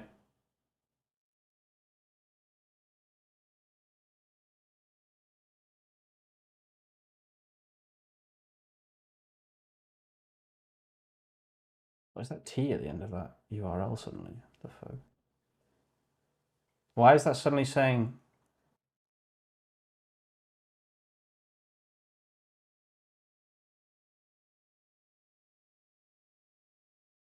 Oh no, why is it doing this suddenly? This is why I don't like OAuth.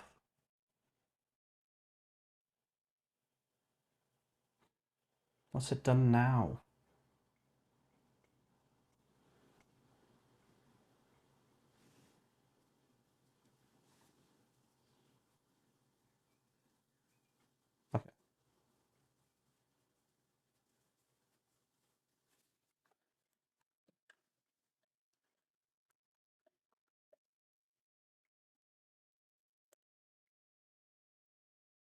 Still says the same thing.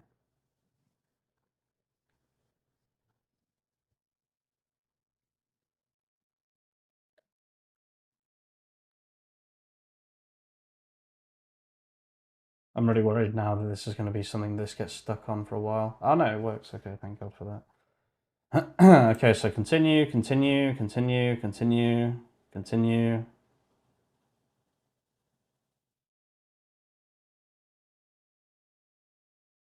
Okay, nice. And then disconnect.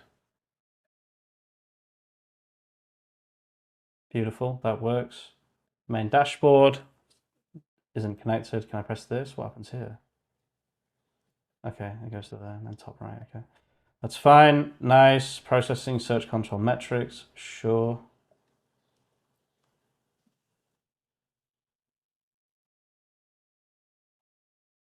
From Alta Vista, Google SEO was over. Then from PageRank to BERT SEO, then vocal search. Yeah.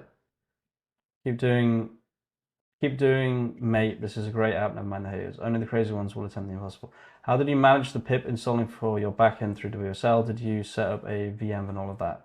I'm using Visual Studio Code with Windows for my backend to like do everything. I'm doing it like semi-manually, if that makes sense. Just because that was the easiest setup that I had at the time. So it's not fully set up properly, I wouldn't say. So I wouldn't copy my setup necessarily, but I just found this to be the easiest. So I run any commands like Python commands, etc. here, and then I code here and give it the errors, etc. Hope that makes sense. Okay, let's have a look. So I can log out, perfect. So let's see if we can find any more errors or anything like that. Everything's looking pretty solid though. It'd be good to see this in action. Yeah, it'll be good to see this in action. One other thing I'm going to do is the tag prompt. Is that a thing?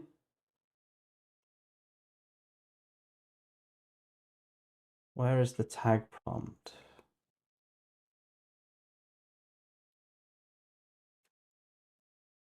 Tags.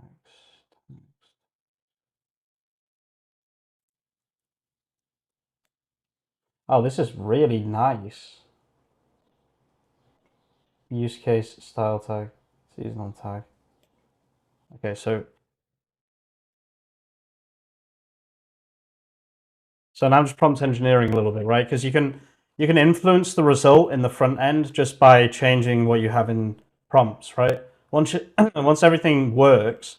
So for example, if I wanted more tags, I could say, add more tags. I might actually wait. Can you add? Oh yeah, give me ideas to add. Wait, this is the wrong ChatGPT. I don't want to use that shit version. Can you add some ideas to this tag generator to generate more collections? Let me just see what it comes up with. Color tag, gender tag, age group tag, occasion tag.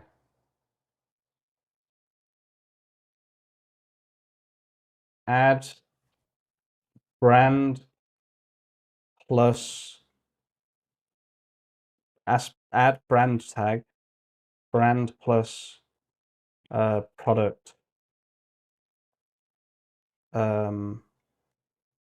category tag. Does that make sense? Yeah, probably. I like color tag, occasion tag. Actually, that's probably use case. I don't want to add too many things to it. Inspiration tag, origin tag, activity tag,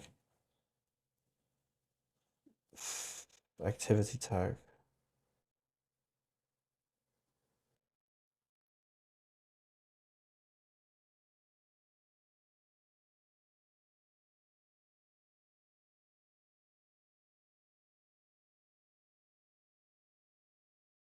This doesn't actually make sense.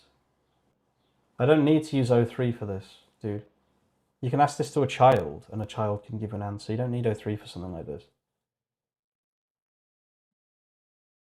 I'm just using this to push instead of Google, right? You don't need O3 for this. I already know what I'm doing. I'm just confirming.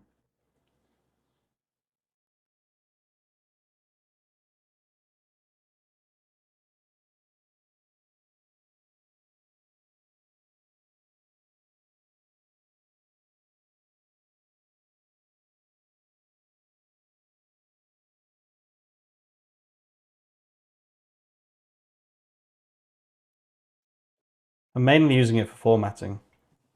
I need it on.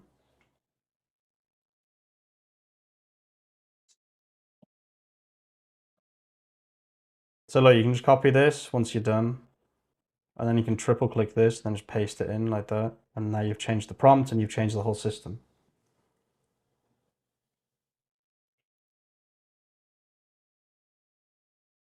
Except it's added way too many. Oh, only add the ones to my original list.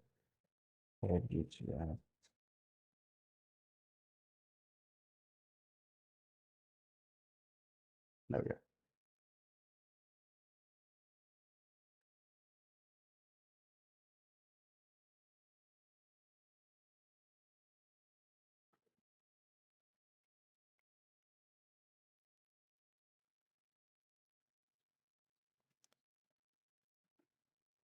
For the tags, always, if it's branded, add brand name plus product type and also brand name as a tag. For example, Kiton and Kiton sneakers and Kiton shoes.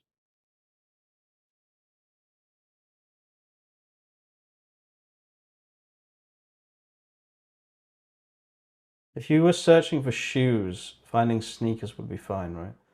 This could have been a great app for the Bolt.new hackathon. Obviously, doing this with Bolt alone could be hard, but the idea could win something for sure. I mean, yeah, but like I wouldn't be able to do it as quickly, so I'd be struggling, and I don't really care for that, honestly. Thanks, though. It's a good idea. Okay, output HTML without any unnecessary HTML tags, as this is going directly onto a CMS.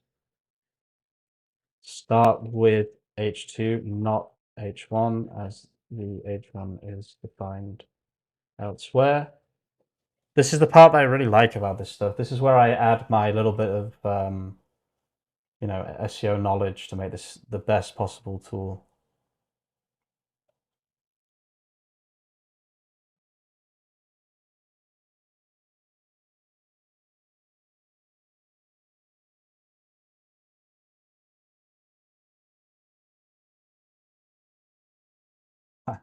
This is actually connected to the web. That's so cool. I knew that. Obviously, I asked it to, but it's still connected to the web after all this time, which is nice. Hmm.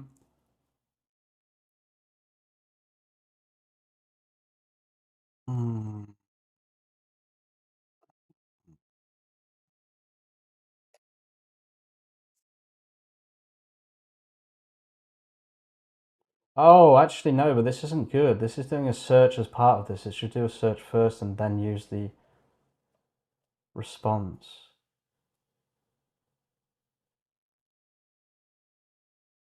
I'm not sure this is actually working in the way that I thought it was. It is connected to the internet, though. That's fine.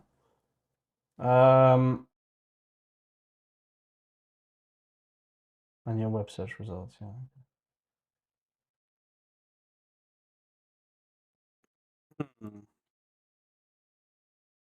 Number 5 here is more tags the better, but do not create spammy tags.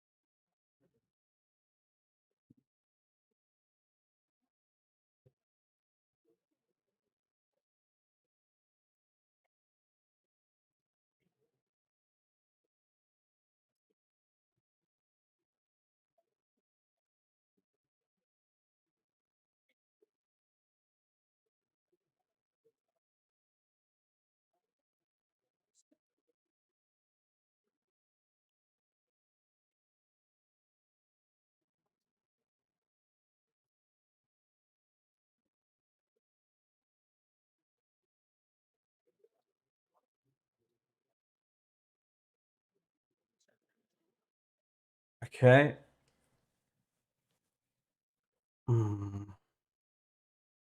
Yeah, so look, it actually does a web search for the top products. That's super interesting. In both titles and descriptions, avoid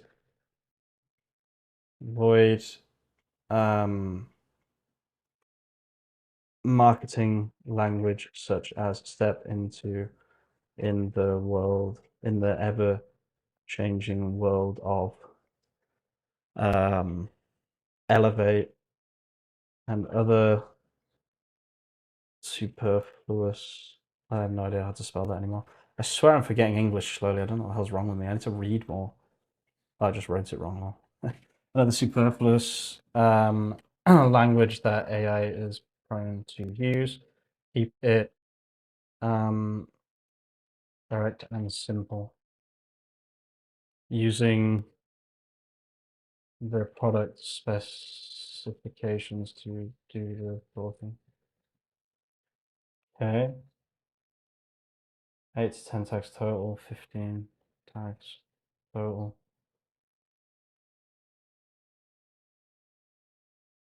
No, get rid of those examples. They're terrible examples. Right there is why it wasn't so good, is those examples. What's the best hosting for WordPress e-commerce? I'm not the right person to ask that to, unfortunately. I would just say Hostinger because I always use Hostinger. But that's literally the only reason I use Hostinger is because I always use Hostinger.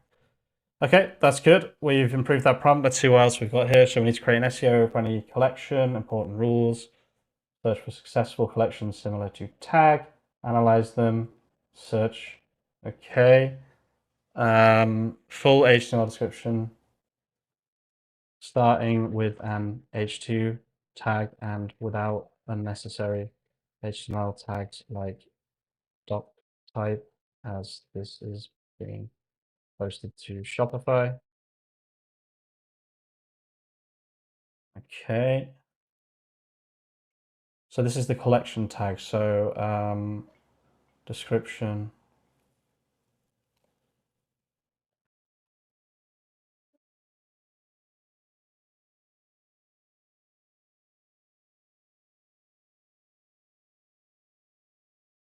What was it? Was this prompt? No, yeah, it was this prompt, yeah.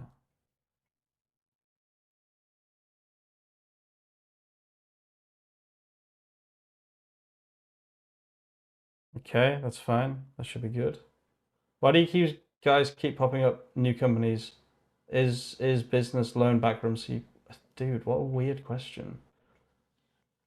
We only have one company, bro. Like, what? You just assume so much of it. I recognize your name. You're always asking weird questions, bro. We only have one company, dude. Why do you care so much about my own, like, just weird to me, dude. We have one company. Relax. Can I not make a new product? Like, such a weird, you're just accusing me of fraud, like, in the chat, randomly. It's just so weird, dude. I recognize your name. You're always leaving weird questions, man. If you're gonna keep pushing the issue, I'll ban you. If you calm down and say, like, I was trolling or whatever, fine. But I'm just gonna ban you if you just keep asking weird questions. Generate a handle URL from the title. Make it extremely stripped down. Only use the key terms from it, like fit on shoes or etc. Do not add random words here from the title. Okay, does this change the product URL? Title, description, meta description, H1 tag, tags, competitor insights, keywords used. No, it doesn't. Okay, good. So it doesn't actually change the product URL. You got to be careful with stuff like that. You don't want to be changing people's product URLs. It'll probably fuck everything up for them. Okay, this is good. Search Google. Okay, perfect. Let's see what else we've got here. Need to translate and culturally adapt content from source language. So I might change this to use ChatGPT because it's better for translation. I don't know how that's going to go. I don't know how big of a change that is.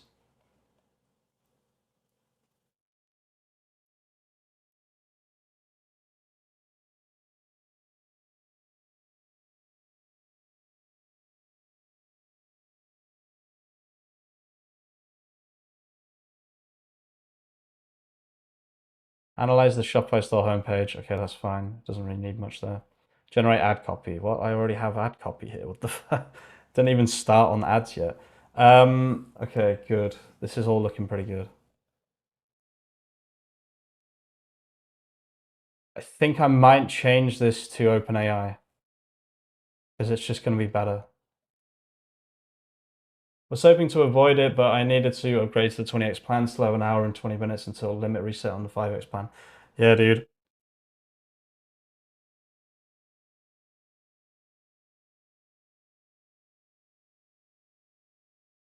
Yeah, for sure. It's a pain, but I mean, it's worth it. So.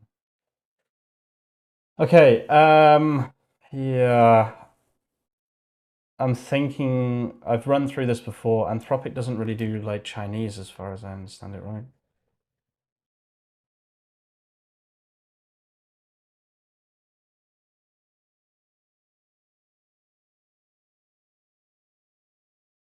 Oh.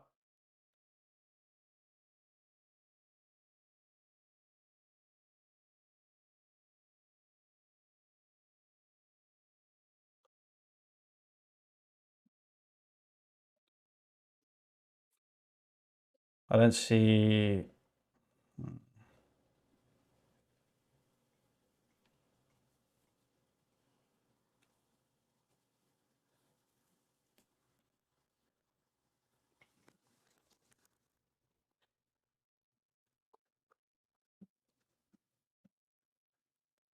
Yeah, I think I need to replace it with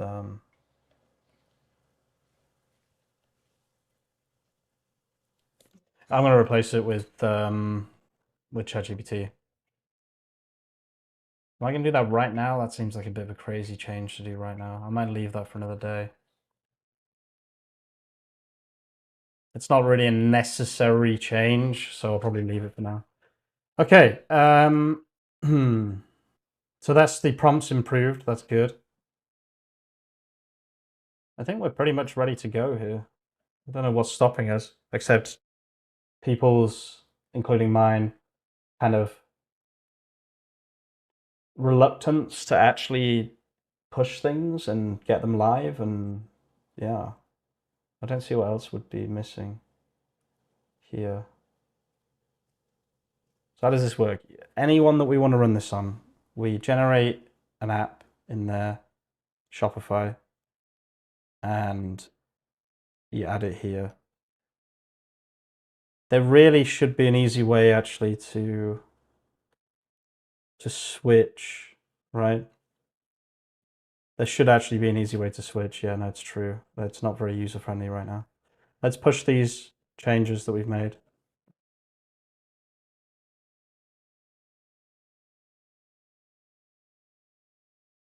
No, I actually think OpenAI would be good for Chinese. What was this? Full bug fix.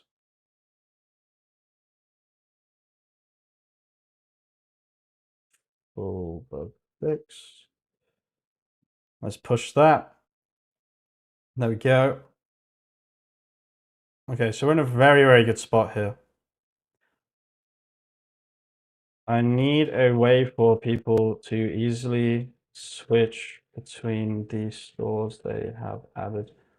They have added, but also to select the store and only be shown that store's data. I'm using the word store as in Shopify store, not shop ID from our app. Does this make sense and can you implement it so someone with an access code can easily control or swap between several stores at once?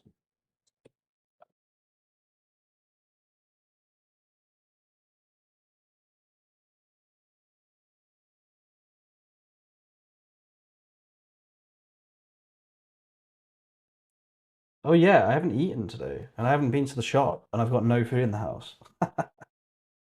You must be going ham to reach the 5 times limit plan. What are you working on?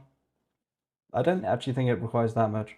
I'm making a full back testing up to trading algorithms. Eventually, I'll be able to deploy and trade my strategies live. That would be really cool.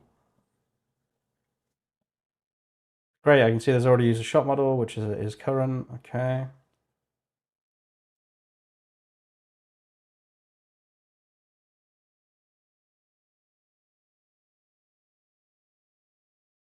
So once that's there, and I've shrunk these, I think we're ready to launch, honestly. Which is very exciting. I'm going to be launching purely with AI. I'm not going to do any of it. I'm going to see how possible that is.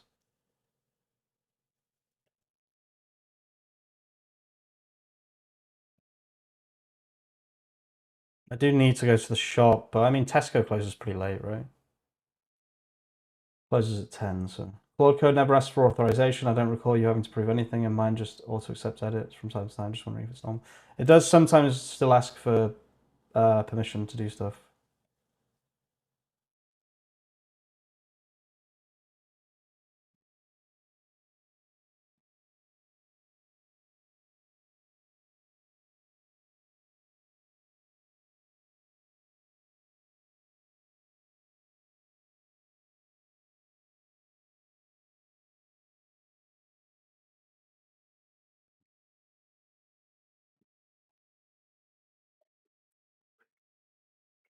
I think I'm beyond the point of like, I don't really care about just being able to leave things to just, I don't want a one shot anymore.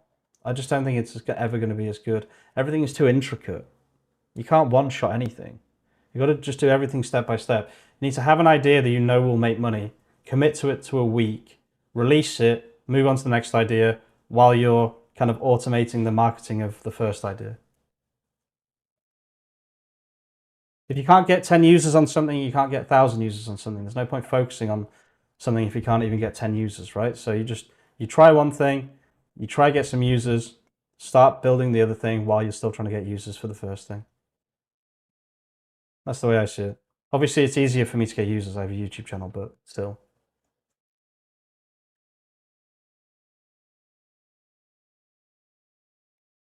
There are some comments that still require approval, though, even if you put auto accept on, unless you specify and allow tools. Yeah, sounds about right. Jesus, I've been streaming for a long time today. I will eventually run out of energy, guys, for sure. Like, that's just going to happen.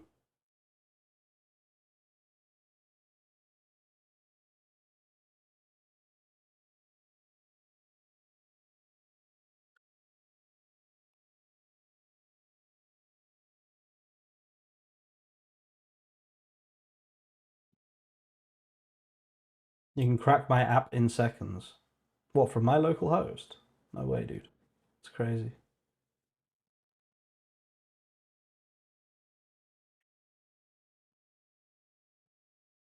I'll be adding security, bro. Don't worry about it.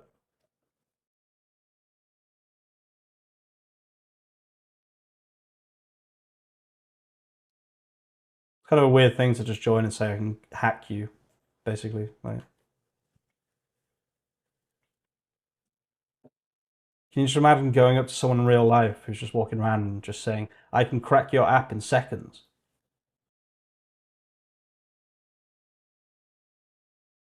If you wouldn't say something to someone in a certain way, then no need since you do everything with AI. All right, bro. Cool, man.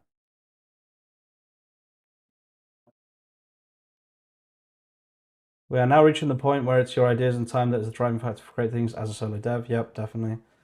Unless people like not Tony are going to come along and just hack you for no reason.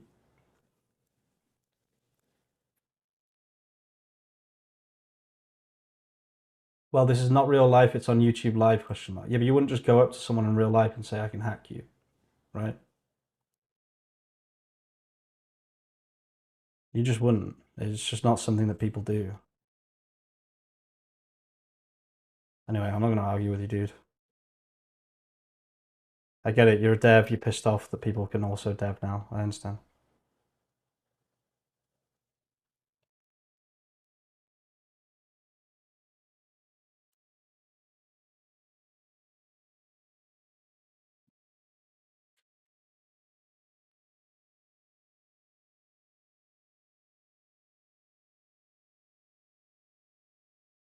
Do you play Counter-Strike, not Tony? You sound like a Counter-Strike player.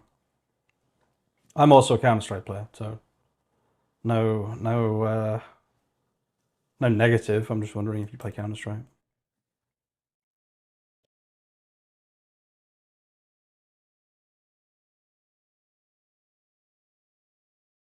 No, Rust, yeah. I fucking knew it, dude. Call it as you see him, dude. Yeah, dude, Rust. My bro plays Rust. It's basically CS2, I know. Well, very similar community, I would say. People that don't give a fuck. You've got to not give a fuck on CS2. Game is dirty, dirty game. It's basically gambling for kids and racism, basically. You've got to just see past it and just mute people, right? Hey, name that I can't pronounce because it's just loads of Chinese letters together. But how's it going?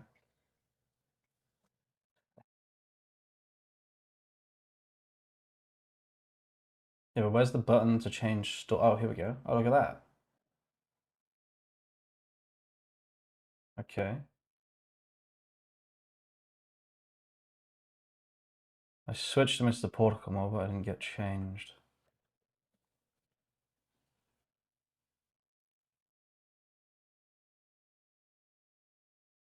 I switched stores, but it didn't actually switch stores.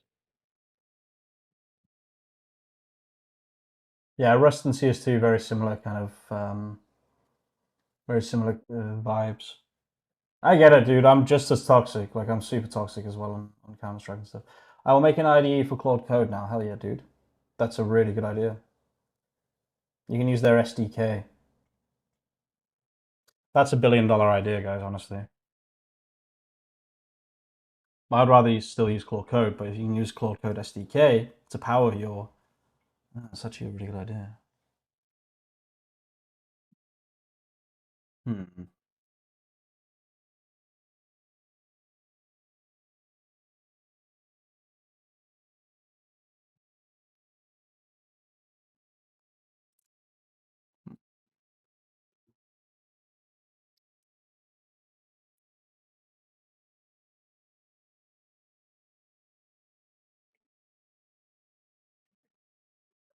Just like Cursor, yeah.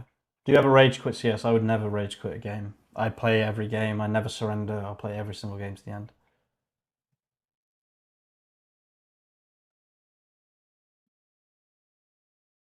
I never FF on League of Legends. Hi, just joined the stream. I asked what you're building. I'm building a Shopify SEO plus sales automation tool. I got an idea, but you have to pay for me to tell you it.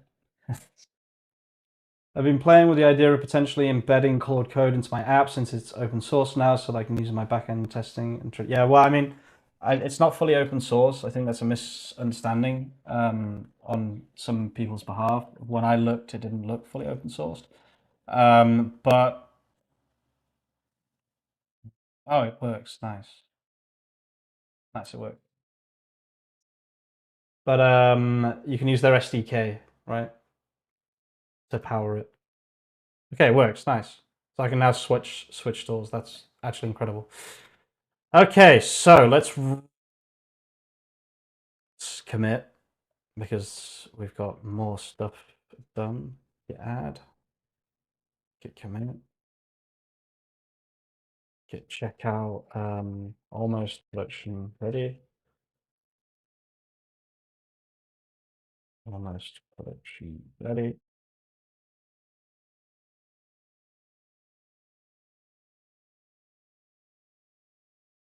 Okay, so I want to launch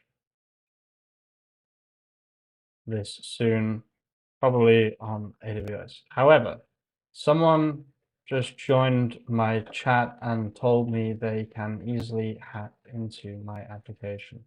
How can I make this application more secure to enable me to launch without worrying about people getting into the system? Question mark.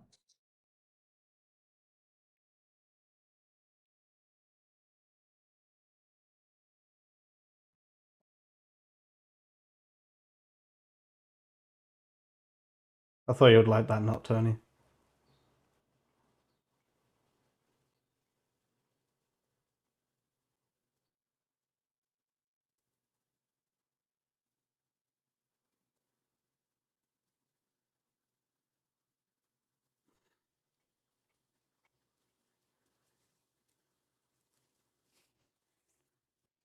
So I currently have a system that works, etc. I'm just going to see if I can make it a bit more secure.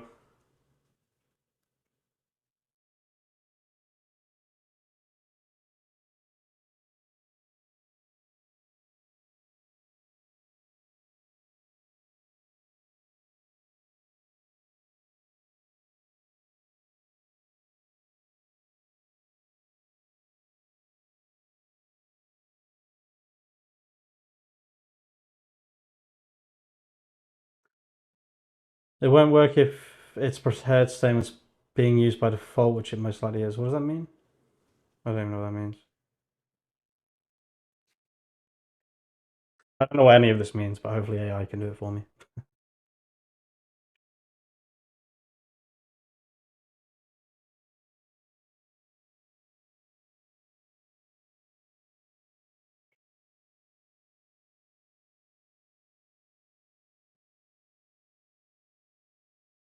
I think I might have a salad today. I might have salad and chicken. I'm going to do that. I'm going to start eating healthier, guys. Just need to go to Tesco sometimes. What else should I eat? Salad, chicken. That's a good dinner. What shall I have tomorrow? Pasta and chickpeas, probably, something like that.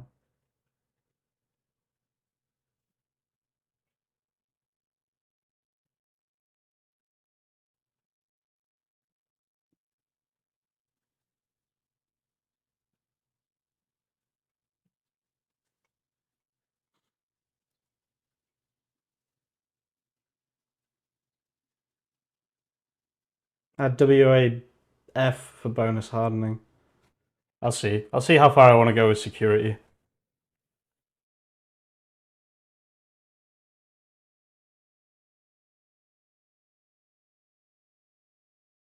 Say keep the database admin columns more secure so SQL injection is can't snoop around. Hamish, did you know you can integrate Claude Code as a terminal in IDE and have the Gemini 2.5? Yeah, I did know that. Someone told me that. Nicholas told me that before.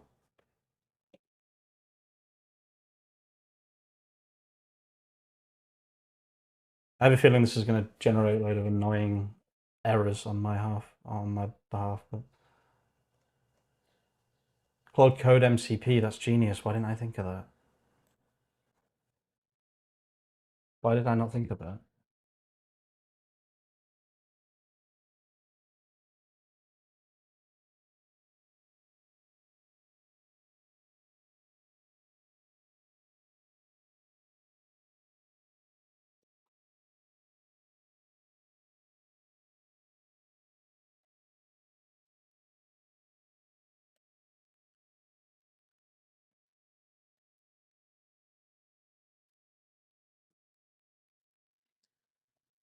Yeah, no, I can see this being pretty insane.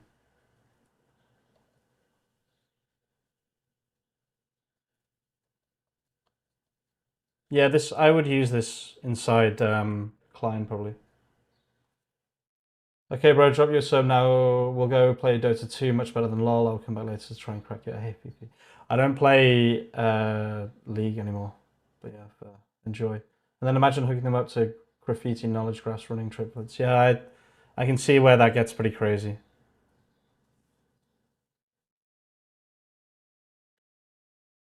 I know what graphite is. Yeah, I've seen it.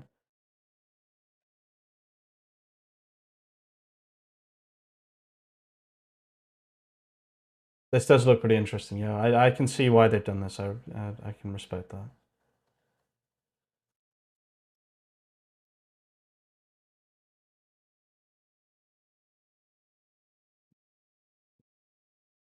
Yeah, it's pretty crazy.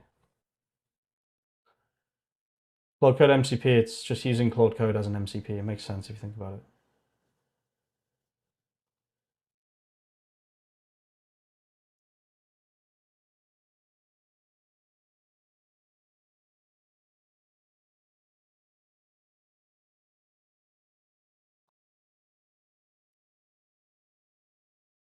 Yeah, it's that one. Claude dash code dash MCP.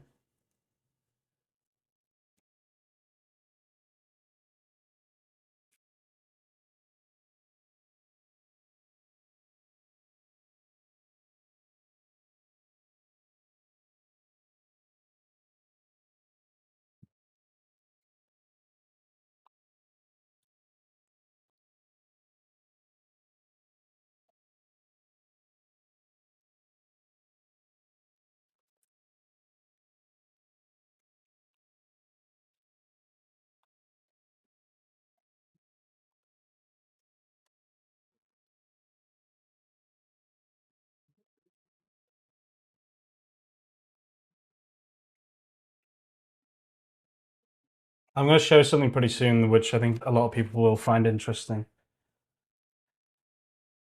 I'm just going to add a bit of security before I do this. I'm guessing that it's not going to be very secure, but we'll see.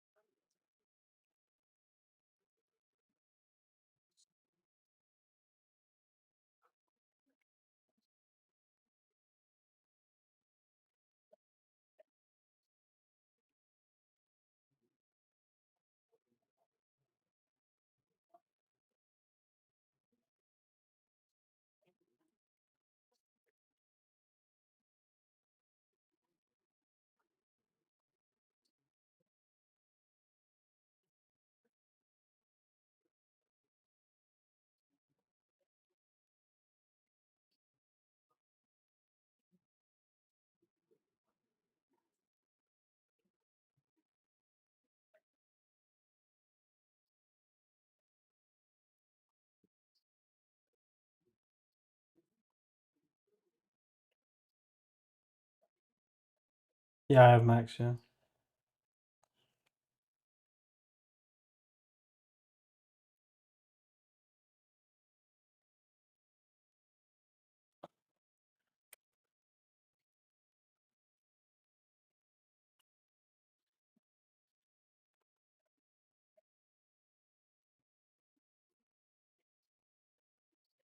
Is your app containerized? I don't know what that means, bro. So no.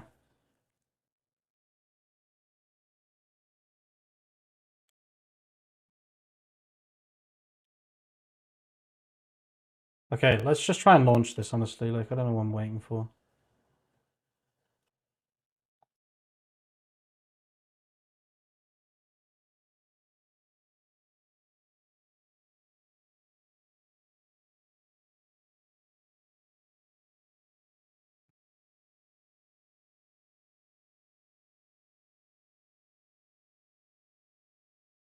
Hamish, you're still on the grind. Just got back from the pub. Welcome back. I'm going to be stopping fairly soon, I think, but you can actually run it in Docker. Yeah, I know that. I don't know whether to. I was going to use AWS with like a Docker file. Probably would be how I would run this.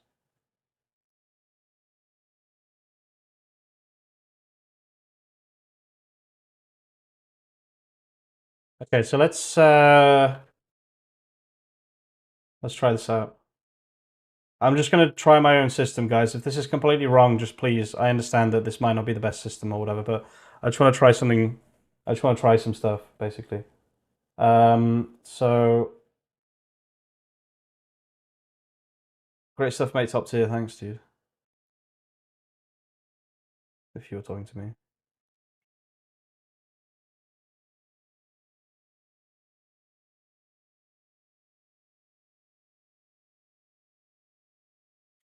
Yeah, I have no idea how to actually do any of this stuff.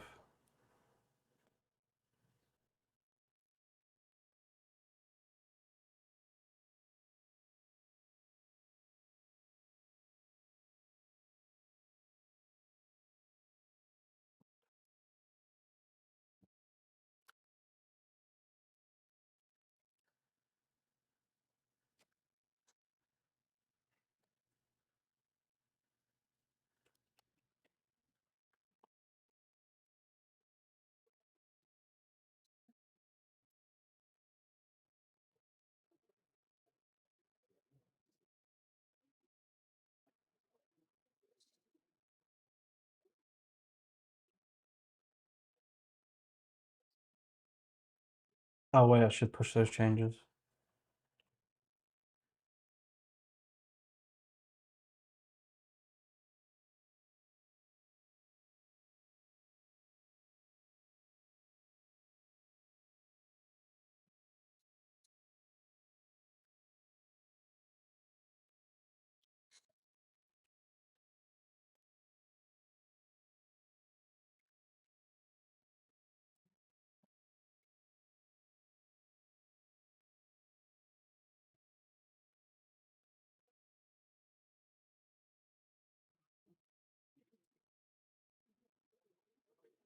Okay, that all seems a bit complicated.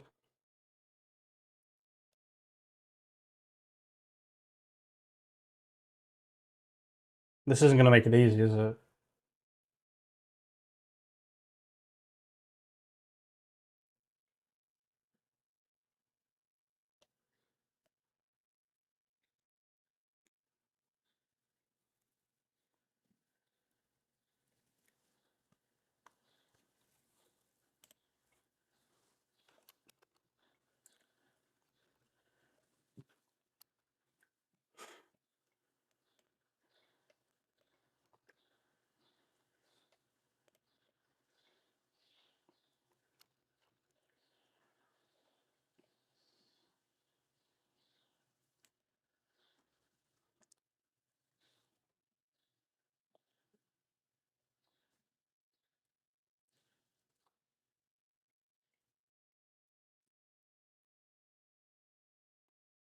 Where is this putting this code? Here.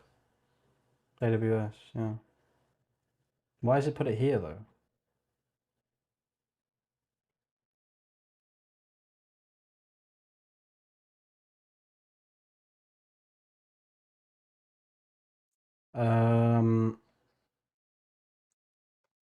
I can add this to Claude Code pretty easily, right? I'm pretty sure.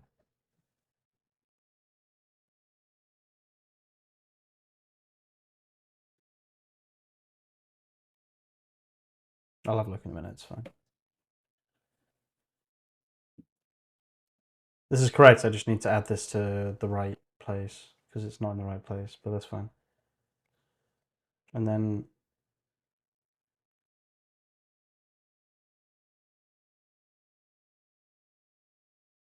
I guess I should make an AWS thing here. I'm just using AWS just because, by the way, I'm not like recommending AWS necessarily or anything.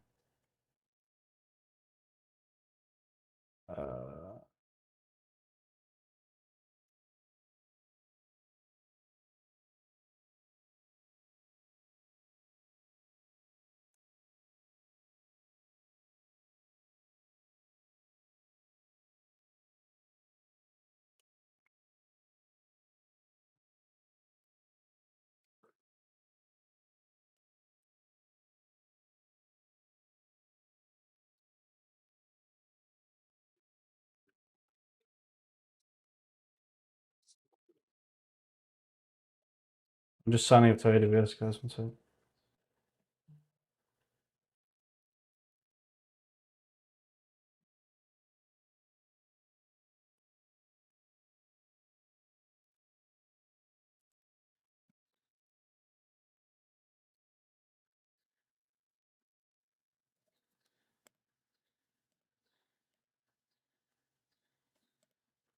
Oh, I already have an account apparently. Oh, permanent closure, lol. Non-payment, for fuck's sake, right? Rip. Classic. Let me make a new account, wait.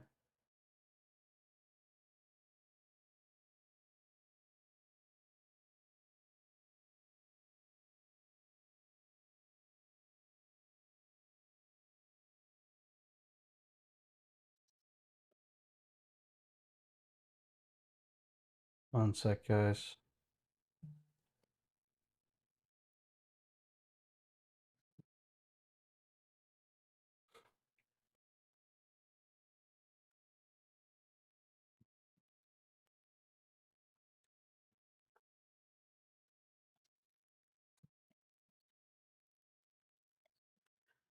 Ah, shit, I need to put loads of details in.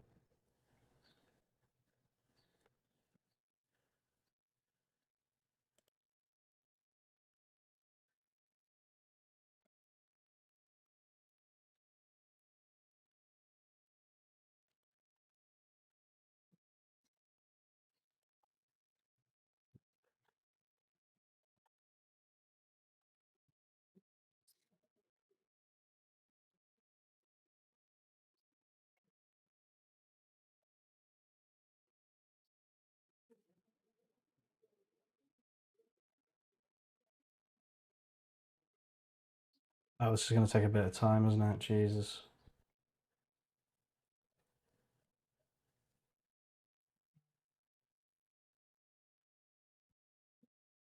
I'm just adding billing details and stuff. Wait, guys, sorry. This shit takes up brain power.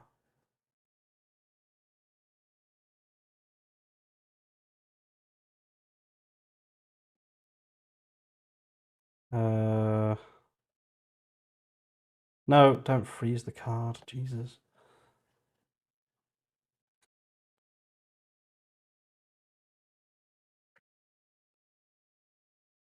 Oh, I've got to do fucking... Guys, don't ever change your country. It's just honestly the most annoying fucking thing in the entire world.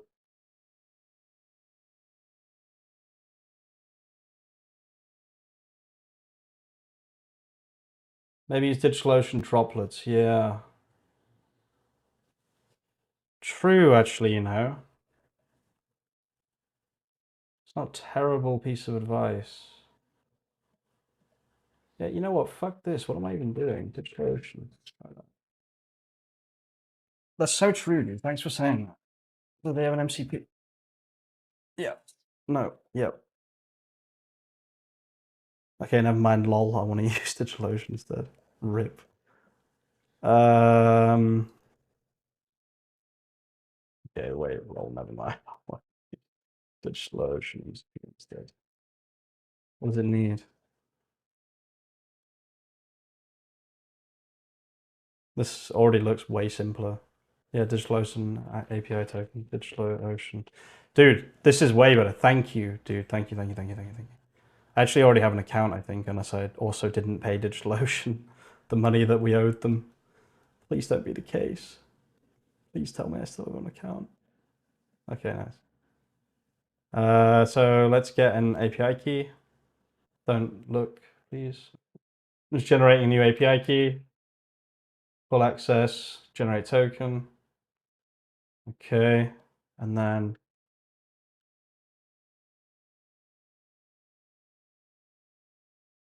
here's my API key, and then just obviously put that on another screen for a second. Paste it there.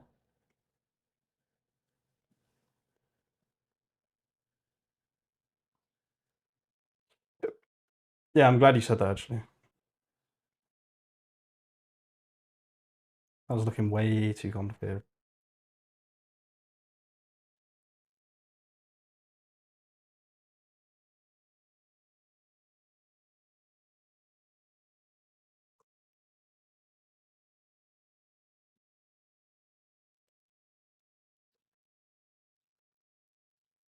Oh, it is putting it inside the correct place, right?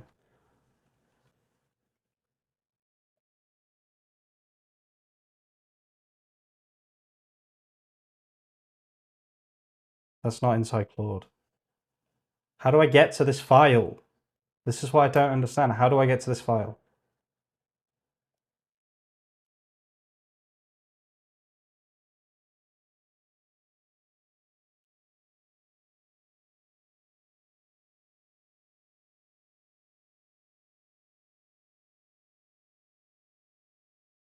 So there should be a .m.example, right? Yeah.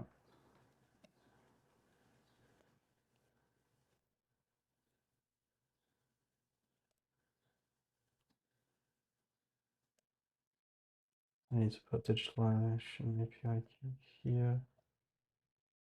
And then copy it from here. I'm just putting this in my .env, guys. That's been added there. Okay.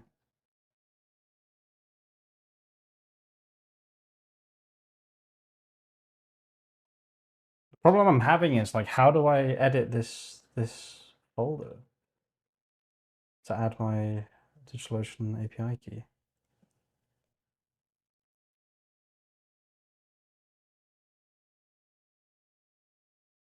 Yeah. Never. Yeah, whatever, dude.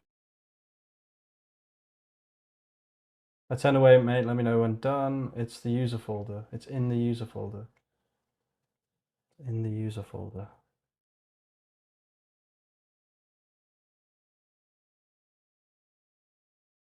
.claude. Oh, thanks, dude. No, that's settings.local. No, that's not it.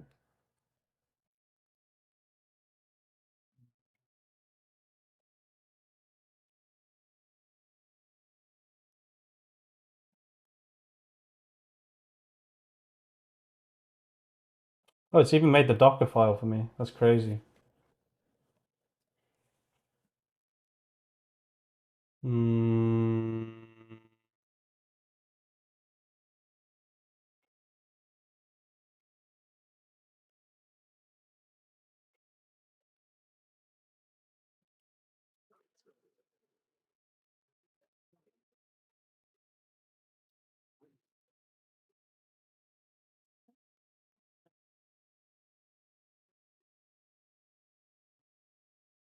Oh, Nano. Oh, I can just run that. Wait, never mind.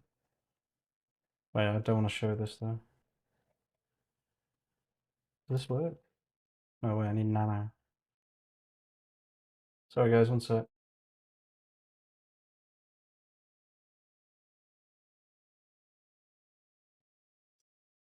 Ah! Where is it? There. This should work, right? Oh, no, it's not. It doesn't work. What about here? Visual Studio Code.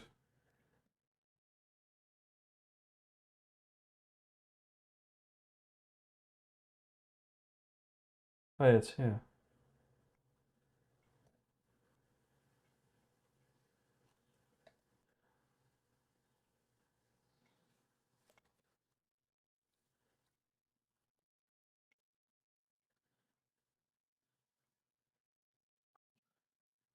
Okay, and then we add the API key to the settings folder. Eh? No, what the fuck just happened?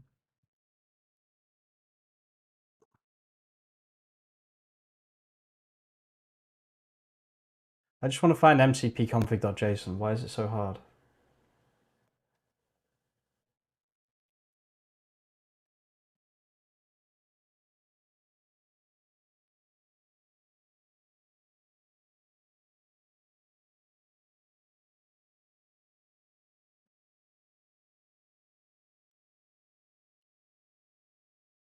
Oh, is it connected to Claude Desktop? Is that why I can't work it out? No. It's not the same thing.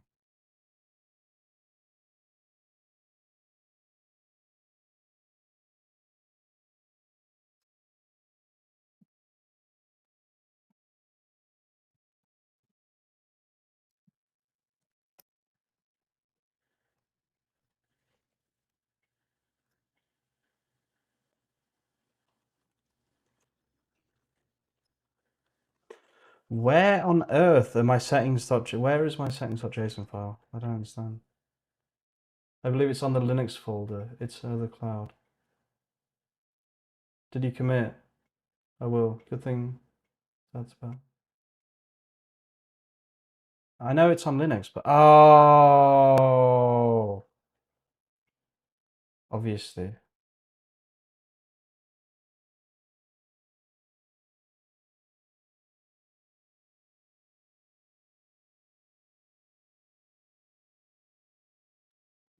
Wait, I think I've got it.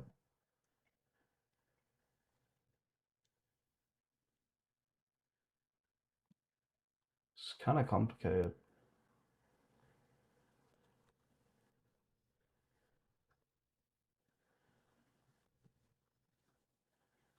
Why? It's not there. This is very frustrating. I found them before. It's here, but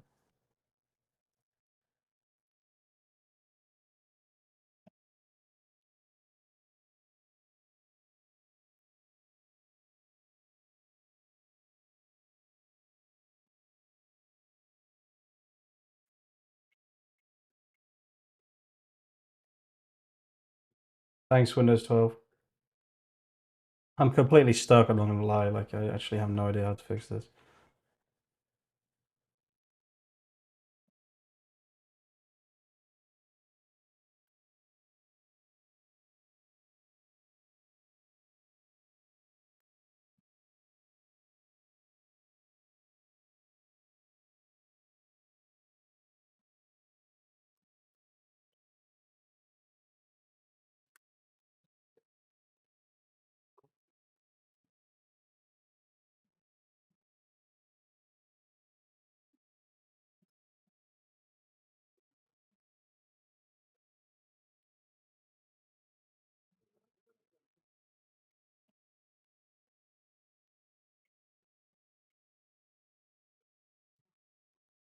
Actually, I don't know how to.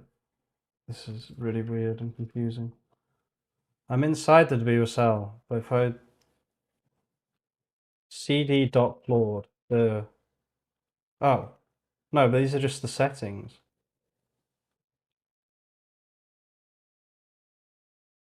Yeah, look, these are just the settings. It's not the.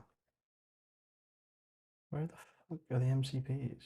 I'm trying to add the MCP.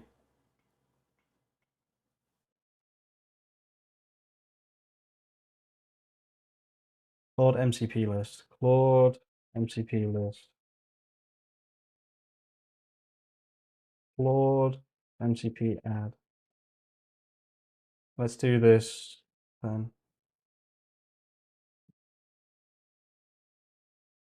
What are the args though? There are no args, right? Because it's a simple server. Okay, I'm starting to understand this actually in my head now. I understand what the issue is. Should be able to fix this fairly easily if I stop going off different things. Path to server. Digital Ocean MCP.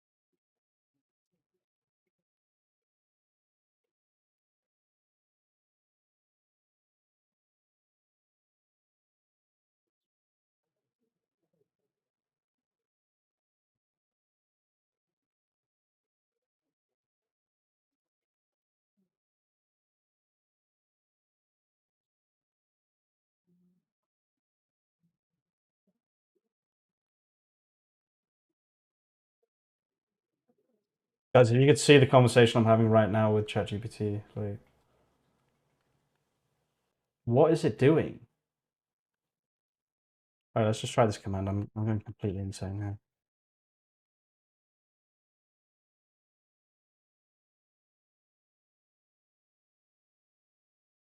Why did that not work?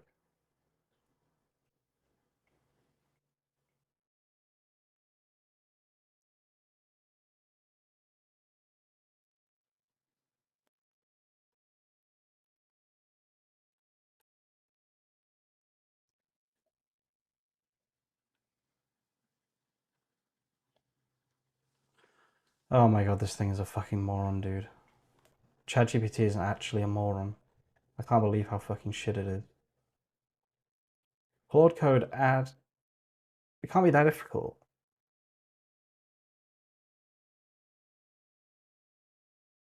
Right, and then DigitalOcean. So this.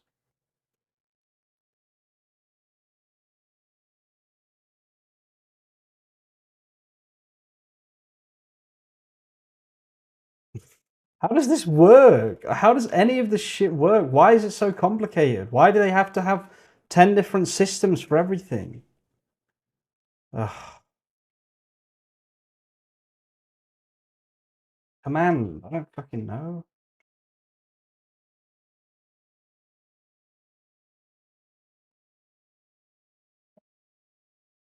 This is how to write a command to add a dispute server. Okay. Okay. Okay.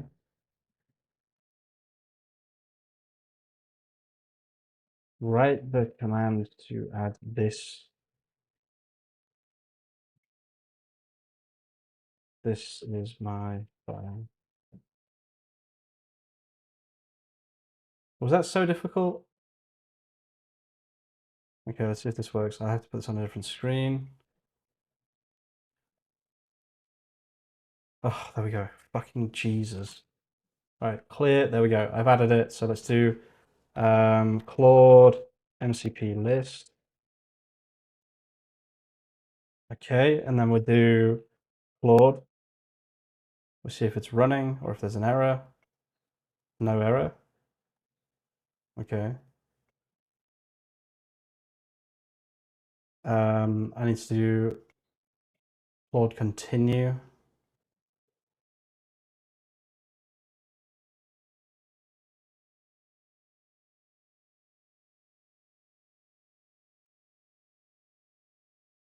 Claude code resume. What?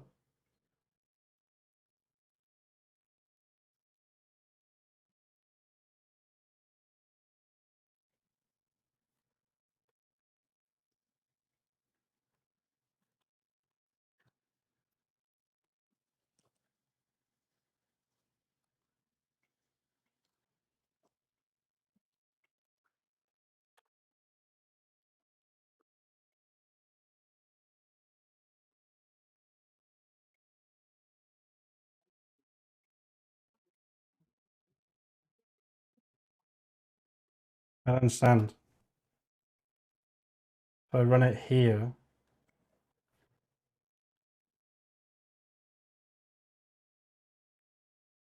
Claude MCP lists this, but this doesn't have any.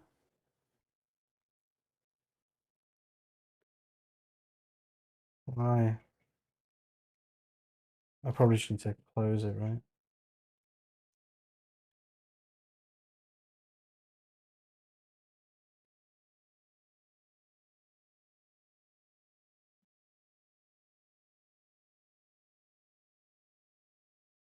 Oh.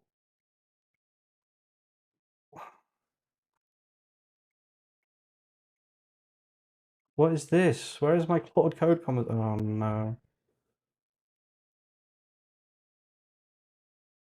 What do you mean modified 1 day ago? I just had a conversation with you, bro. Are you serious? Did I just lose that conversation?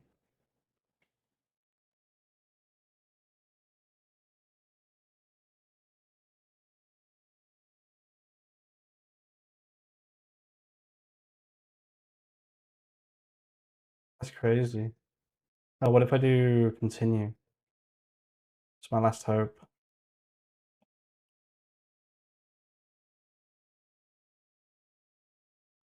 Fuck. Alright, fuck it, whatever. Oh, is it because I'm not CD... what am I CDing into? Friday. Is that why?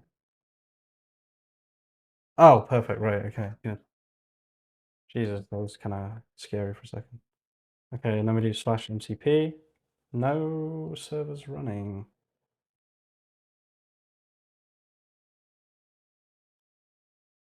That's weird. Claude code MCP list. What was the Claude code MCP list?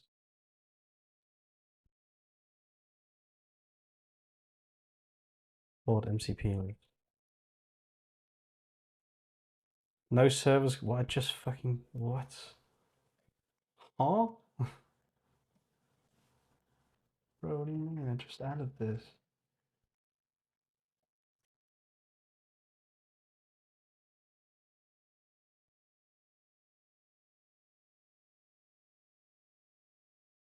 Oh, there we go. It's connected. Right. Good. Okay. So I need to do 1 second, guys. Sorry, this is kind of.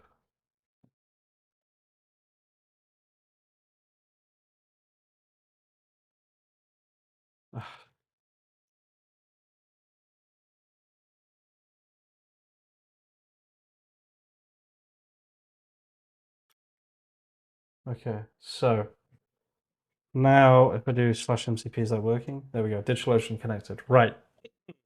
Launch this project on DigitalOcean. Keep costs down. I can assign a domain later. All right, let's see if this actually works then.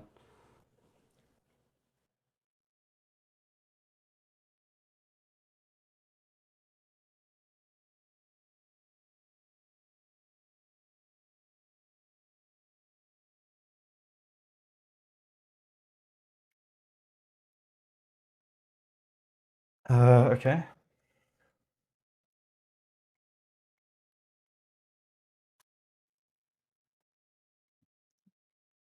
I can just sit back and relax and like, I mean, if this can launch a website for me, that's crazy, bro.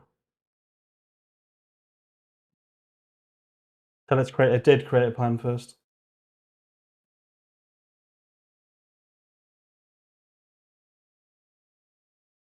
It's part of the same conversation from before. It made a plan already. I don't know if I can show this stuff. Can I show this stuff? I just don't know. I'll just show it, whatever. Like, I'll just make another one if it goes wrong, I guess. I don't really know what. I'll just delete it and do a different one. What is Postgres? Why is it using Postgres? Is that okay? I thought we were using SQLite.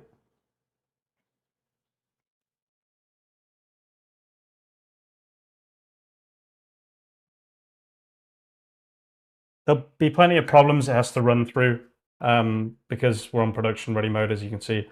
So it's going to be pretty interesting to see. These are all things that would take literally weeks for a developer to iron out. I've been told many times launching a project like this takes months. I've launched a project like this. It did take months. I just want to see if I can do it in like an hour. Do you know what I mean?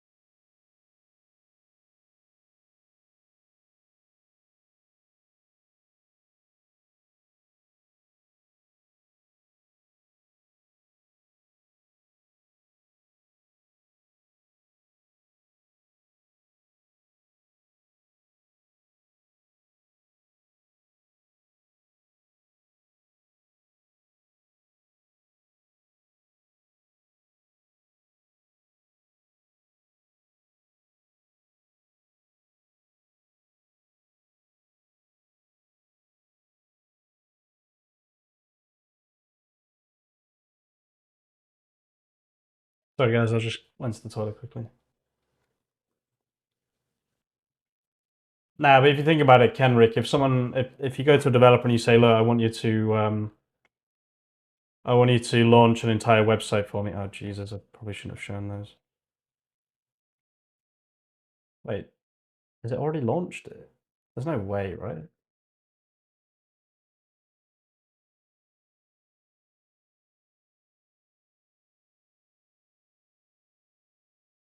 No, I'm not seeing anything here unless it's this.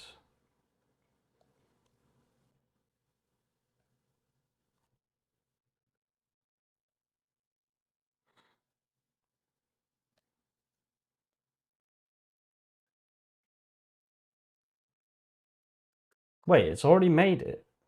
Nah, you're kidding me. No fucking way, dude. What? Oh,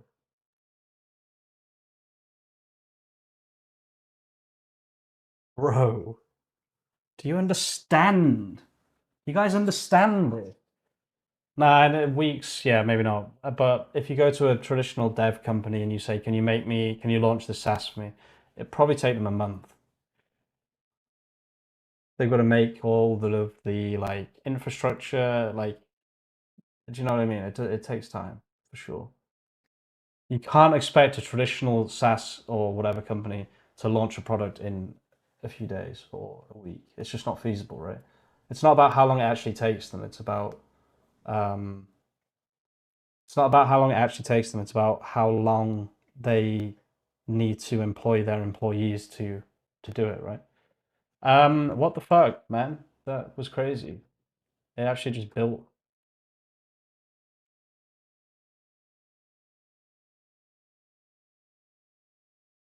That's so insane to me. This is something that like I had no idea what to even do. Do you know what I mean? Like, and it just did all of it in very, very short amount of time. And it just look, it just converted to Postgres as well. I can't believe it just fucking did that. I want to see. Go to deploy logs. Let's see. Please connect your. Oh, right. It's just saying that. Um. Oh, how is it gonna? Yeah. So it just says please connect your GitHub repo. Oh, right. I can just. Oh, I have to do that myself. Oh, probably I do have to do that myself. Yeah, that makes sense.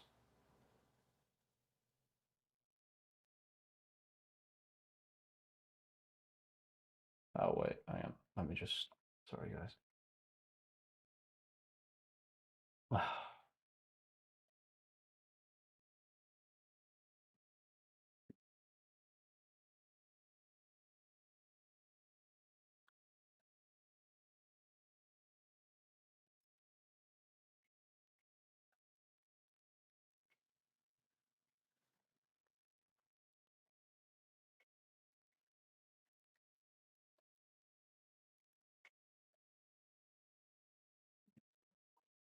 Okay, so I just connected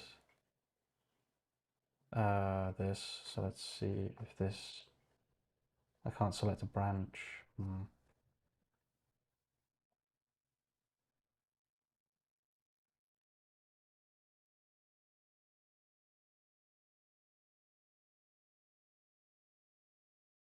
Oh, why are the branches not appearing? Oh, container image. Can't I just do this? Let's just read the fucking instructions. Go here, connect GitHub. Yeah, I'm trying to.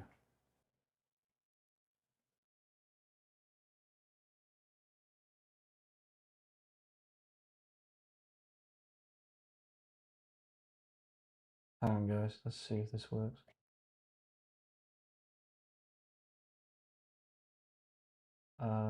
What was that one called? Shopify AI overlord. I've got two overlords. I don't know which one it is. Wait, it's.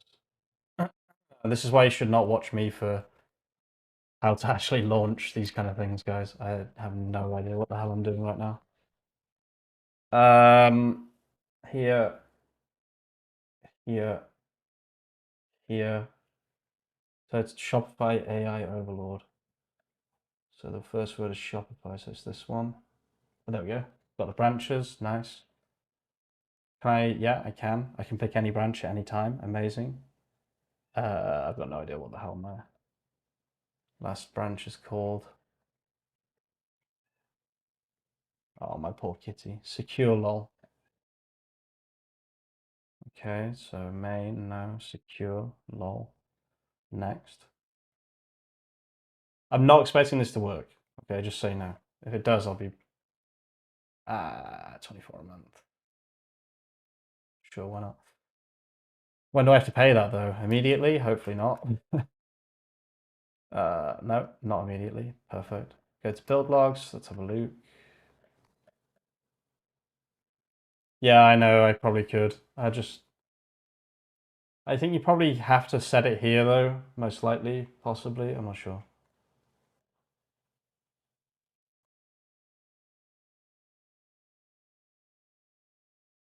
Oh, 542, right. So it is a new one. Good.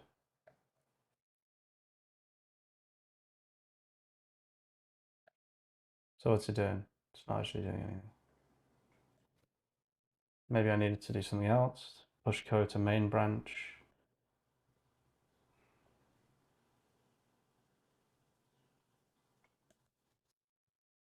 Nothing seems to be happening. Oh, hello.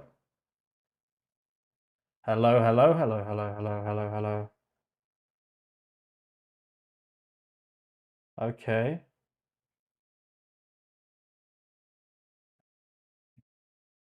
Can you imagine though, like I have no idea how to actually do what I'm doing, but it did it for me. It created the app and everything inside DigitalOcean. That is next level crazy. That is next level crazy.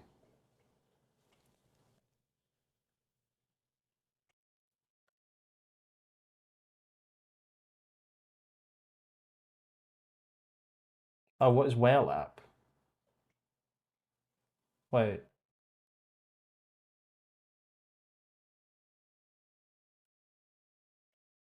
No, wait, what the hell's going on here? No, stop, stop, stop. This was supposed to be imported here.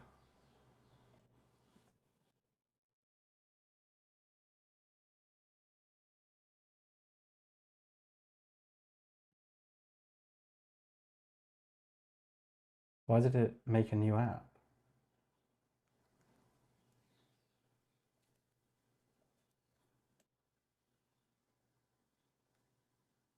I'll destroy the other app, it's fine. So that's pending now, okay.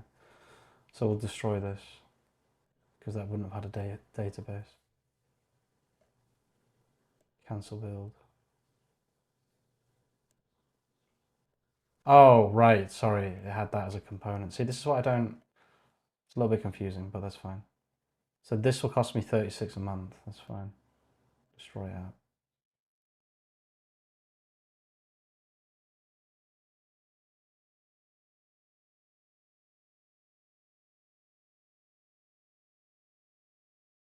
So this is the app now. This will be the app.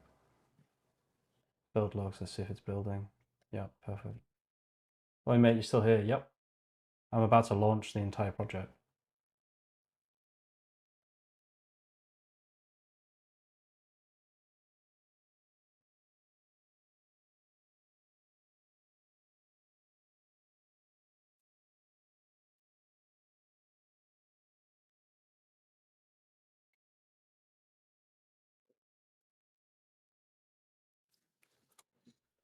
So guys, you can now make an MVP in 4 days or 5 days. I've now proven that to everybody. A live MVP, hopefully in a minute. Oh shit.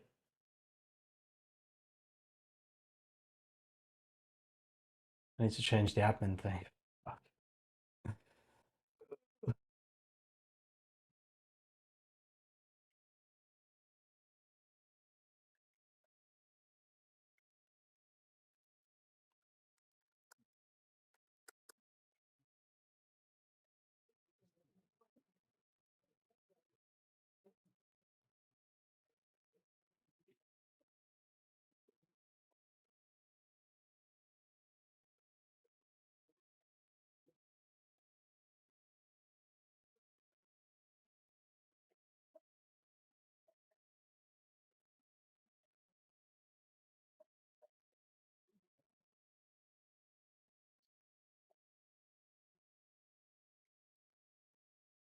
Here we go, look at this. It's actually doing it. It's fucking crazy, dude.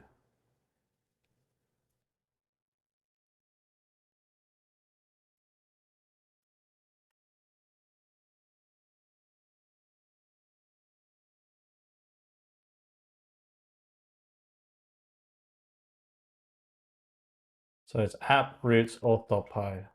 Probably not very secure.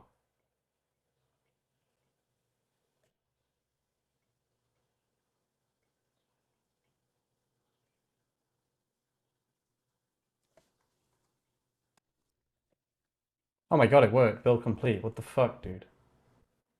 Ha. Wait. There's no way, dude. Where is it? Let me see it. Where's the link? Wait, I need to change this admin thing first, otherwise I'm just... Anyone watching this can just... Okay, so let me just change that, so...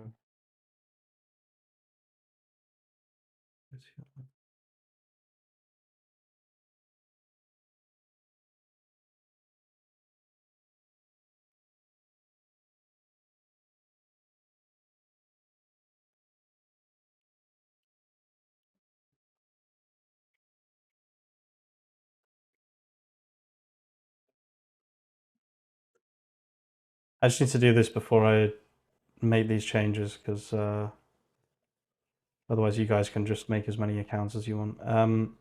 App level settings. There's something like environment there. Yeah, okay.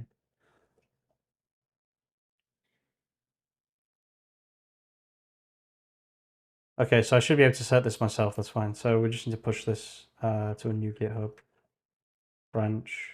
I might just push it to main, honestly. I think we're at that point now where this can just be main. So we'll just do that now. So git add dot git commit. What's up, mate?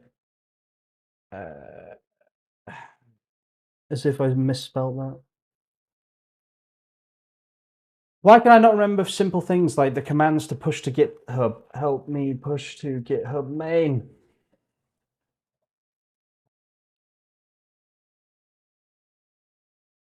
Why is it -m? Why is it always -m?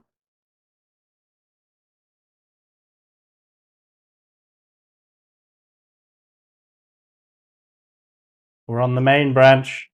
We're pushing to the main branch. We've pushed to the main branch. There we go. So what, is that now what's reflected here, right? The main branch is here. Kitty. I know, Kitty, I know. Okay, and then I need to push those. So overview, import git repo, loading repositories, Shopify AI, overlord, loading branches, main, next. So now if I want to push things live, I can push them here. Another resource. What is this shit? Wait.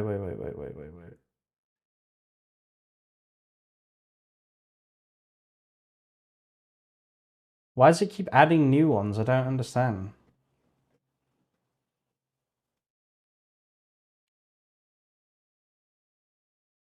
What?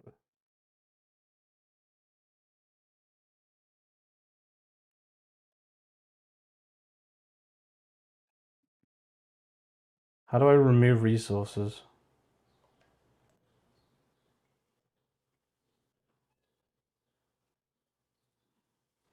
It's these duplicate ones. I need this gone.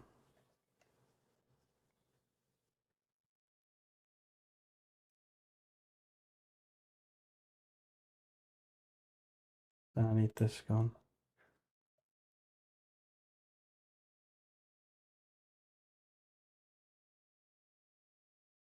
Okay, that should work. And then how much does it cost? 36. Yep, perfect.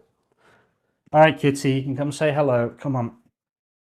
1 sec, guys. I'll just go to the toilet as well.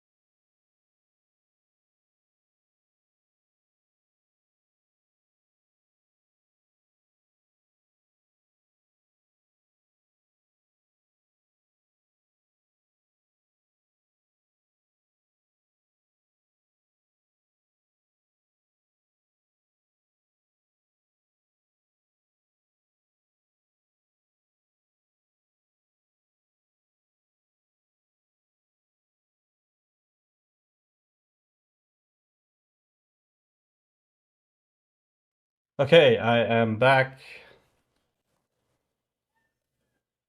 You can hear his credit melting. I'm not using credits, dude.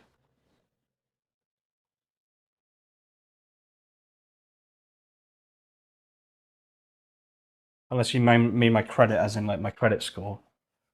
In which case fair. Okay, let's set these environment settings that I have to set here.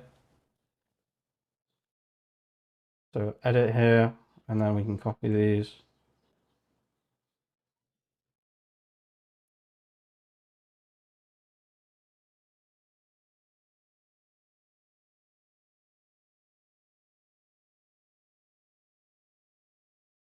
I won't show this.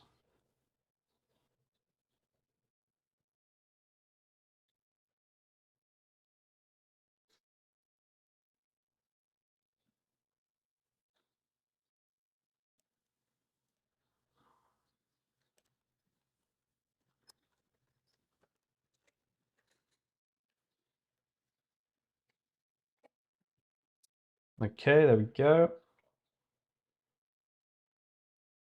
Now we'll just watch the build, I guess. Oh, what? I don't understand.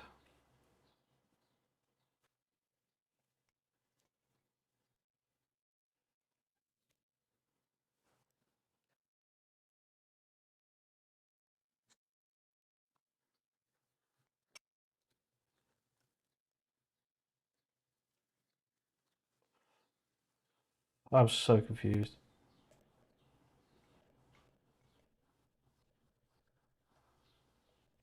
Whatever, dude. If it costs 100 a month, it doesn't matter.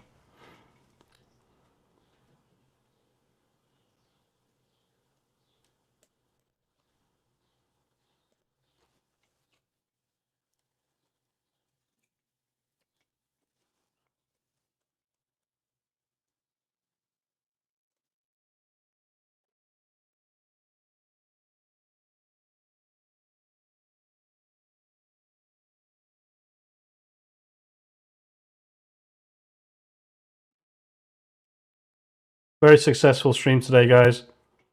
I'm probably verging on finishing though. I just want to get this live.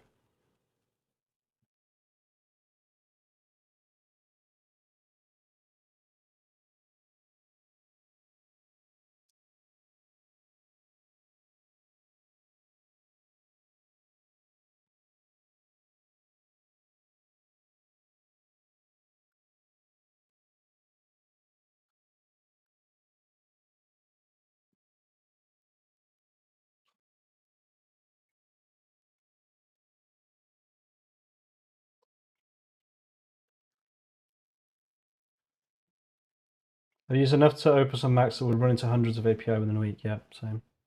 Build complete. Right. So where is it? Preparing metadata. Okay.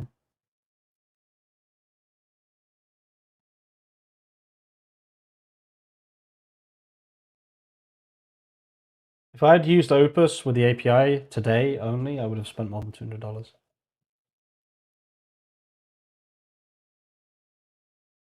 Max Plan's worth it.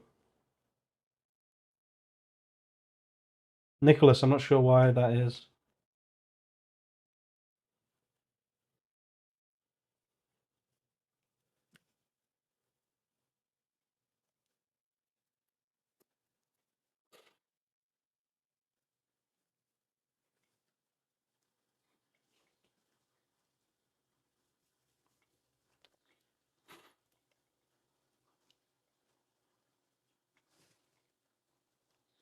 If I buy Max today, God, if I was getting 10% of every Max, Jesus, I'd be getting $200 a month. Still building. Nothing's failed, which is pretty crazy.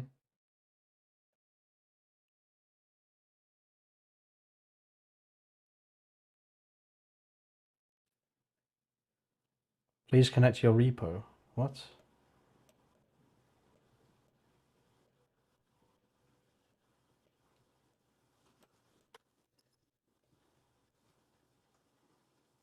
So it builds, but then it just randomly starts saying no repo. It's kind of weird. Oh, Starting G Unicorn, there it is.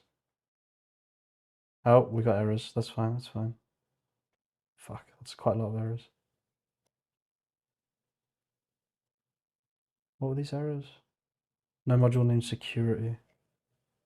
Yeah, these errors are not gonna fix themselves.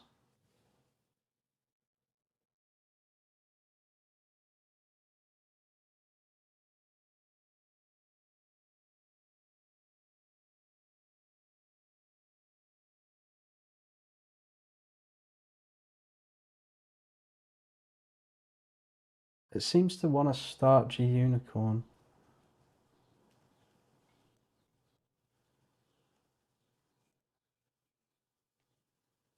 Web failed to deploy because you can review.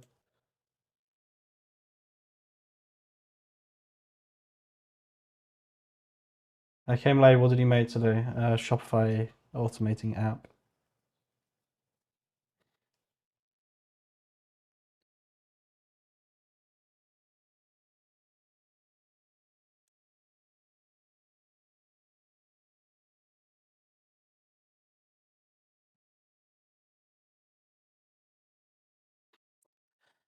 Hmm.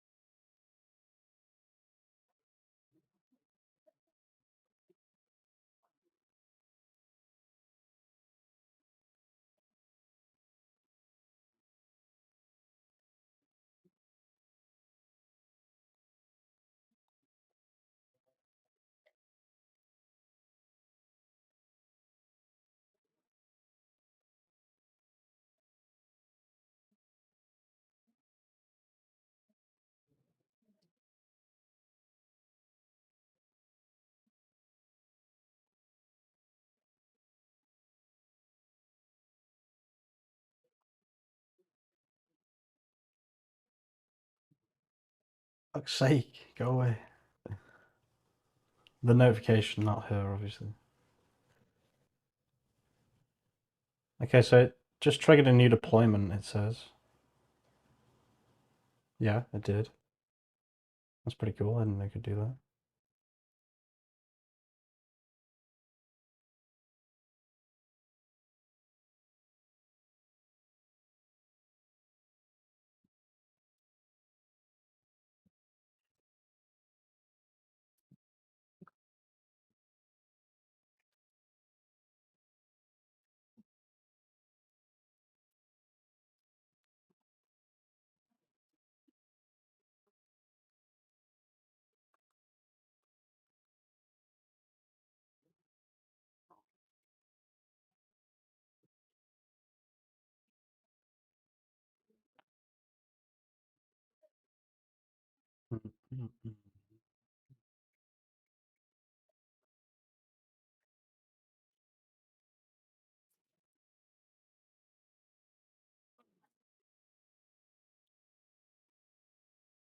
I didn't push the new code, so why would it? I didn't push the new code. So how would it be getting the new code? It won't be.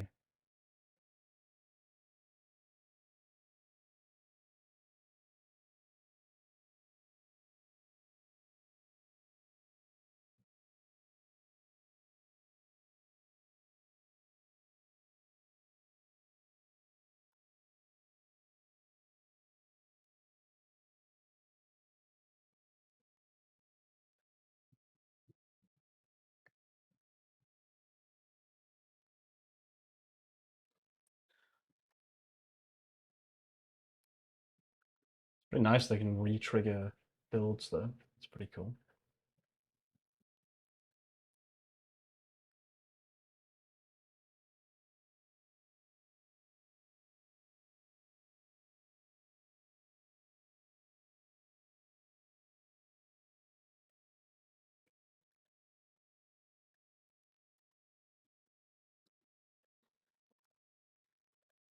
Hmm.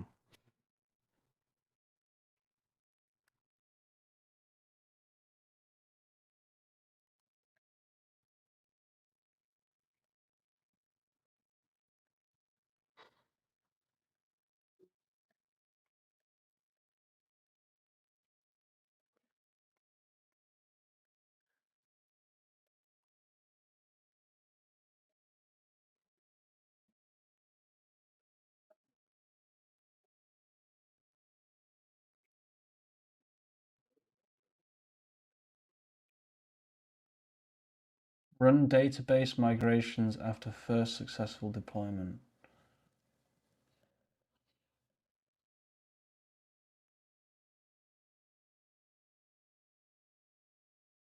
Okay, we'll see if that works. I'm pretty hungry, guys. I'm not gonna lie. I don't really have food in the house. Oh, what? It just says please connect to your GitHub.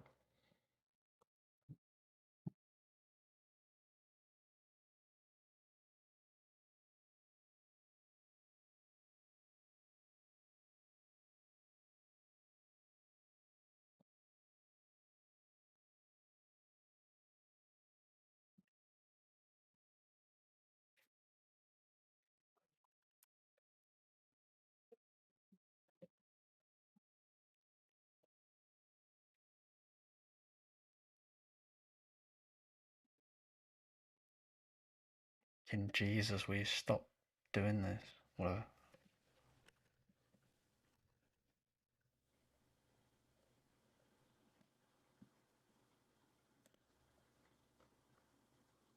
Okay, that's building.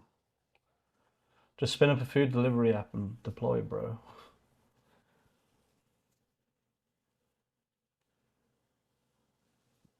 So I get Claude to order me food. Just the MCP. I have to go soon, guys. I have to ring my fiance and stuff. Like,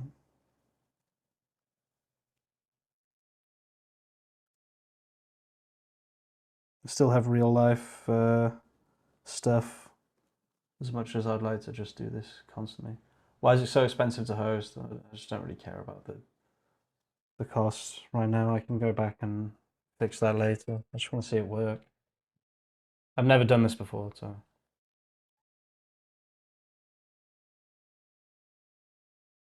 Hello, Kitty.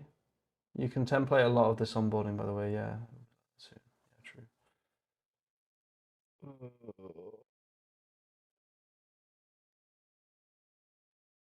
Kitty. I know, Kitty. What do you want? Hmm? You want some attention? Huh? There you go.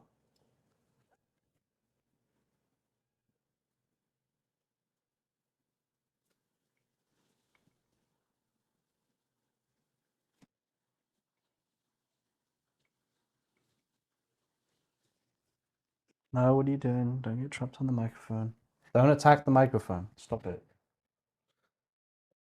God, this cat instantly. Just straight for the microphone wire every single time.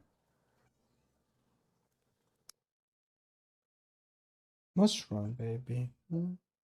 What's wrong? You're so sweet, aren't you? Hmm? God, how long have I been streaming for? 5 hours and 50 minutes. Crazy, dude. Come on. Let's see it. Let's see it. Build. It's not going to build. Something will go wrong for sure. There were so many errors last time. It was crazy. There's no way it'll just fix it first time. If this doesn't work soon, guys, I'm probably going to have to ditch for now because this rebuilding takes so long. Yeah, why does he keep doing that?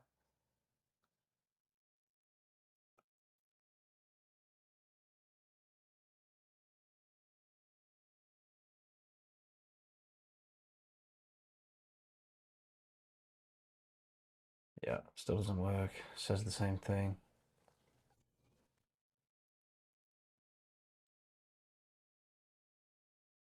I was so excited that this would just be instant working, but yeah. I wonder what the difference is. It's something to do with when you... No module name security.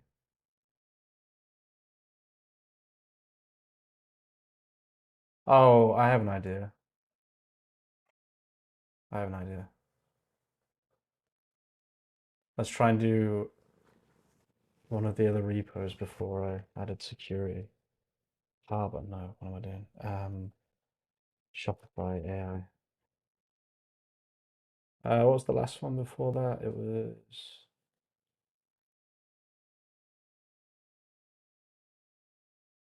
Oh, this is why I shouldn't do this, lol.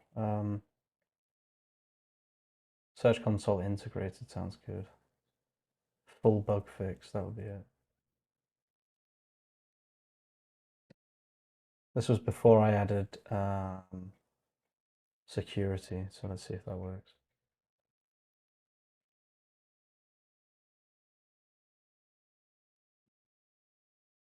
What you're building, I have no idea. Shopify SEO automator.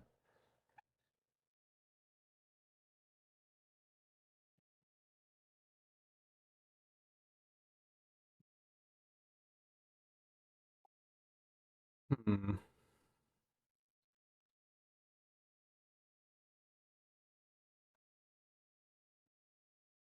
Is this Deep Surf? No, it's Claude Code. This is DigitalOcean though.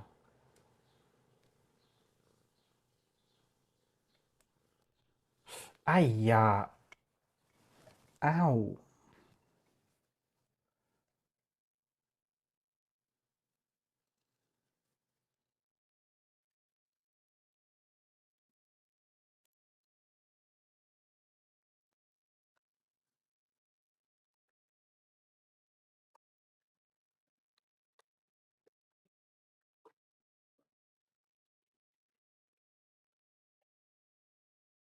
Yeah, same. I'm trying to deploy this before I go as well.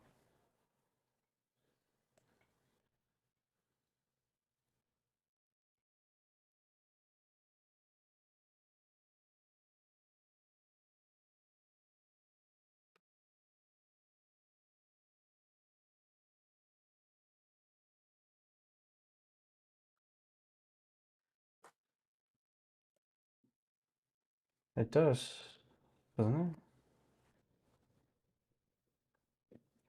Wait, it's using a cached version maybe. That's probably what's going on. Um,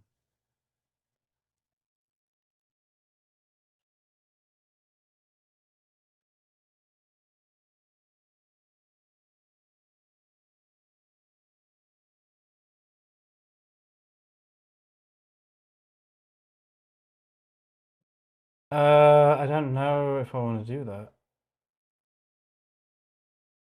I need to run that here though.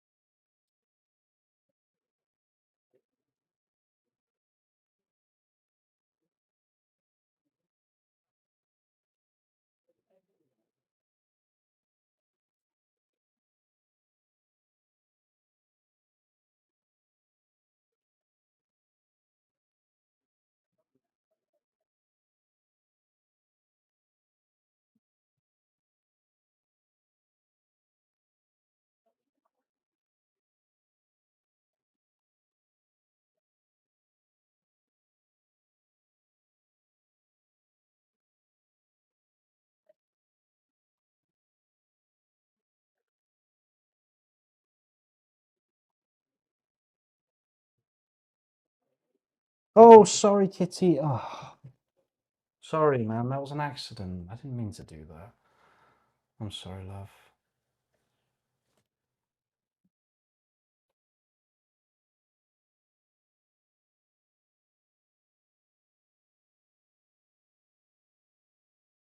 I'm still doing the same problem.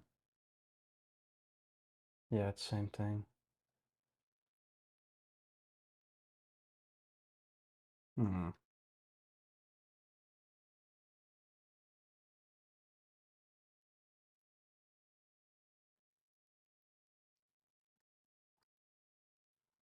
Where is it?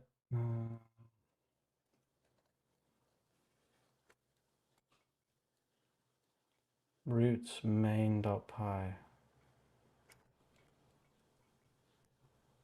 App.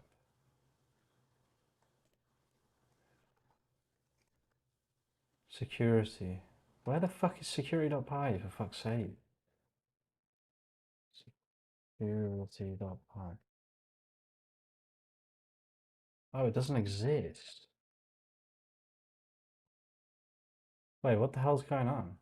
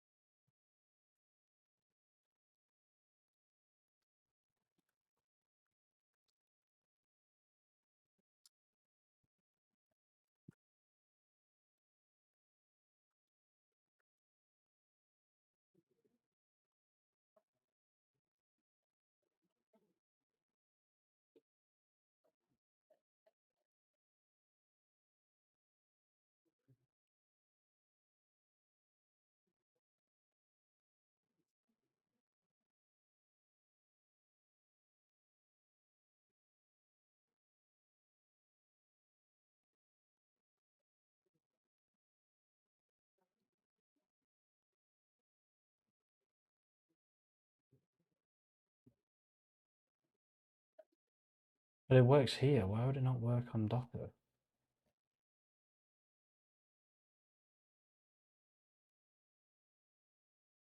It doesn't work anymore.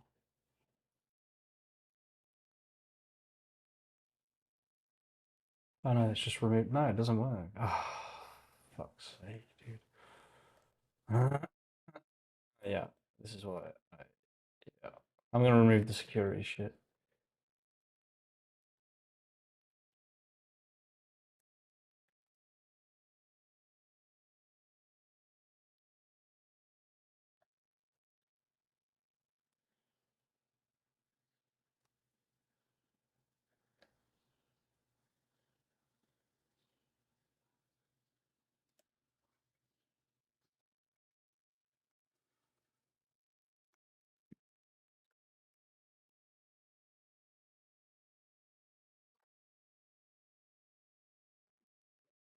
Wait, but that will remove all of the other stuff I've done as well. Fuck. Ah. Hmm.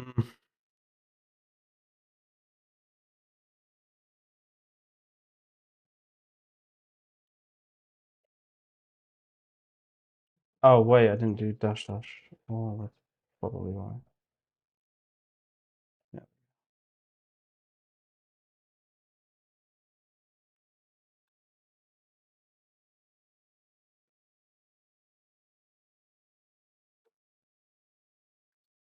I need to make this work.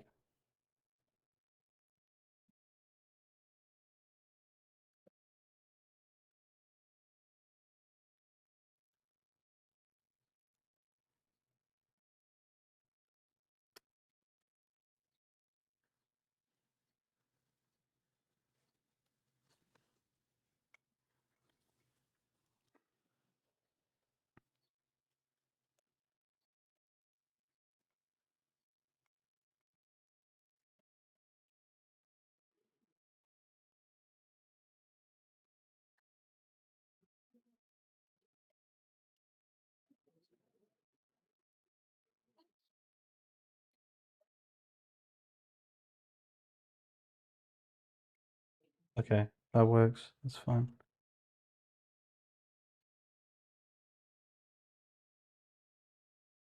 So now if I push this code to GitHub, it should build, right? To the main branch. Give me the...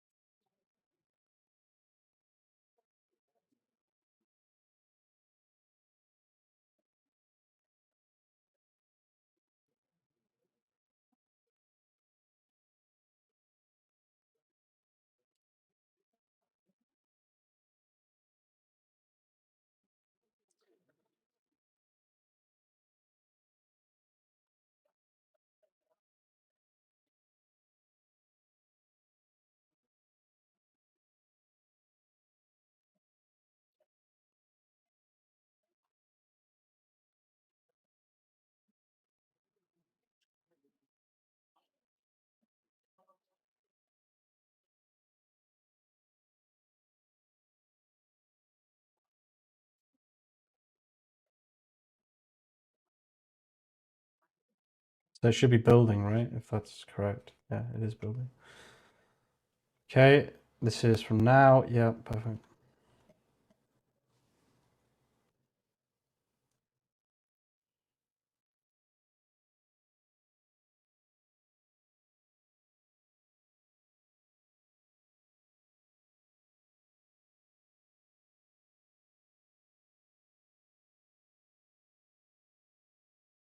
Why is it so hard to install Claude Code? Yeah, tell me about it.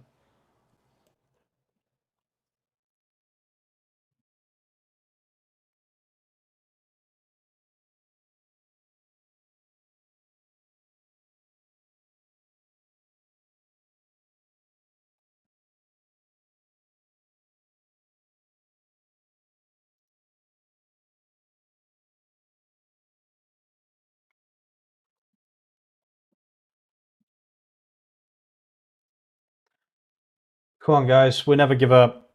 We never give up.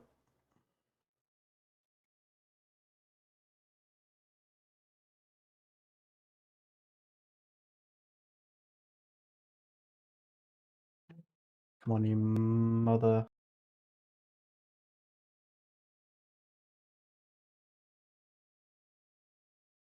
Oh no, my mic got muted. Lol. Ah, come on. Come on, come on. Don't let me down. Don't let me down. Don't let me down.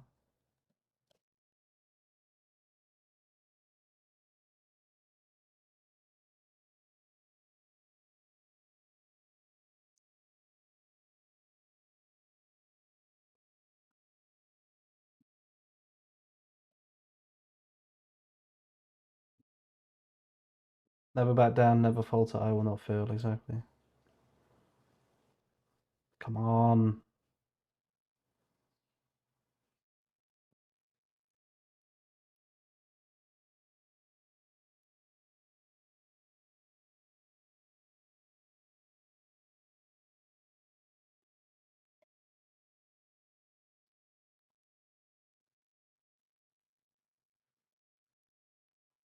I don't use windsurf, I don't use cursor. I'm just using the terminal. I'm using WSL. I've got it open on Visual Studio Code so I can, you know, have a look and change certain things and whatever. Why does this keep happening here?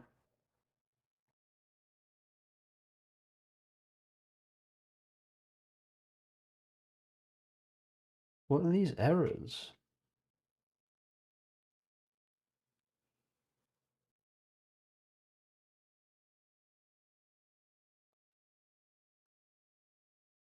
I'm expecting loads of errors.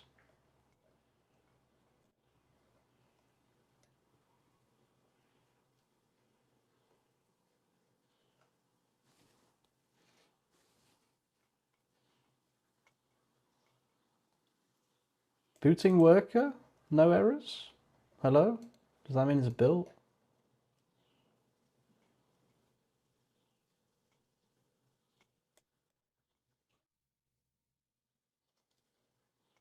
Why?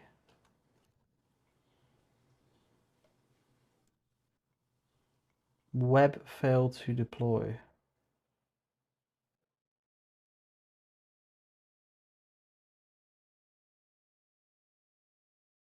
Deploy logs, please connect your repo.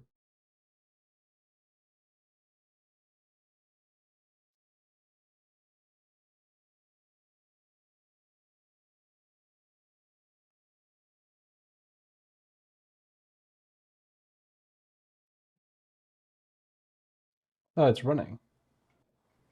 Oh, Susanna, man. I already said I'm streaming.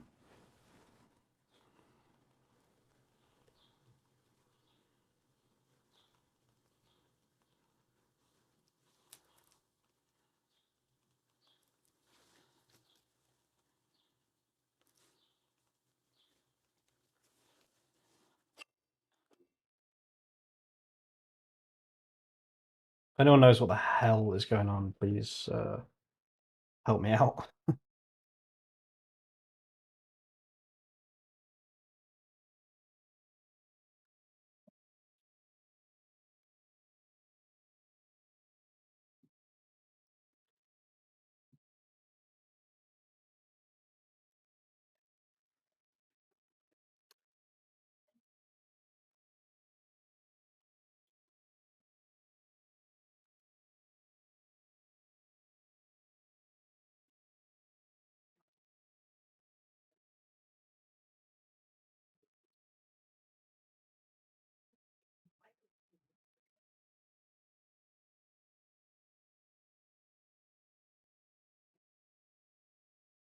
Go on then, get on with it. Let's see it. Because it never works when you seem to do it. Oh, it's working. Okay, nice. Oops.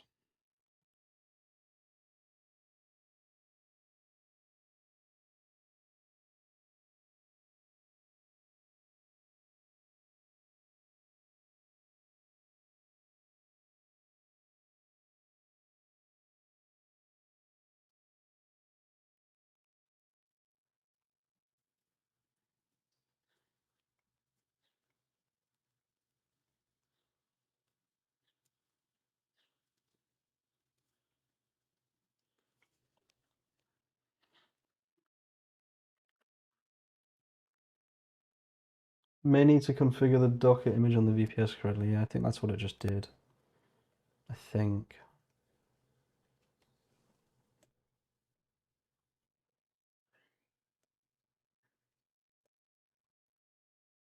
We'll see what it does this time. I'm starting it now. It's not giving me that error. Oh! No fucking way. Where's the live app? Let me see it. Let me see it. Ah.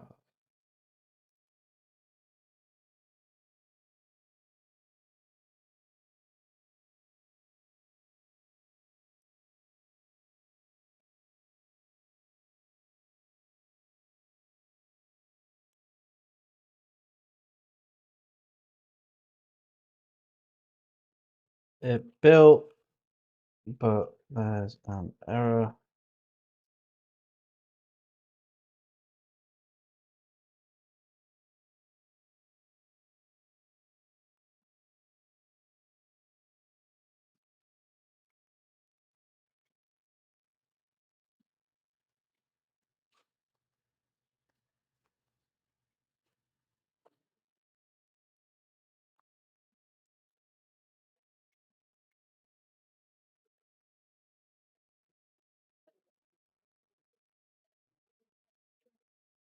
I can't believe it keeps trying to get me to tell. Wait, get push. It's trying to get me to tell everyone that Claude Code was responsible for this code. Look, that's so funny. I pushed the code. We're almost there, guys. We're almost there. We're almost there. I can feel it. Oh, it should automatically trigger. Right, true. Oh yeah, true. True, true, true. Come on, boys. This is it. This is the launch that everyone has been waiting for.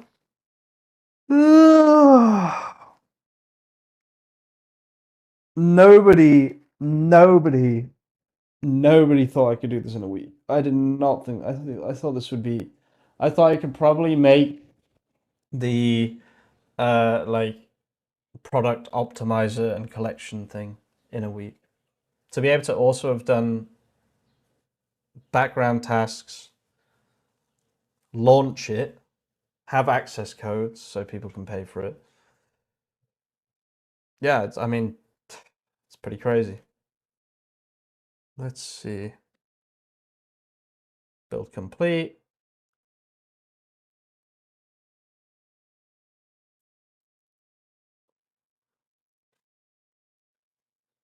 Now it just needs to start the thing. Start the server. This has been super easy and simple. I thought launching it, I thought would take a few days, to be honest with you. Well, it's still mine. I haven't launched it yet, but. So what, is that it? Is that done? Like, what's going on?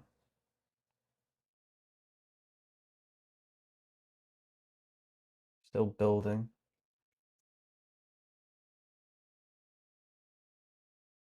There we go. Starting G unicorn. Booting. Booting. Come on, baby. Come on. Let's see it. Oh my. Oh my god. No way. Let me see something. Admin login. Does this work? It shouldn't. Okay, perfect. Let me see if I can log in. Wait.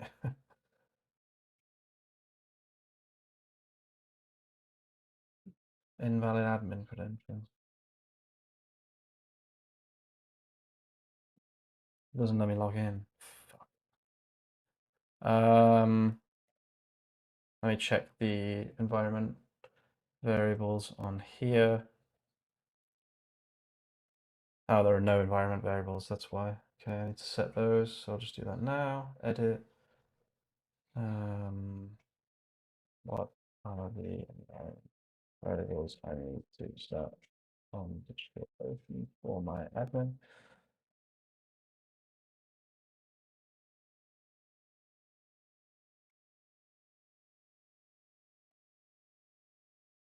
Okay, admin username.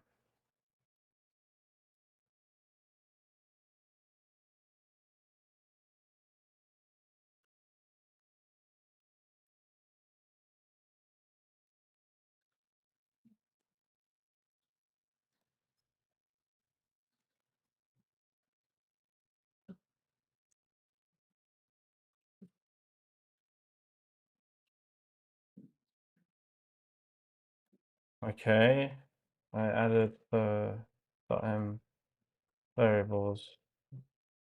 Do I need to build again?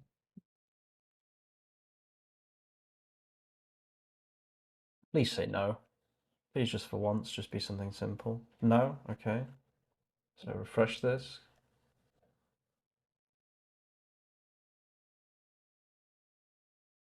Still doesn't work. Well, let me log in.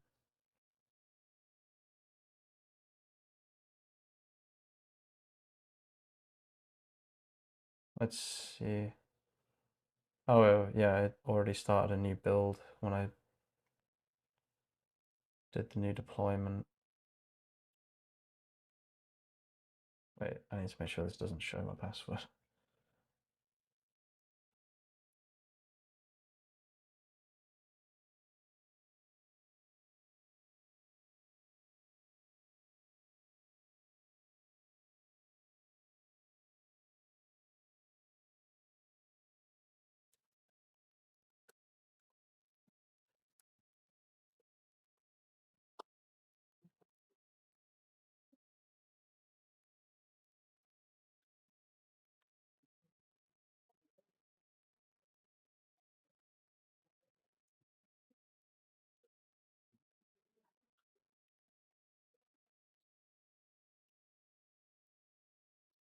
Okay, yeah, income stream server configured global app settings.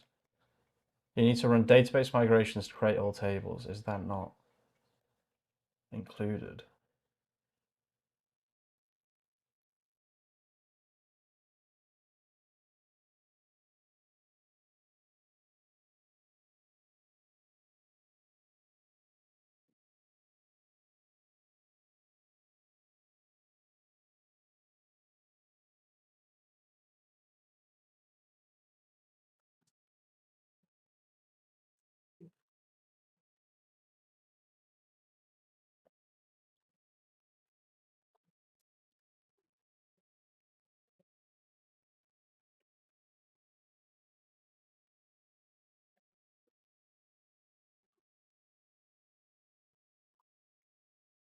Okay. Let's see if this works. I got an internal error. That's interesting. That was unexpected.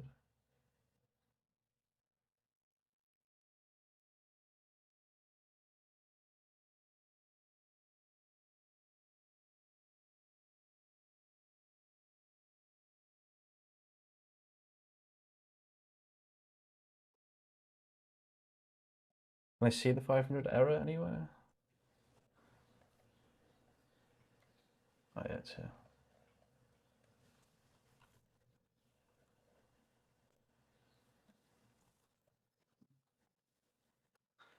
We're almost there, guys. It pretty much works. It's live as well.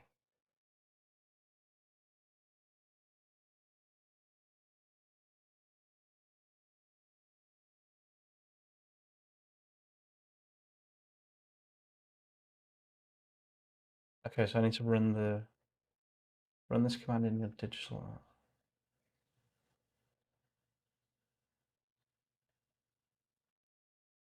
Oh, I can just start the server here.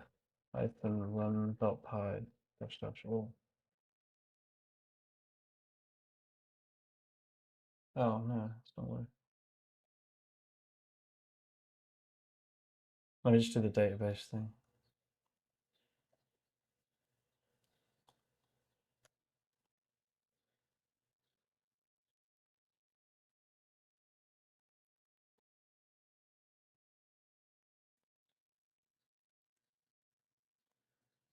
None of this shit's working.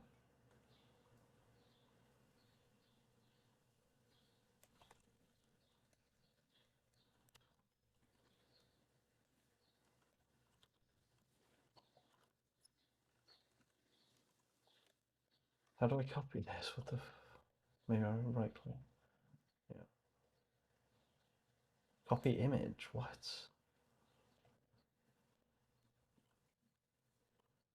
Oh my god, why would it be an image?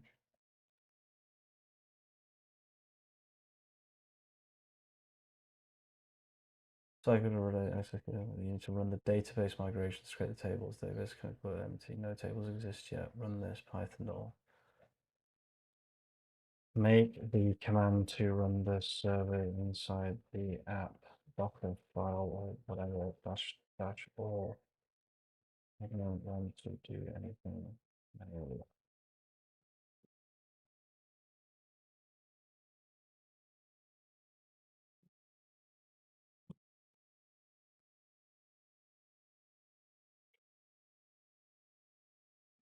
Right, I'm just gonna ban you if you're gonna talk like that to people.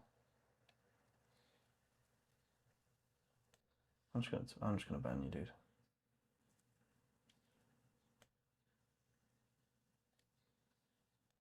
Fucking idiot. Nobody writes like that, bro.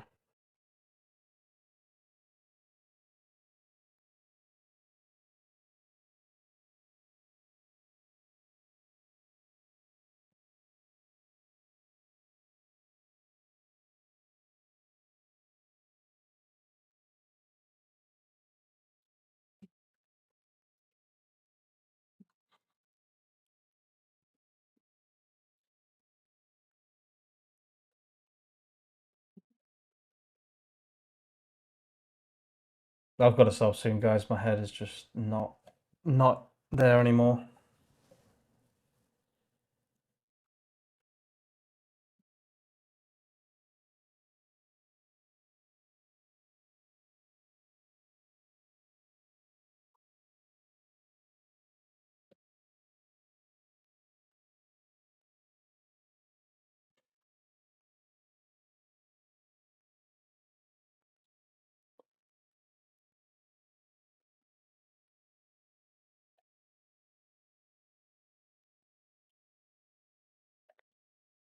There we go. Estimated monthly app cost $12. Perfect. That's what I was expecting. So it seems to have just fixed itself. We could. Oh wait, sorry, I'm not even. Yeah. So look, estimated cost 12. Pretty good. We can make it bigger if we need to. This isn't working, I don't think. No, it's not quite working yet.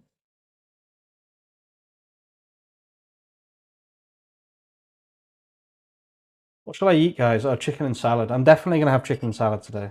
I really, really just want to eat something nice and healthy.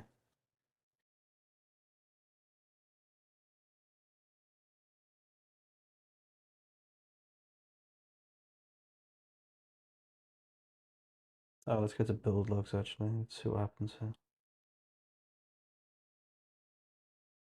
I think next time I do this, I'll be like, I want to launch this on Docker, just so you know, and everything. So just be aware. It's then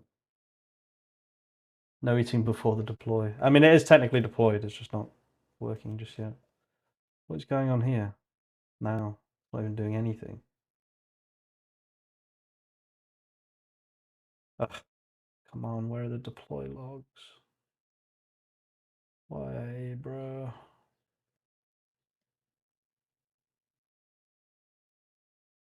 Oh, there we go.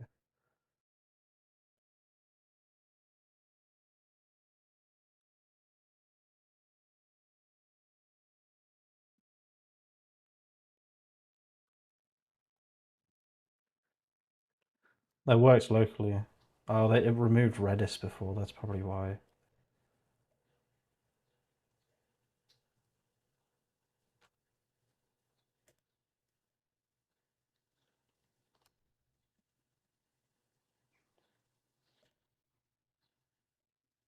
Oh, it'll work, really?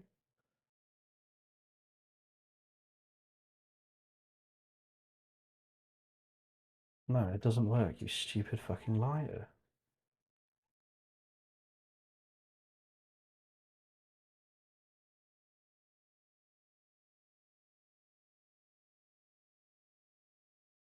Hmm.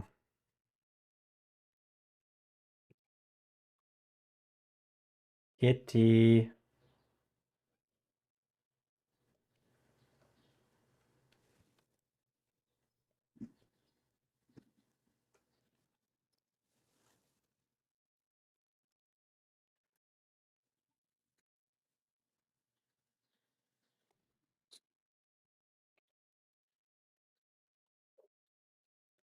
I just made something up. What the fuck? Ugh.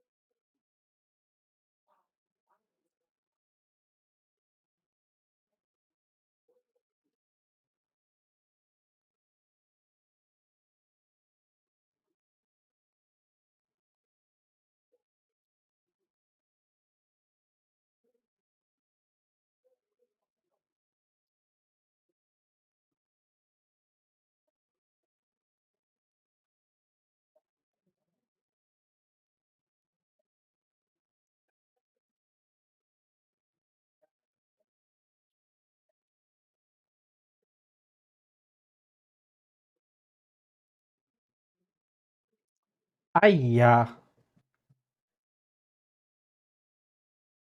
No, I need Redis, bro. I need Redis. What the fuck, dude? What do you not understand? Oh, this will... This... Oh. Oh, I need to add it. Oh, sorry. My bad, dude. Add Redis manually. Go to your app dashboard. App dashboard. Click create resource. Add resources. Create or attach.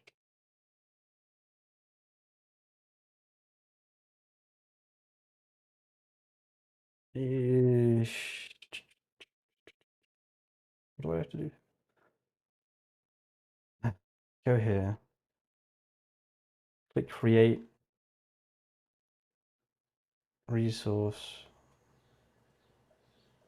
No, surely that's not the right create button, right? It's got to be here. Connect to a database. Redis.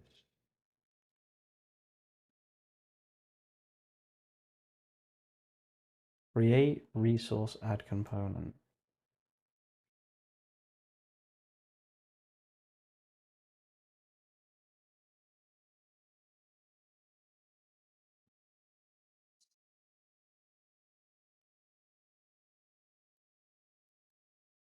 I don't know what any of this shit means. I don't know how to...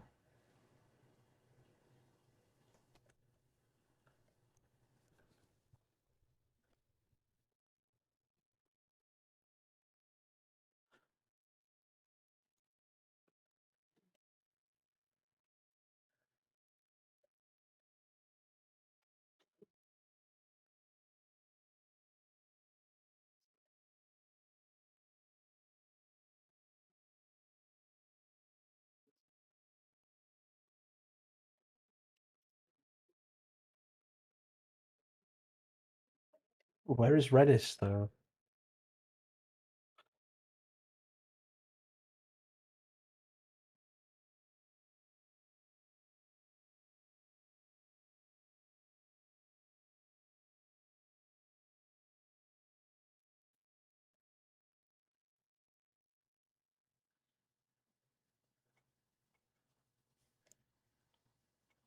There is no Redis option.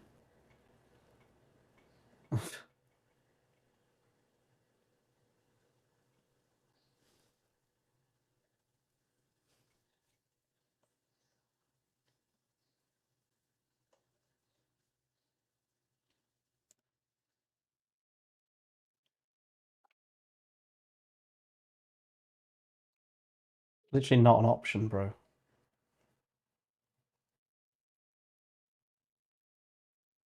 Is this some kind of sick joke? Like...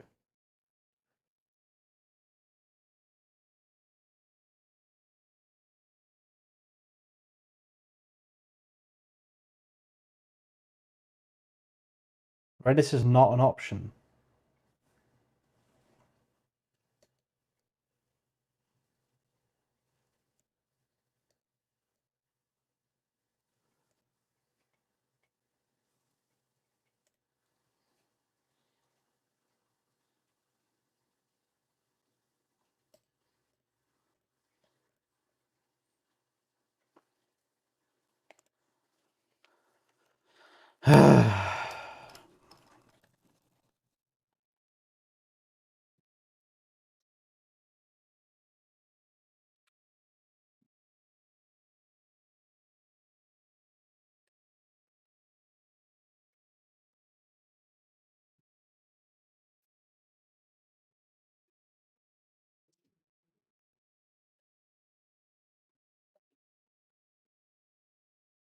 I don't understand. Do they just not support...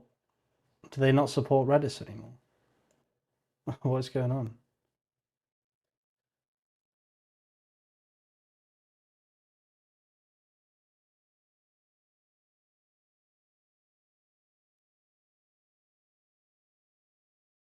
Yeah, it's compacting now. It's a terrible time to compact.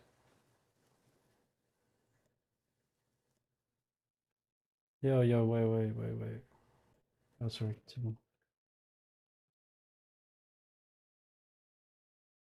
That was the worst time to compact possibly ever.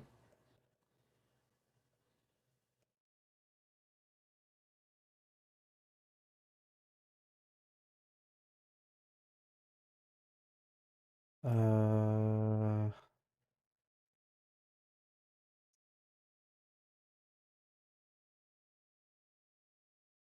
it's just got everything completely wrong now. What the fuck?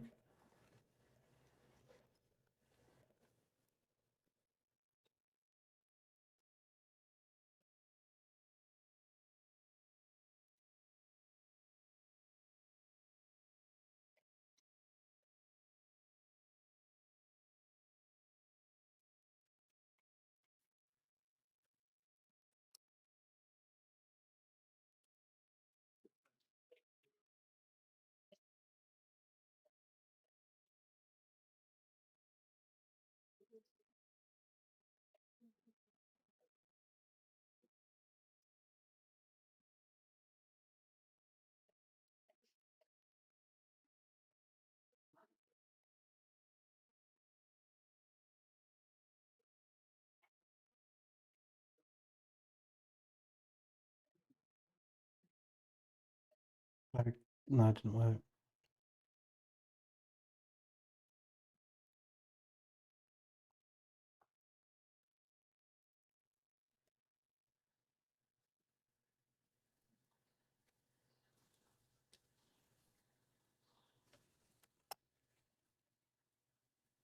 Cluster not found.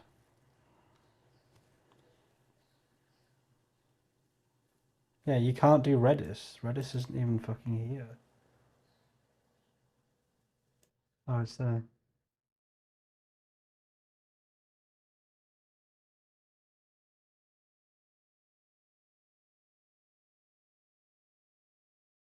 You can't even make a Redis thing. It doesn't support Redis. What the hell is going on?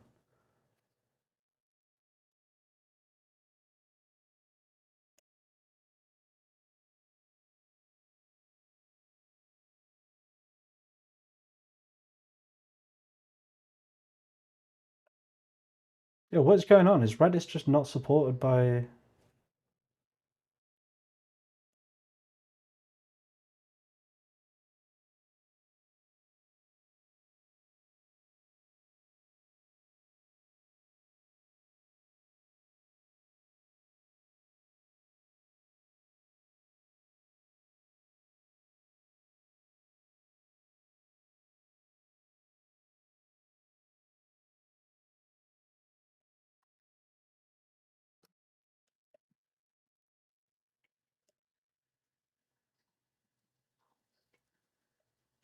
So I never needed Redis. Like, what was the point of fucking giving me Redis then? What the fuck, dude?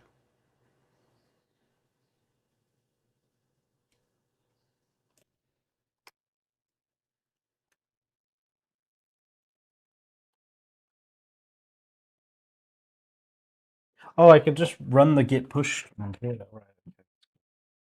That helps actually. Okay, I pushed them.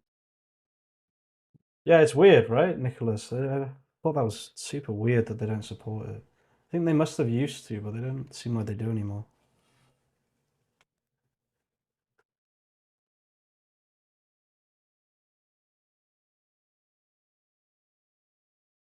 So this is building, but it made no code changes.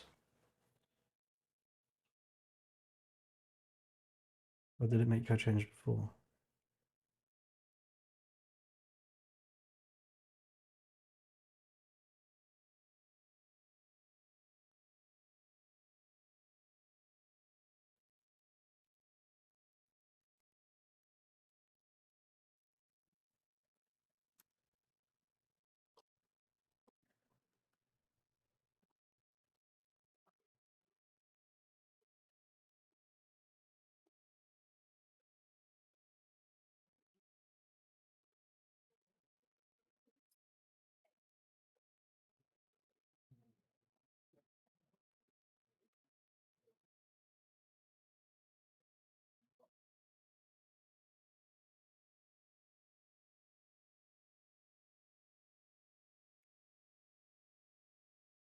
I have a feeling it didn't make all the changes that it needed to.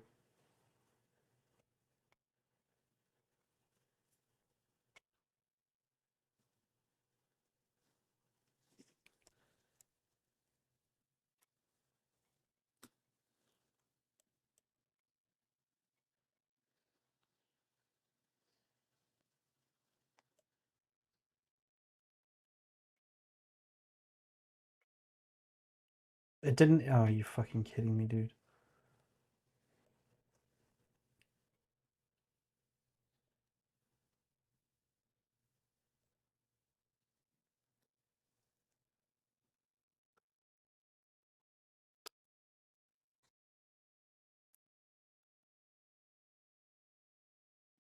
I really, really wanted Redis. Like, it's a nightmare that it's not available.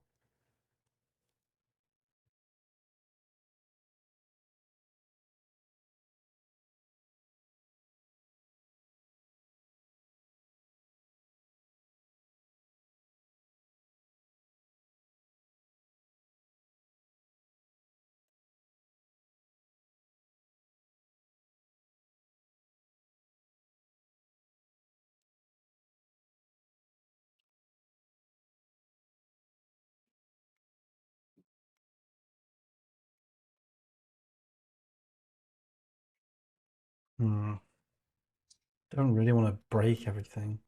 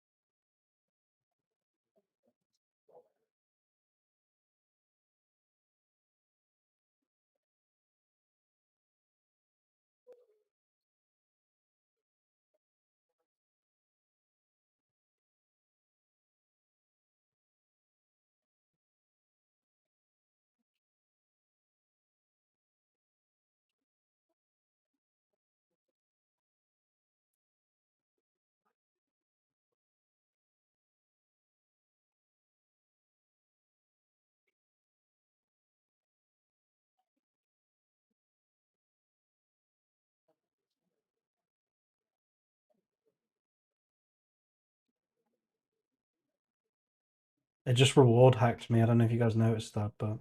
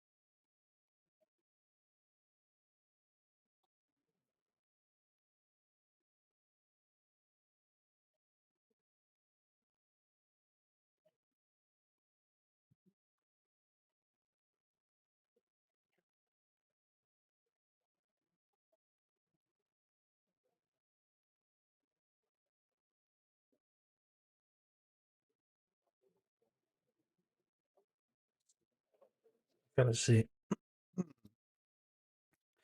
Let us see.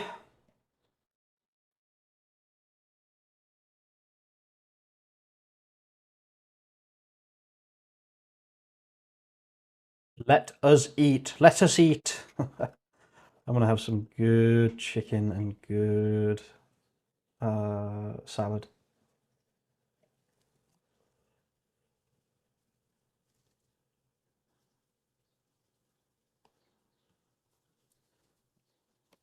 I need to make a video today still. I haven't actually made one. I've been far too busy streaming. God, imagine if I had that accent. Jesus.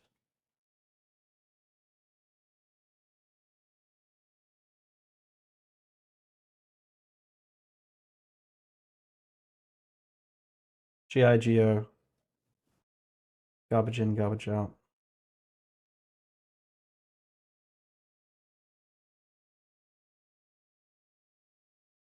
Come on, get push.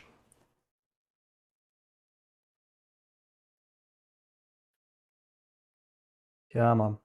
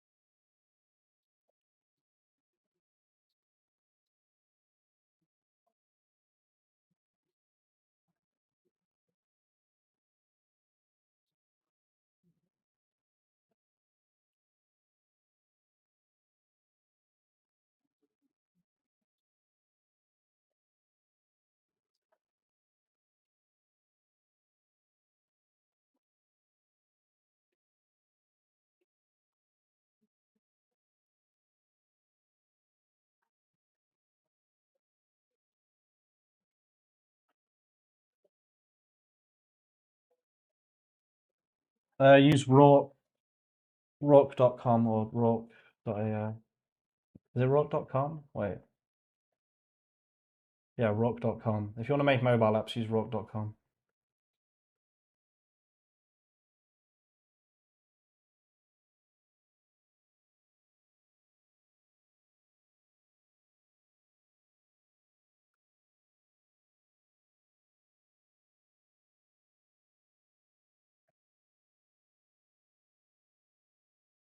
Okay, let's see if that works.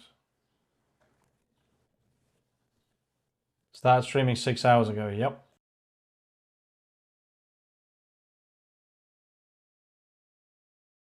Did you see the title? I'm not leaving until this is working.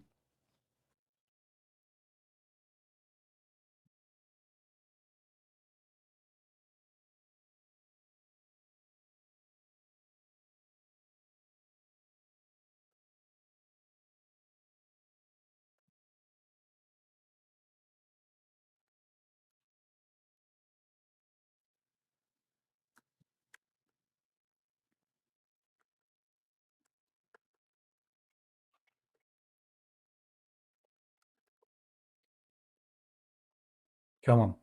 Let's see it. Let's see it.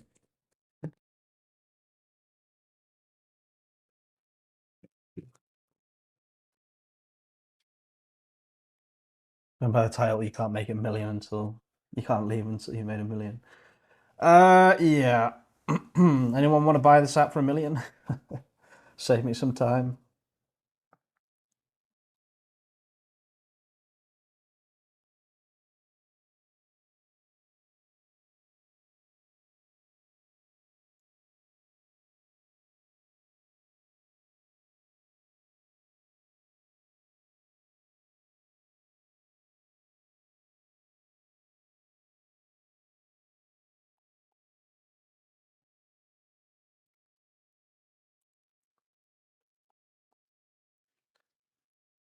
It still says the same thing.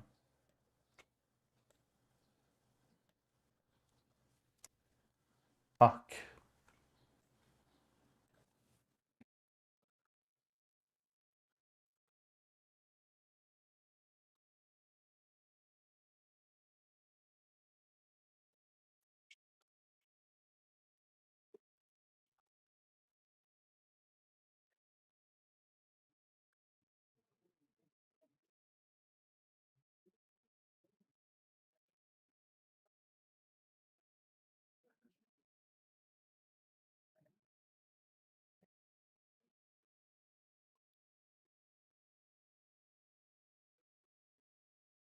Put it up on that site. Yeah, true.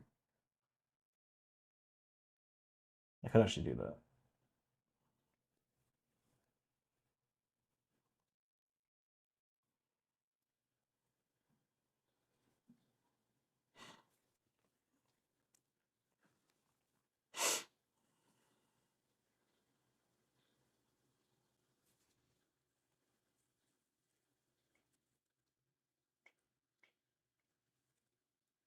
Yeah, Flipper. Yeah, I can put it on there.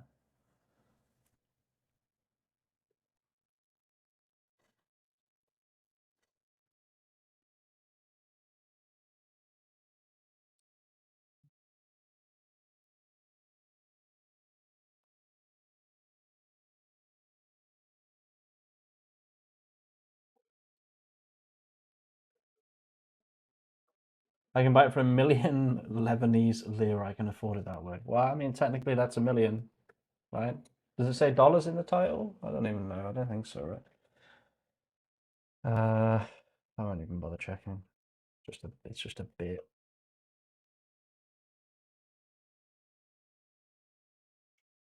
This has been quite painful, but still less painful than AWS potentially.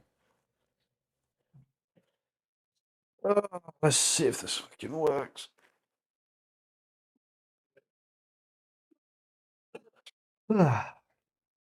Technically, we have a live site, but it won't let me log in.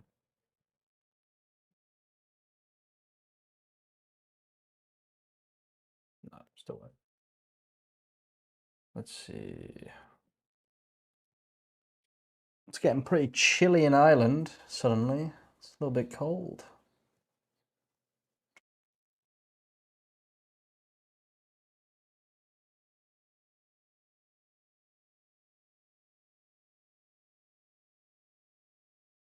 This has been the longest stream of my life, dude. What the fuck? Crazy.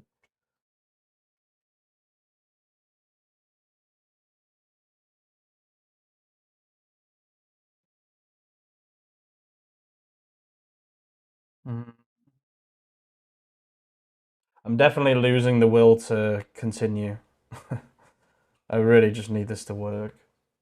Plus work. I don't think it's gonna work. Something is wrong. I just don't know what.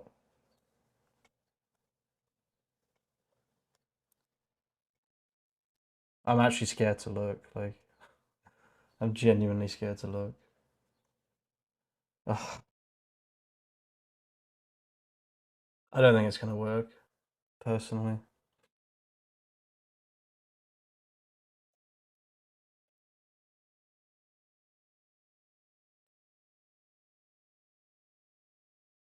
Hmm. Yeah, didn't work. Failed to load app. No such file or directory. I really need this entire thing. How do I get this fucking log?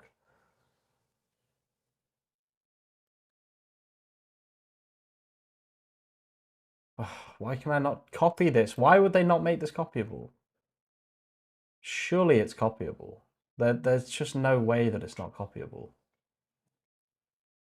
It's impossible. Like, what am I supposed to do with this? Please. Why can I not do this? Oh wait, maybe I can inspect it. Bruh. Oh, maybe I can copy it now.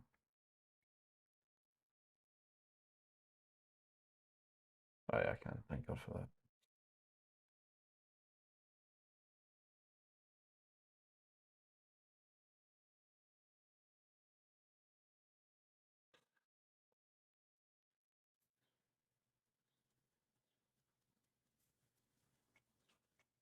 Do I even have this Docker start script? Start.sh, Docker start.sh.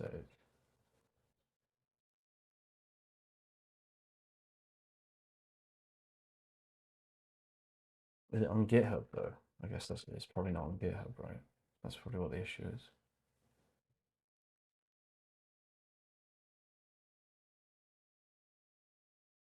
Okay, that's good.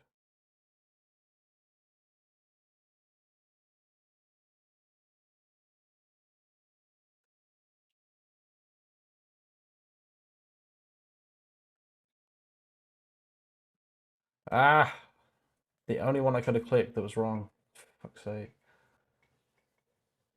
I really need to work on this, like how to get to this stuff. I need to pin this. Yeah, I need to pin this. That's what I need to do. Okay, .sh I'm looking for.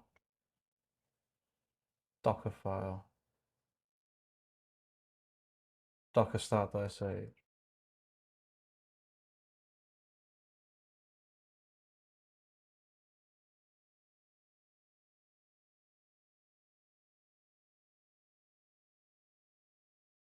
It is right here.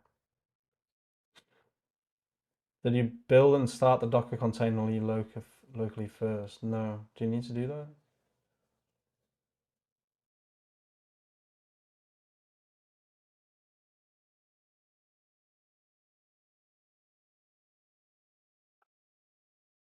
If I need to do that, then that's probably what the problem is. I thought Docker was, the whole point was it was fully containerized and stuff.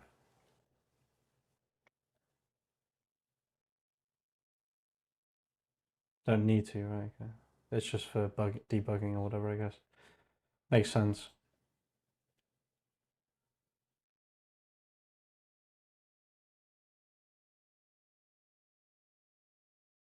Crazy, I'm getting the same error still.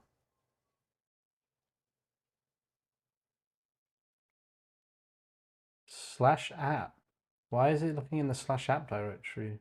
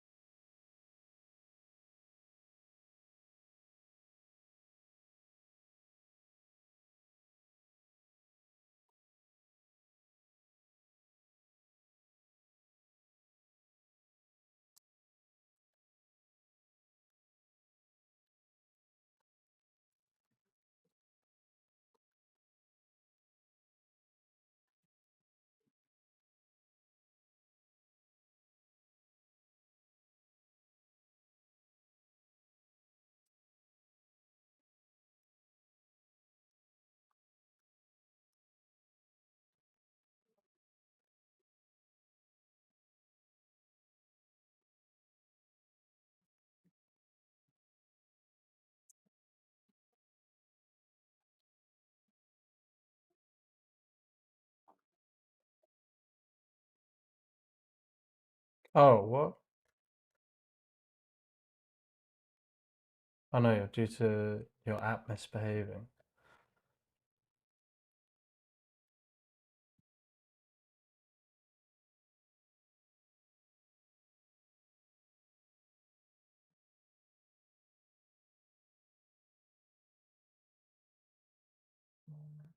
I don't know how changing the script is going to do anything, but okay, I guess.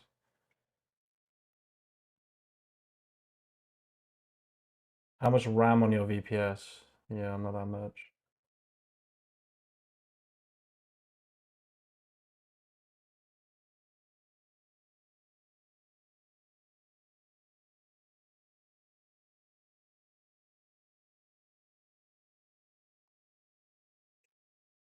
Go with 8 GB minimum. Okay. I just want to see if I can build the thing.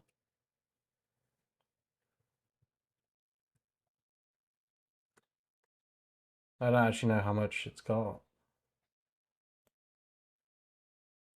1 GB of RAM. Say 8 GB? Well, that's crazy. I'm not paying 156.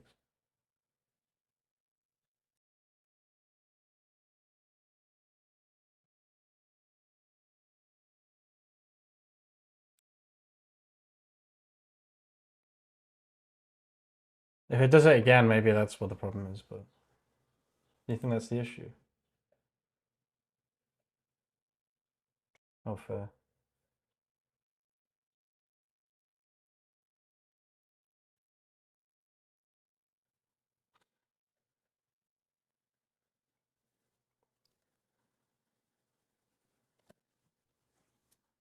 Oh, it's not powerful enough to run it.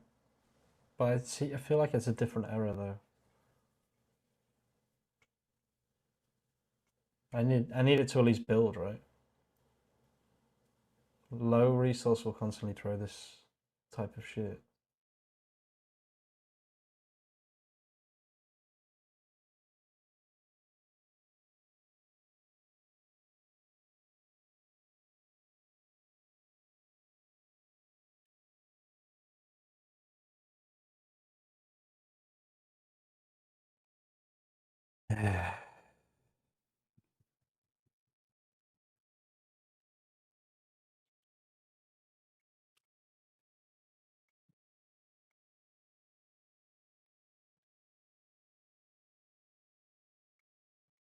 It says no such file or directory, but that's not to do with.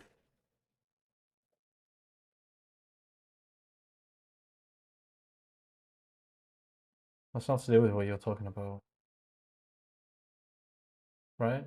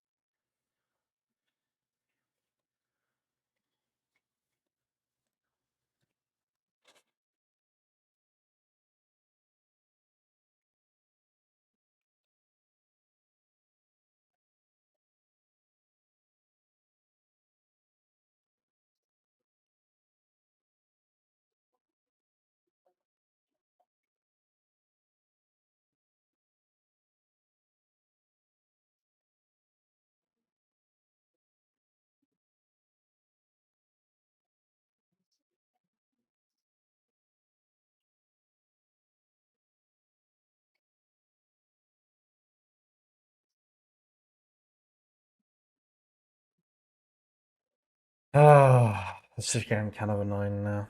I might have to give up soon.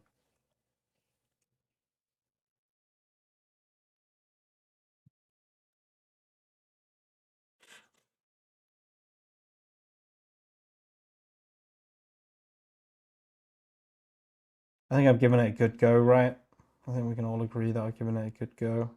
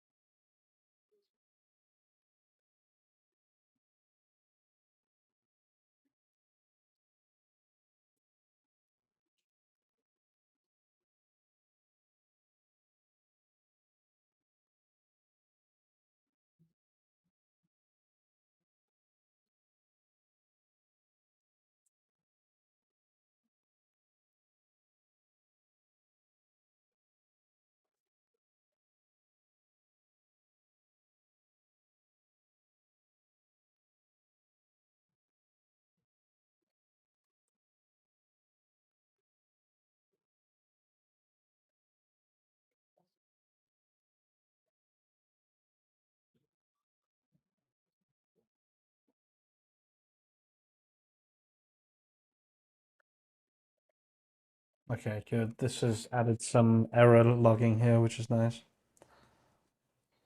Seems like none of the files are actually getting copied. Cloudflare worker.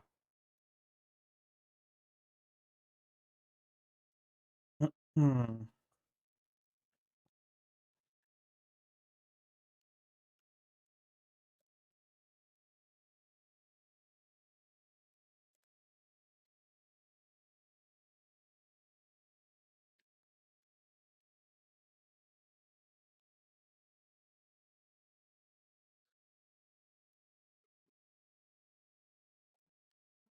This looks pretty interesting, actually, to be fair.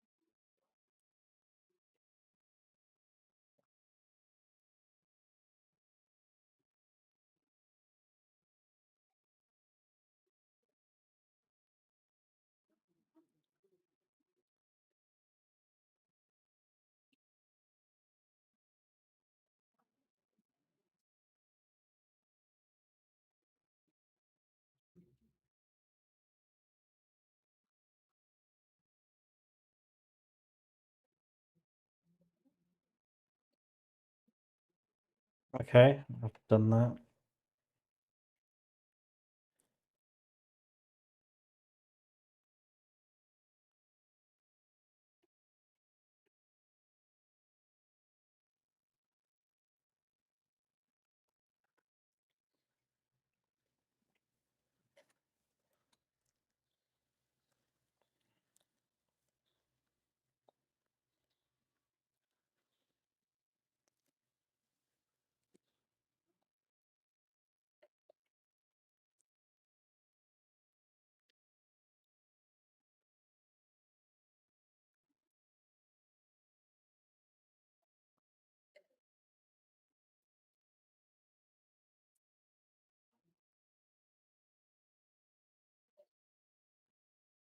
Come on, please. Please. This is the first time in a while that I felt fairly confident that this will actually work.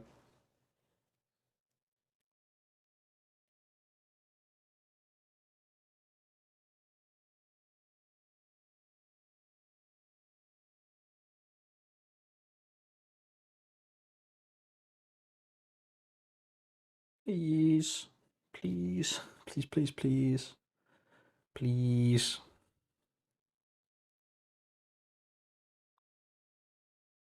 Okay. Oh.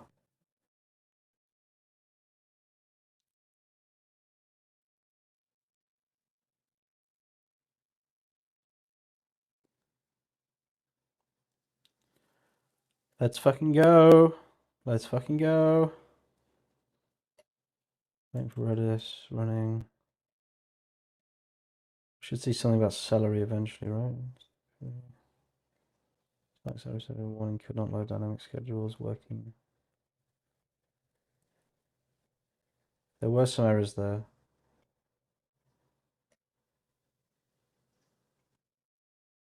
That looked like it actually worked though. The database should work. Fix celery. Okay, so let's see. Let's go here. I need to check the what they call the variables. They haven't been set. Okay.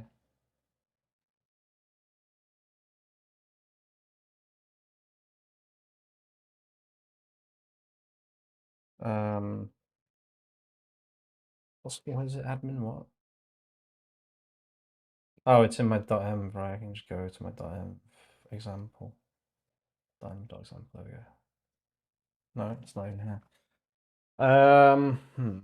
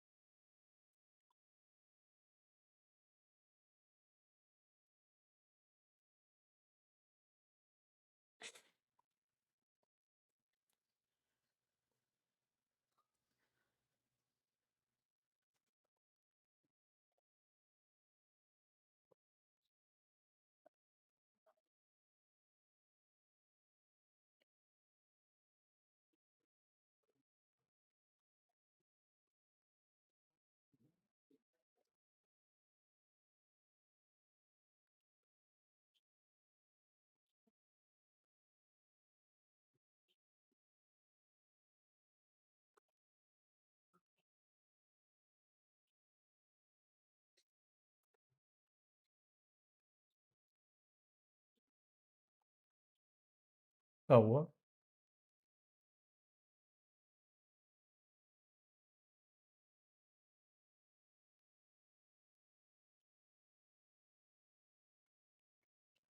Wait, why is that not working? Shouldn't that work?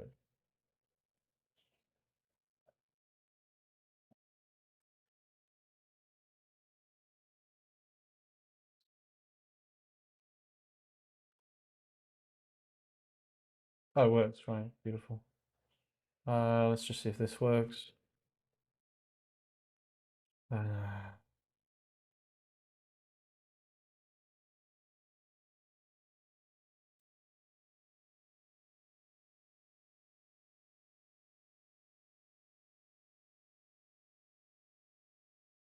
at least Redis is working. I was worried about that for a second.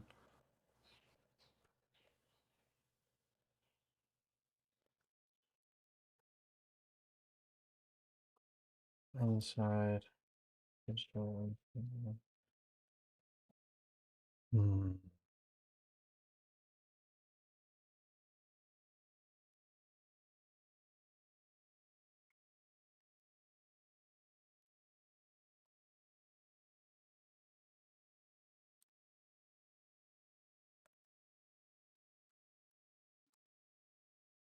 Oh, it's already. Oh, right. Okay.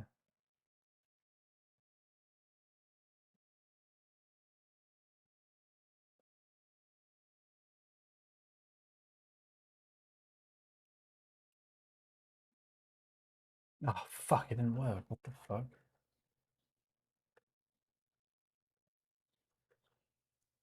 Why is it?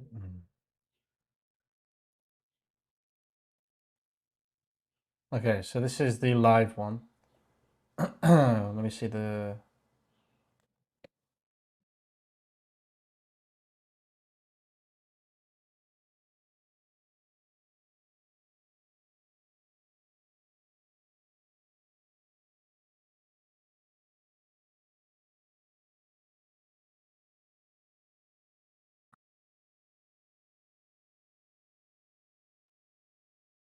Permission denied for schema public. Create table.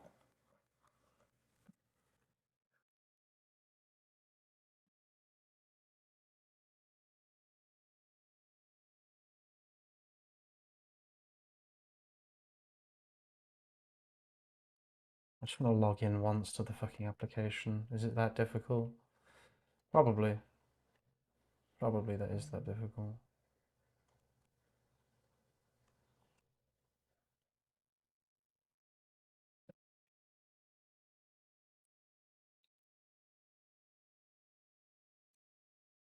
Okay, it does work. Right. Last thing, can I log in? That's the question, because I need obviously access to my own application. So let's go here, settings, add app level environment variables.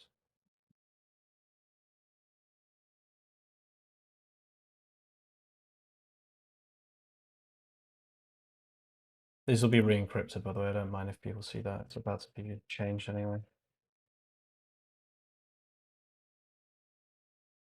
There we go. And then that should save to environment variables.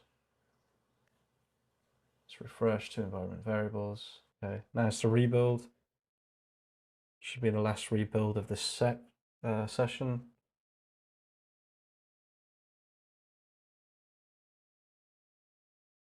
We're almost there, guys.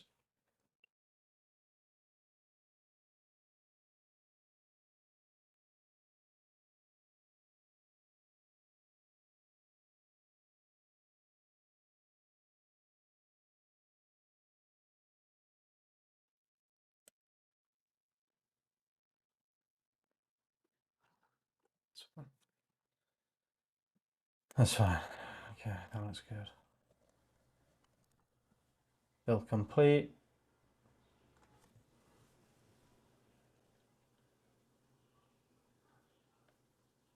Yeah, you don't want to be wasting money partying, guys.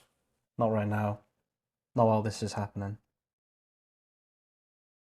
Okay, so I should be able to log in now. If I can't, there's still a problem, and I don't really know what the issue is. Yeah, we'll see.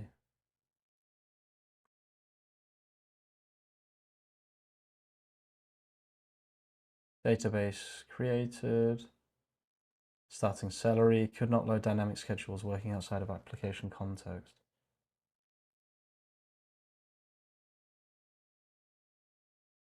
Starting G unicorn, listening at port, whatever. Okay.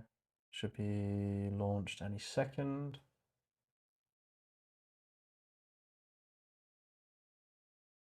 Yeah, I'm on. There we go. And then we go here, here, here. I bet this doesn't work. I bet this doesn't work.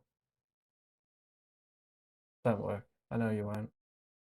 I fucking knew it, dude. Fucking knew it.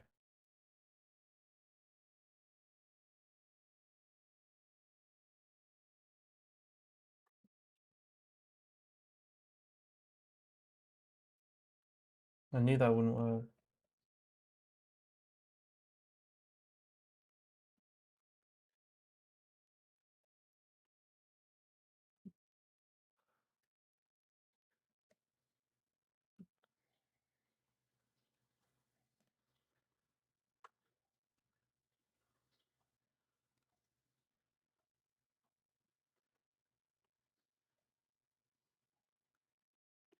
Is this the copy image thing? Oh my god. What? Why is this not showing anything here? Oh, this is the console. There's something broken here. I have no idea what the hell to even do anymore. I'm running out of ideas.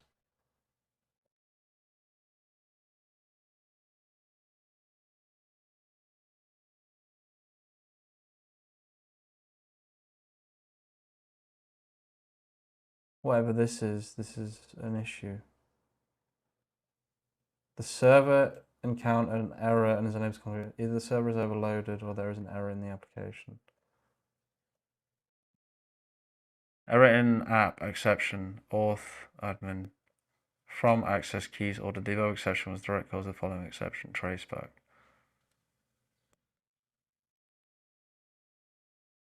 It's a database issue for sure, but I can't even get the fucking issue. That's crazy, dude.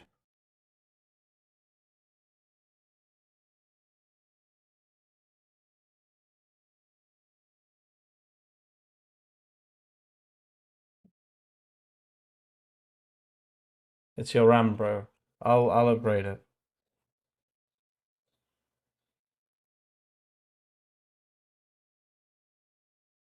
Yeah, I'll get more RAM now. I believe you guys. Let's see. I believe you guys. I trust you guys.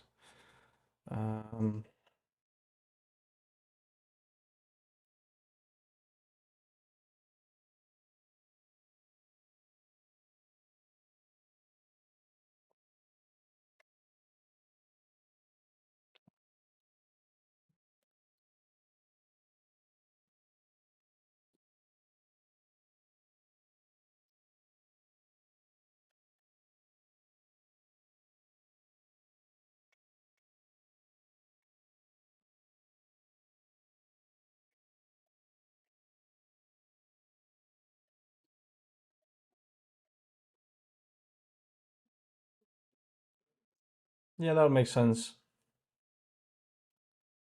Honestly, you should just consider using Superbase. Nah, I'm sick of Superbase.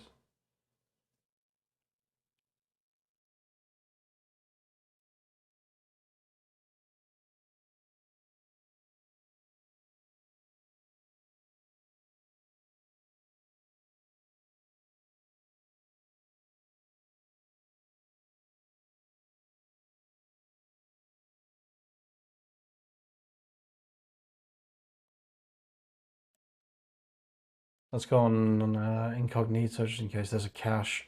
There's another incognito open. That's not it. Find the incognito. I don't know if there is. Wait, maybe that closed all of them. Yeah, it did. Okay, perfect. Okay, login. Admin login. Come on. I knew it. I knew it. I knew it wasn't that.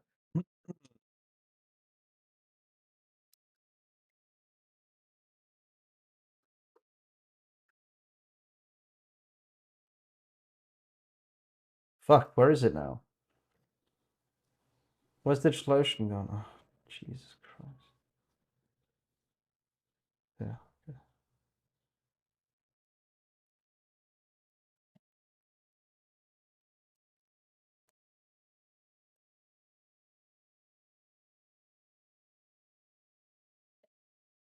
Hmm.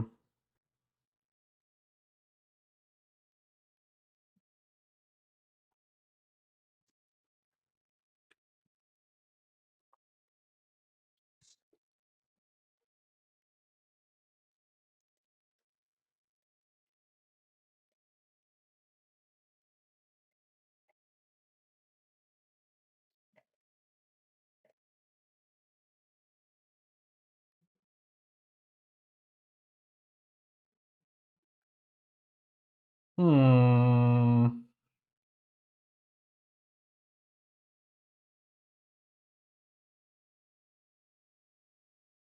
Oh yeah, it was using a huge amount of CPU.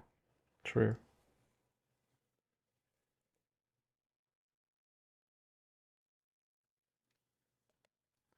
There's definitely another issue though. This, whatever this is. Oh, I can't believe I can't copy it.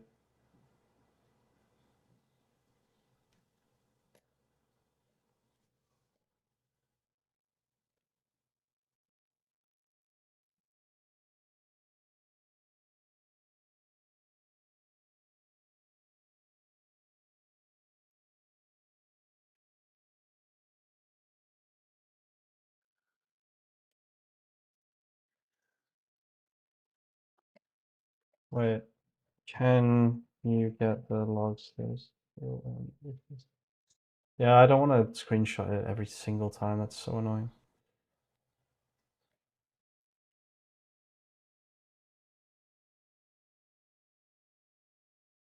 I know you can screenshot stuff and blah blah blah, but I want the whole thing.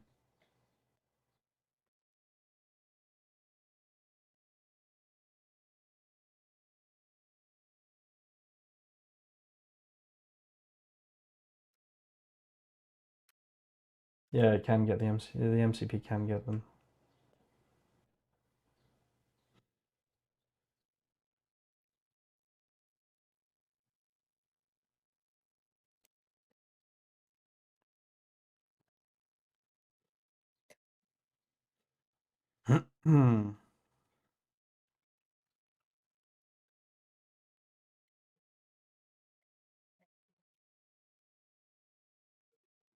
I feel pretty confident that that's it, but we'll see.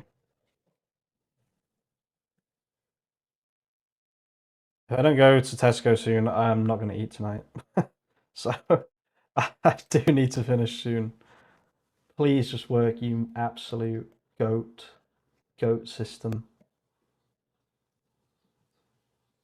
Bah. That was my goat noise, but it was more of a sheep, I guess. Oops. Definitely not checking if my friend's on Counter-Strike. That's definitely not what I'm doing.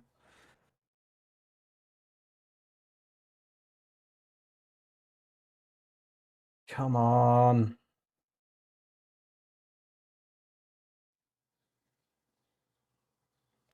I've lost the chat again, I was there. Come on, you're gonna work. I know you are. Come on. Come on. Big work. Big work time. Big work time.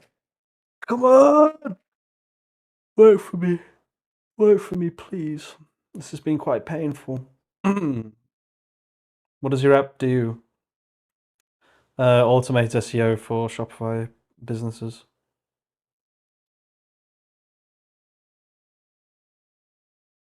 But it actually like does it, and it will actually bring sales to people and stuff. So slightly different to normal Shopify apps, I would say.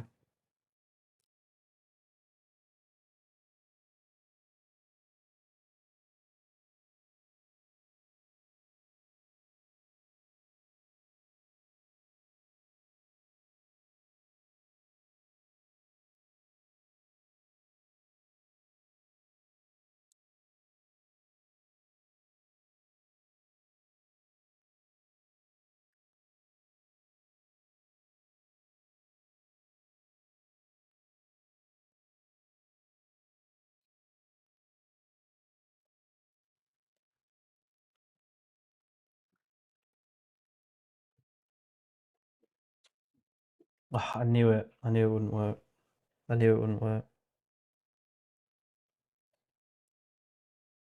I goddamn knew it wouldn't work. Maybe it's cached.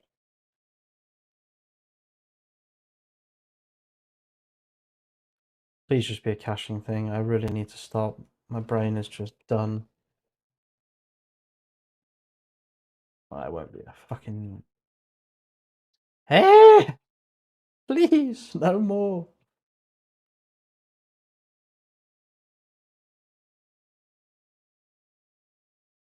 Yeah, the log's still not working. Deep ultra thing.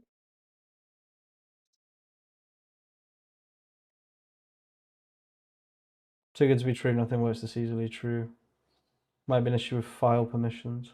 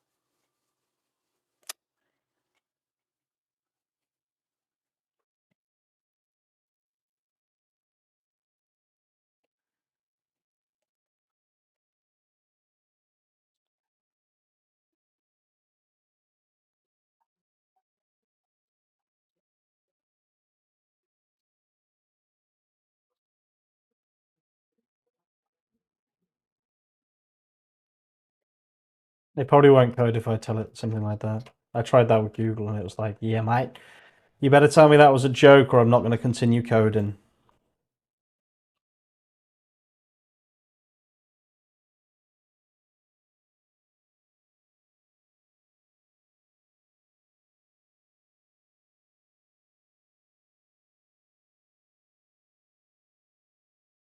The issue I'm having is it just set up Postgres, but it never actually did anything. I never actually changed any of the code to use Postgres, so like, how is that supposed to work?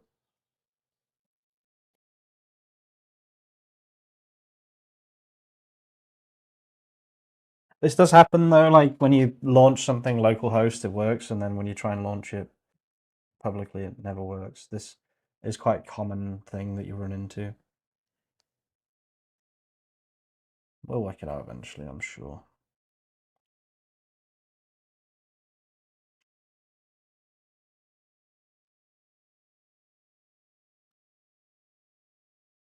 Everything works on localhost, yeah. It works perfectly on localhost.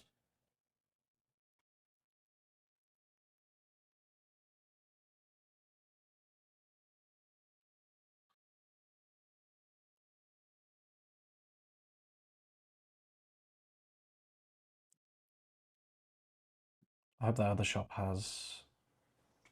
Wait, let's see, please.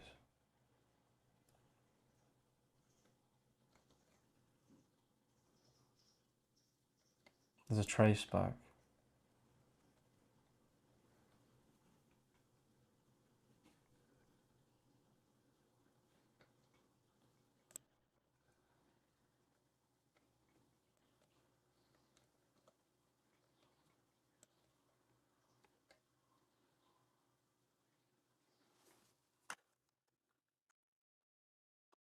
Well, let's see if it works first.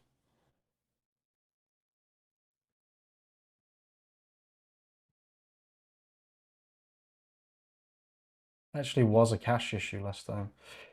Crazy. It never actually is a cache issue.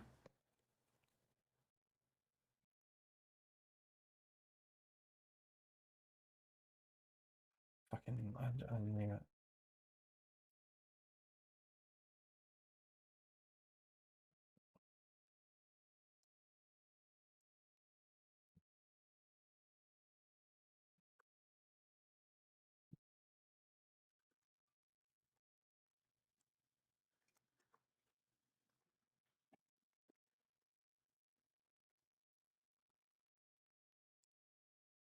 Is this now 1845? Yeah, it is.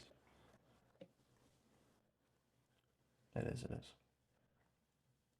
Should be 1845, yeah. Perfect. And now I can see that proportional sky. Keys that no models and the issue is that we need to create custom schemes and can't use public schema.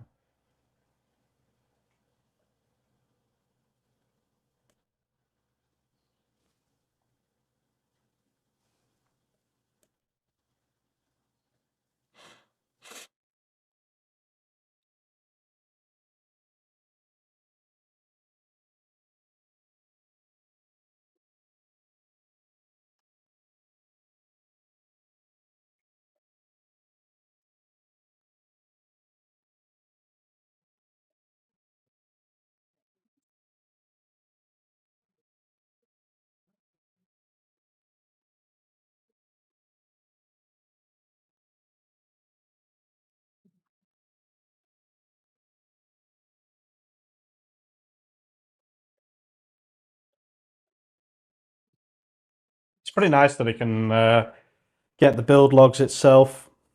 Saves me a lot of hassle, actually. Guys, I might just order food, honestly. Like, is today really the day that I start eating chicken and salad? No, I should go. I shouldn't order food.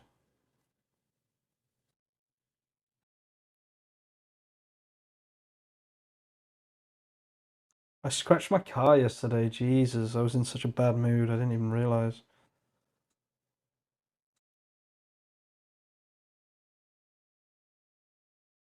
Stupid. I was just so angry about something that I just, yeah, didn't even realize. Please just work, you stupid, stupid thing. Don't make me keep doing this, please.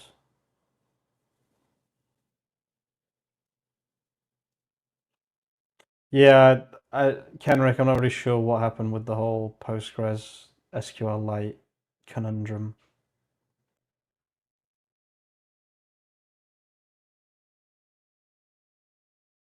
I have no idea what actually happened.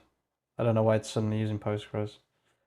I'm not sure DigitalOcean supports SQLite, or I don't know what happened, but yeah.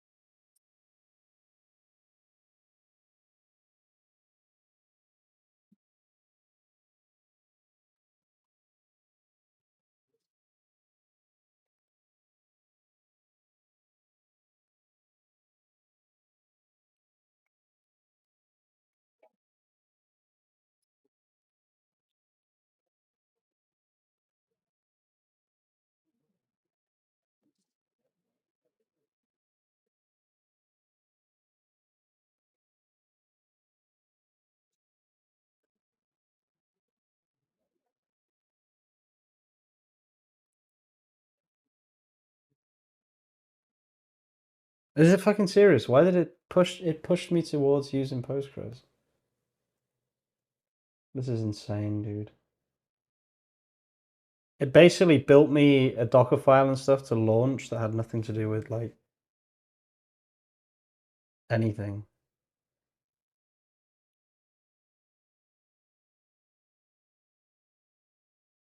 So stupid. I didn't ask it to do any of that.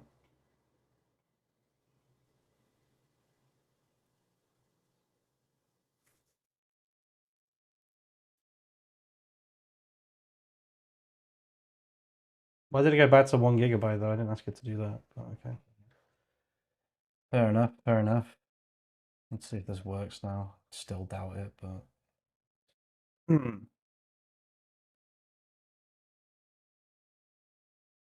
So I should have relaunched this with a $12 thing instead of $84. Oh, $105, never mind.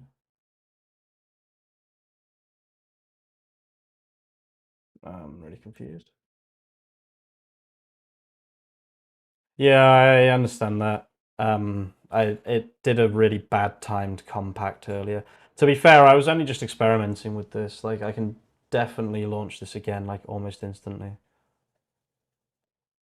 I just wanted to kind of see what happened. I'll change the 4 gig in a second. I just want to see if it actually builds now. Because it was working before. I don't know why it just did a really badly timed compact, I guess.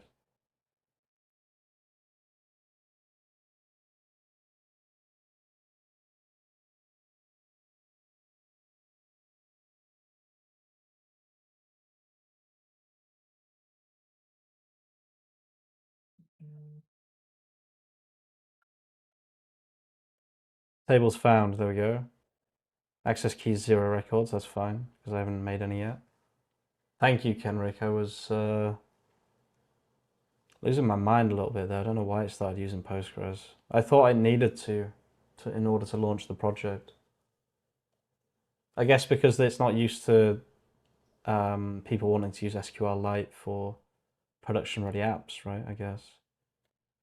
You just saved me a lot of hassle there, I think. Let's see. Please work.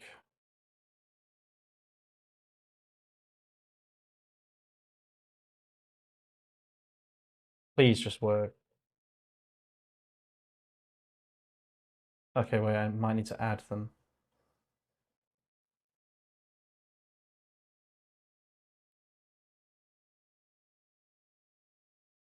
Yeah, it hasn't got the environment level variables.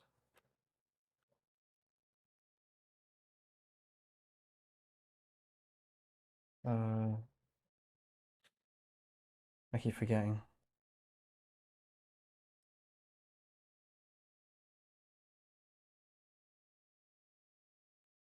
Why is it using so many tokens? Just give me the answer. There we go.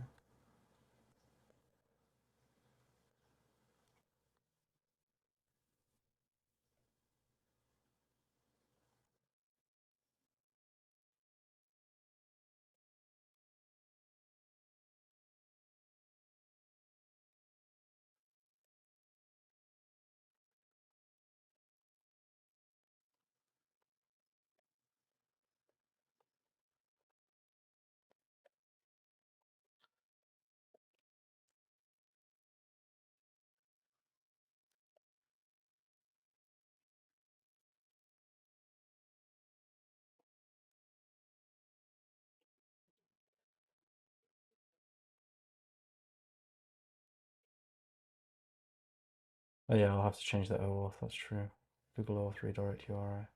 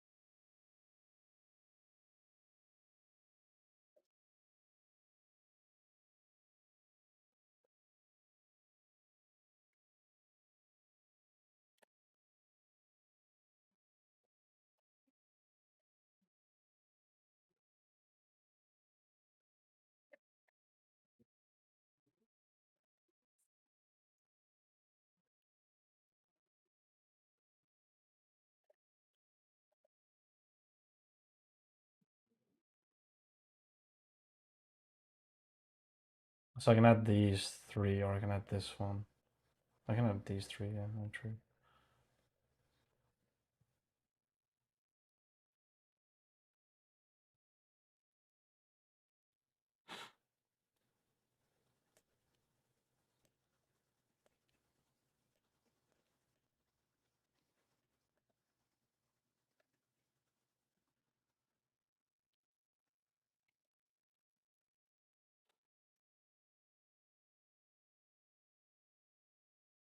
Why are you using Windows instead of Mac or Linux? Because I've got a really, really good Windows computer.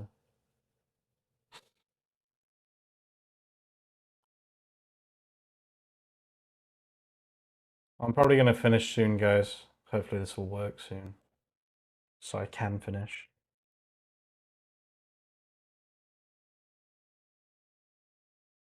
Come on.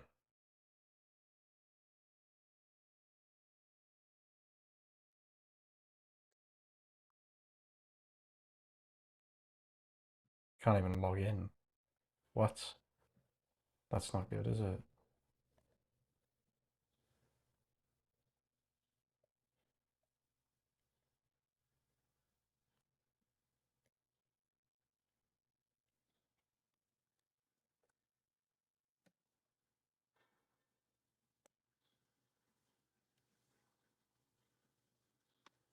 Okay, that might be because of the what's it called, right? Let's go to 4 gig.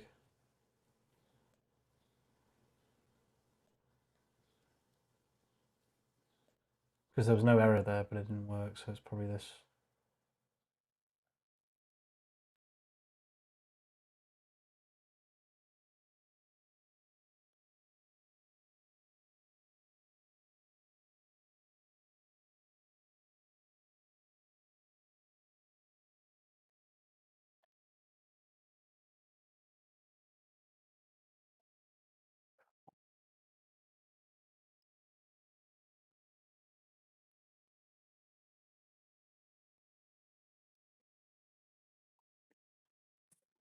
Okay, sure, yeah, good, right.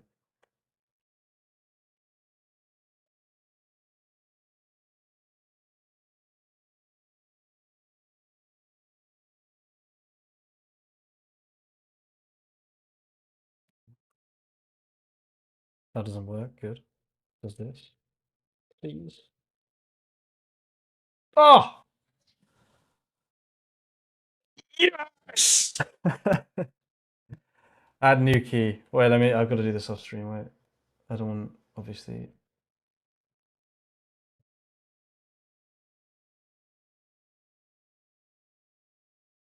Create key, copy key, log out, access code, log in. Oh my god, it's here. It works, it works, it works, and it's live, and it's secure. Well, it's not fully secure, obviously, but it fucking works. It fucking works. No way, dude. I actually launched a website in however many hours. Wait, can you guys see this? No. Let's just fill this in. Let's see if everything works, like the connections and things. No way does it actually work, though. That's crazy. Not that. Not that, not that. Maybe this. Oh yeah, I had a notepad open earlier. Where is it? It's here. Yeah, got it. Okay, let's see if this works. So Anthropic API key connect, and then we'll just connect to this store. We'll connect to two men. Fuck it. I can revert the changes after. It's all good. That one goes there. This is https two-men.it, and this is two-men.it. Save settings.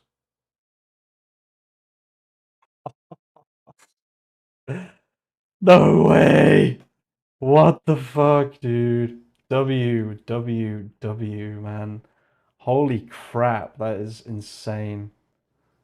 God, I need to stop though. I really need to stop. I just need to. I'm probably not going to do this now because I'm tired. This won't work. It'll say URI mismatch. It doesn't say URI mismatch.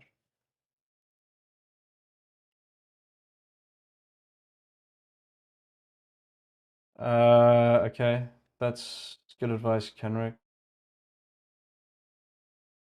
Will my database survive redeploying?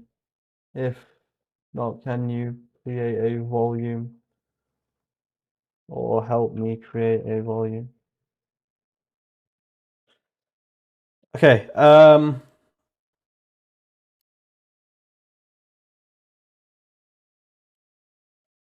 damn dude, I fucking did it. No wait, I just turned on product SEO. Shit, what's that gonna do? Wait, hang on. Don't do anything. Okay, it's not. Connect Google, that won't work, right? It'll say URI mismatch. Let's just see what Claude has to say for itself. You're absolutely right. SQL were destroyed. Unfortunately, DigitalOcean doesn't support current problems. Solution: create volume manual. Go to DigitalOcean dashboard, storage volumes. Click create volume. Name 10 GB. After creating, I'll help you man your app. Something like MTC Shopify database. Update the database path. Okay. So let's just quickly do that, just so that I think that's a really good point. Having some permanence is obviously super important. Go to digital dashboard, storage, volume, storage, volume block storage, add volume.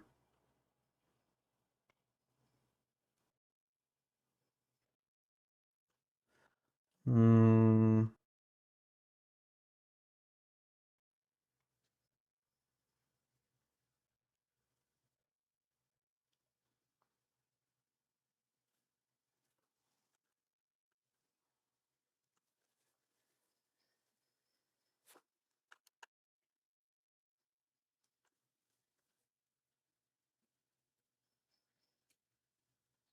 is there another way to do this? Because it seems to be only available on droplets.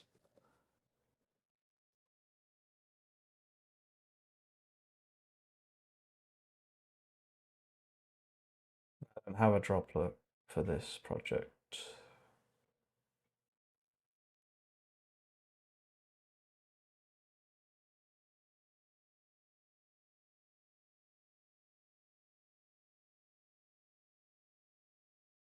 Just keep VPS up all the time. This seems to not.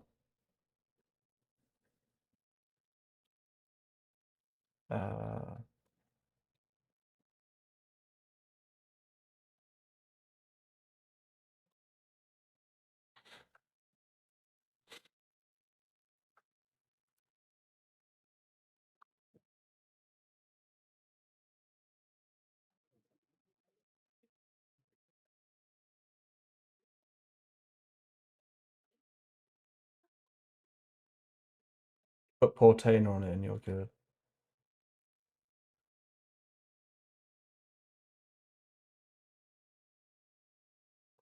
Switch back to Postgres. Fuck no. Fuck no.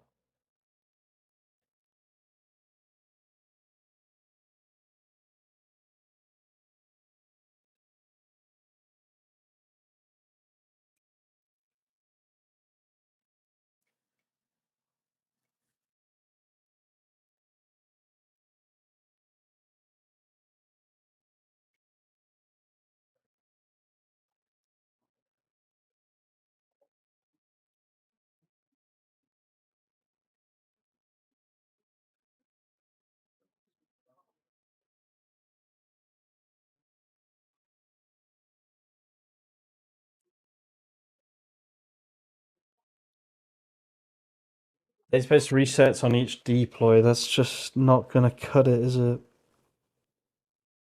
What are my options here? Superbase? No.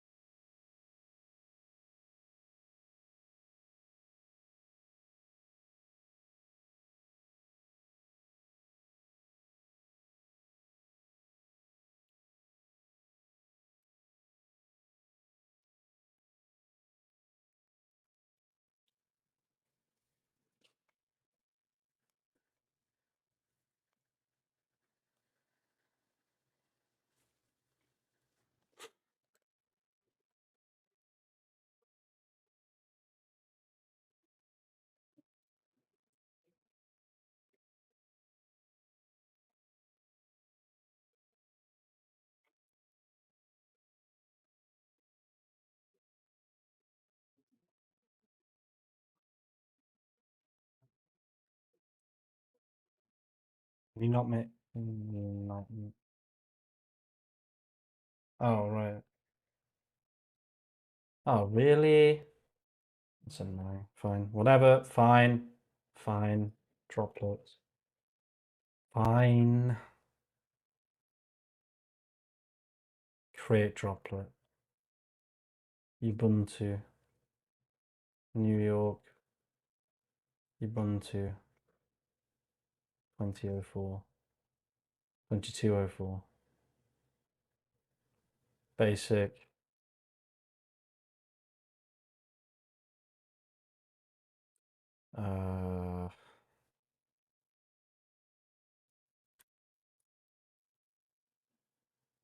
Basic.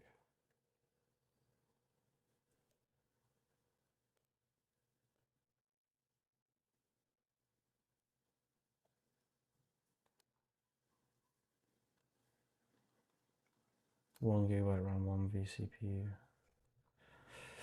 25 SSD. Add volume.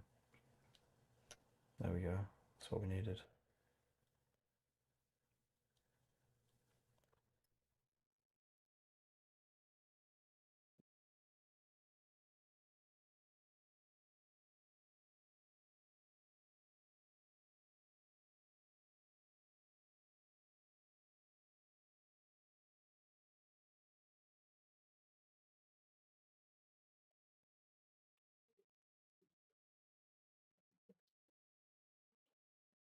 Oh, this is painful.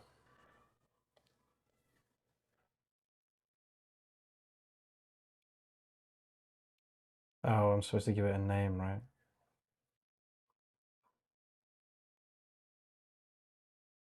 Post name.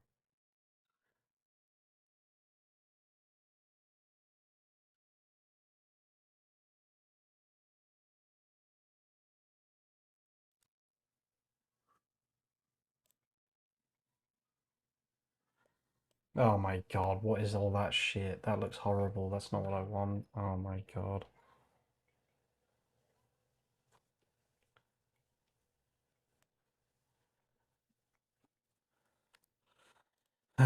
Okay, I made the drop.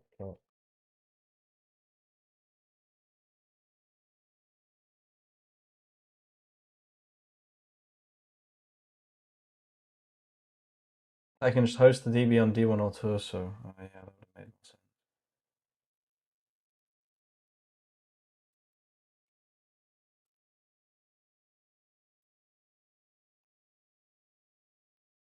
Oh, I don't like how this is doing this at all.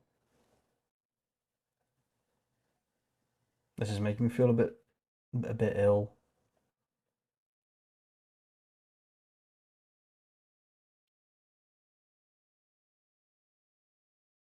Oh, can it not just do all this for me? Well, if I just host my DB on D1 or Torso, would that work?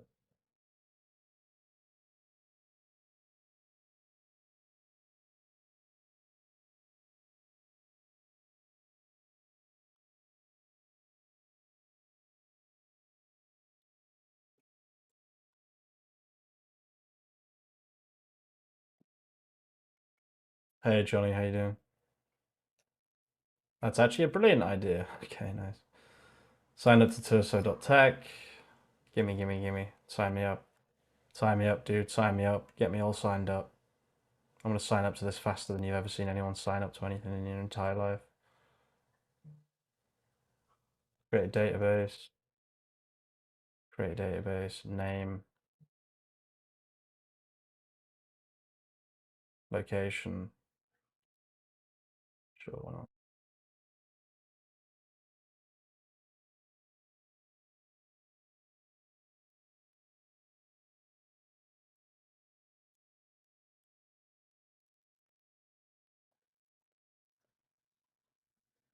Yep.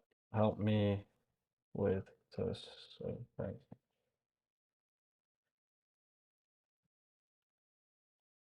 It's too late now, dude. I have to finish this. It's yeah. I have to finish this.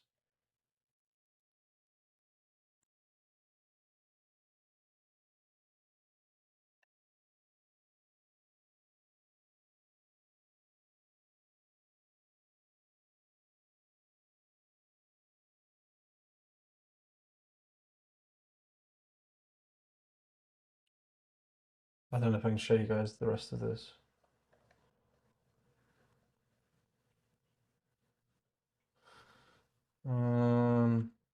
So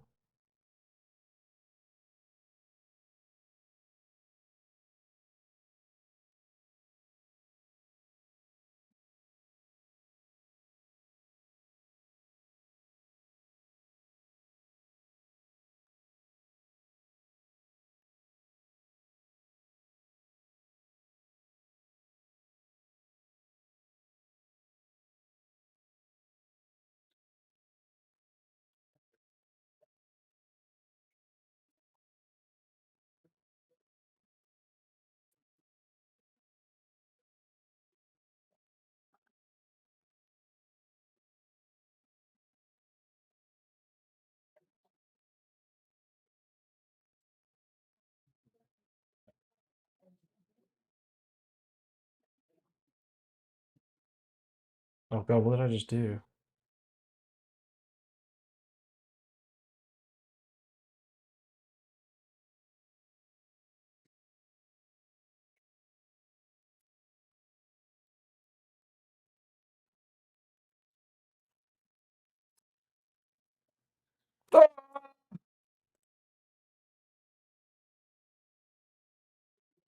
Fuck's sake, dude.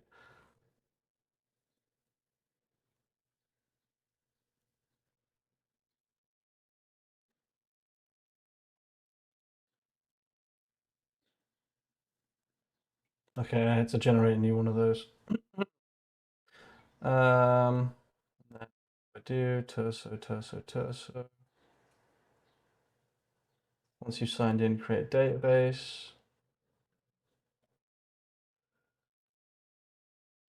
Created a database. Get the database URL.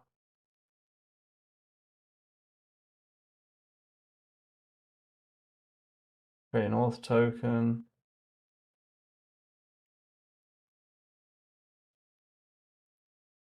After that, set your database URL as this.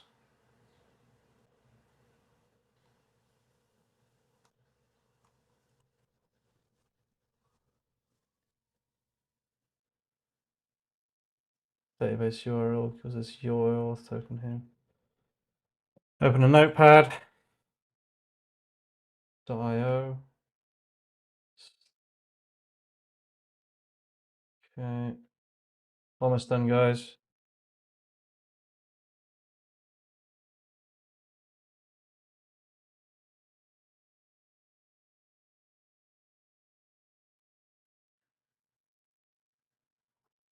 Okay, so do I need to push any changes or just set the .env variable? Okay, that was actually fairly painless, to be honest with you. That went pretty well. Stop leaking tokens, please. I already made a new one, it's fine. Can't do that. Came up when I clicked the thing. Like, what the hell am I supposed to do about that? Just imagine never being able to show API tokens on your screen, and then imagine how to code.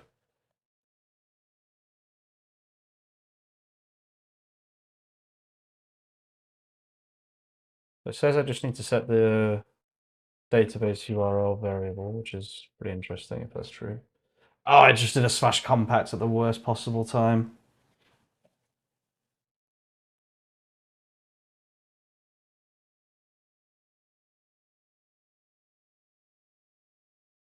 Yeah, we're back. Can't believe it just did a fucking commit.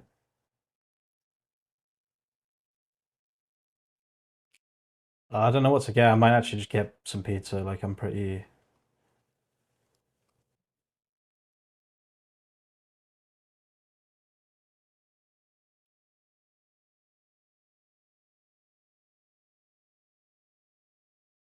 I'm pretty down for just eating something nice and easy.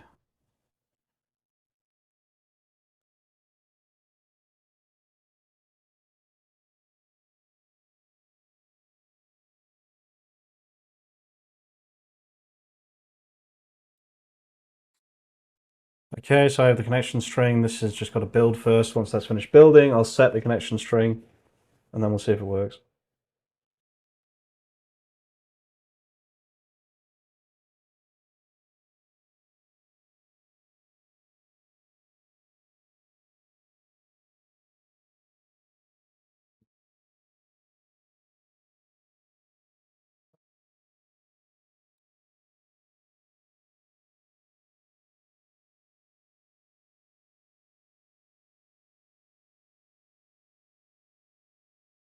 Okay, so Terso is the missing link. Amazing. I can literally build anything now. I'm not afraid of anything. What do you mean error? Just as I said, I'm not afraid of anything. Are you fucking serious?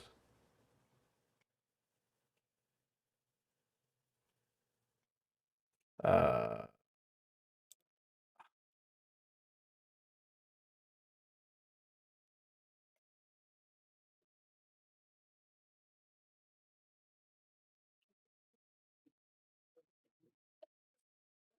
I'm not afraid of it. Oh, no, I'm definitely afraid of errors.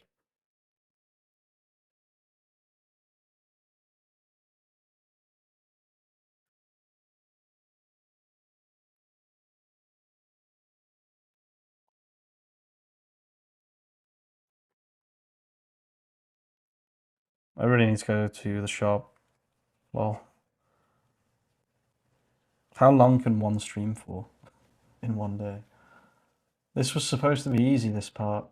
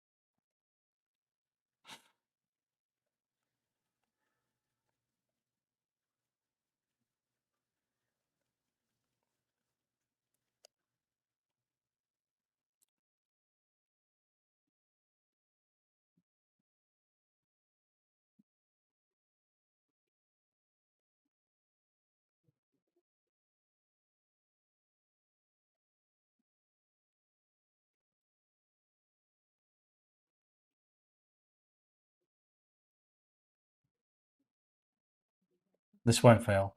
I have full faith in this. Come on. And I just need to set the database URL, and that should give me persistence, I believe.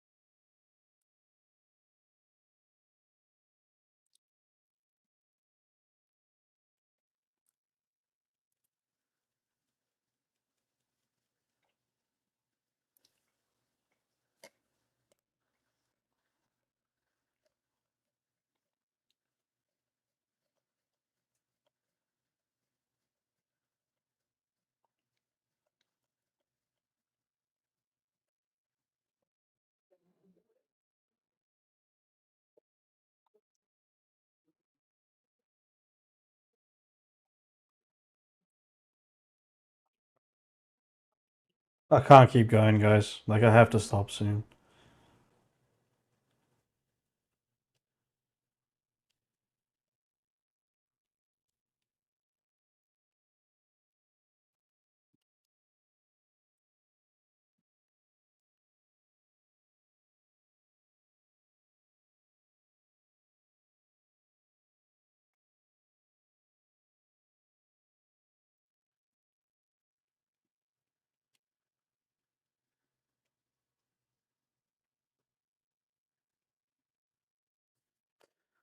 Okay, there we go.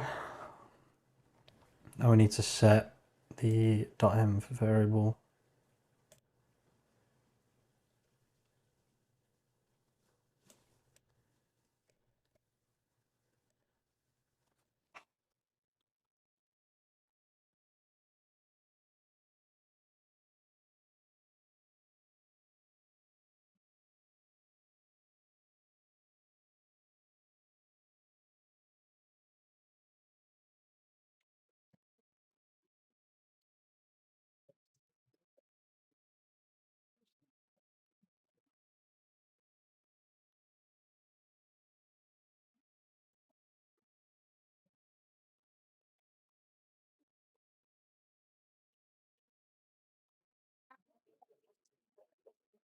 Okay, and that's the database variable added.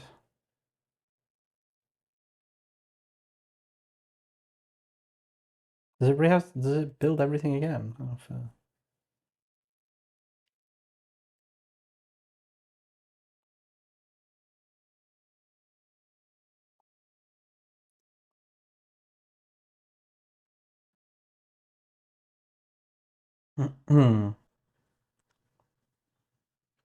Take a break. Yeah, I'm going to take a break very, very soon. Database permanence is important. I fully understand that. I don't want to I don't want to lose everyone's progress once they launch. Oh, Jesus.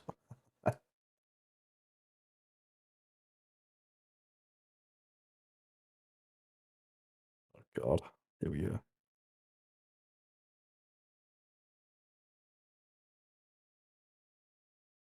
Oh, fuck. Rip.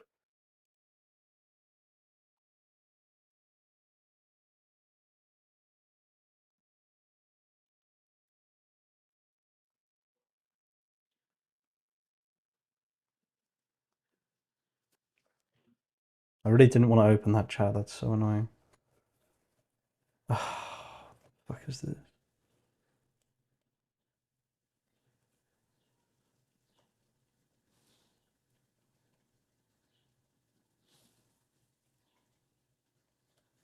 Yeah, I might have to stop here. Like, I'm not even getting it anymore.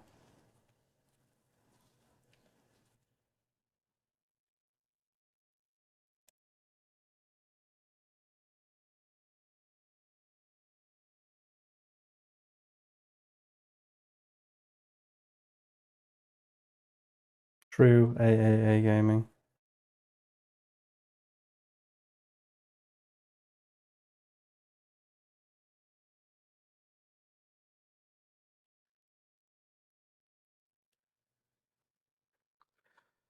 Yeah, it can't start, can it?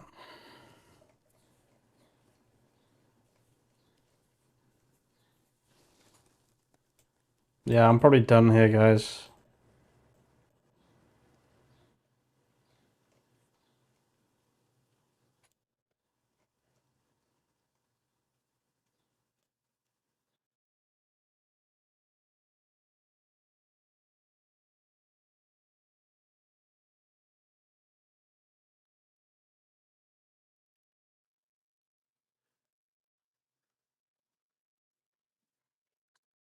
Oh, God. Fucking Jesus. I'm done. I'm so done. I'm so done. I'm so fucking done. Sorry, guys. I just leaked another fucking thing, dude. Next time, start locally. Yeah. I'll probably just restart this entire process, to be fair.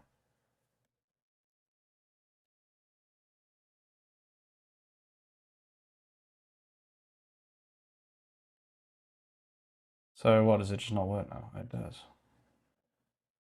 So this is the working one, right? See you later, guys. Okay, I can still log in. There's no access code now. Because I rebuilt it. Right, makes sense. Makes sense. Yeah, see you in a bit, guys. Cheers, guys. See you in a bit. Bye-bye. Bye-bye.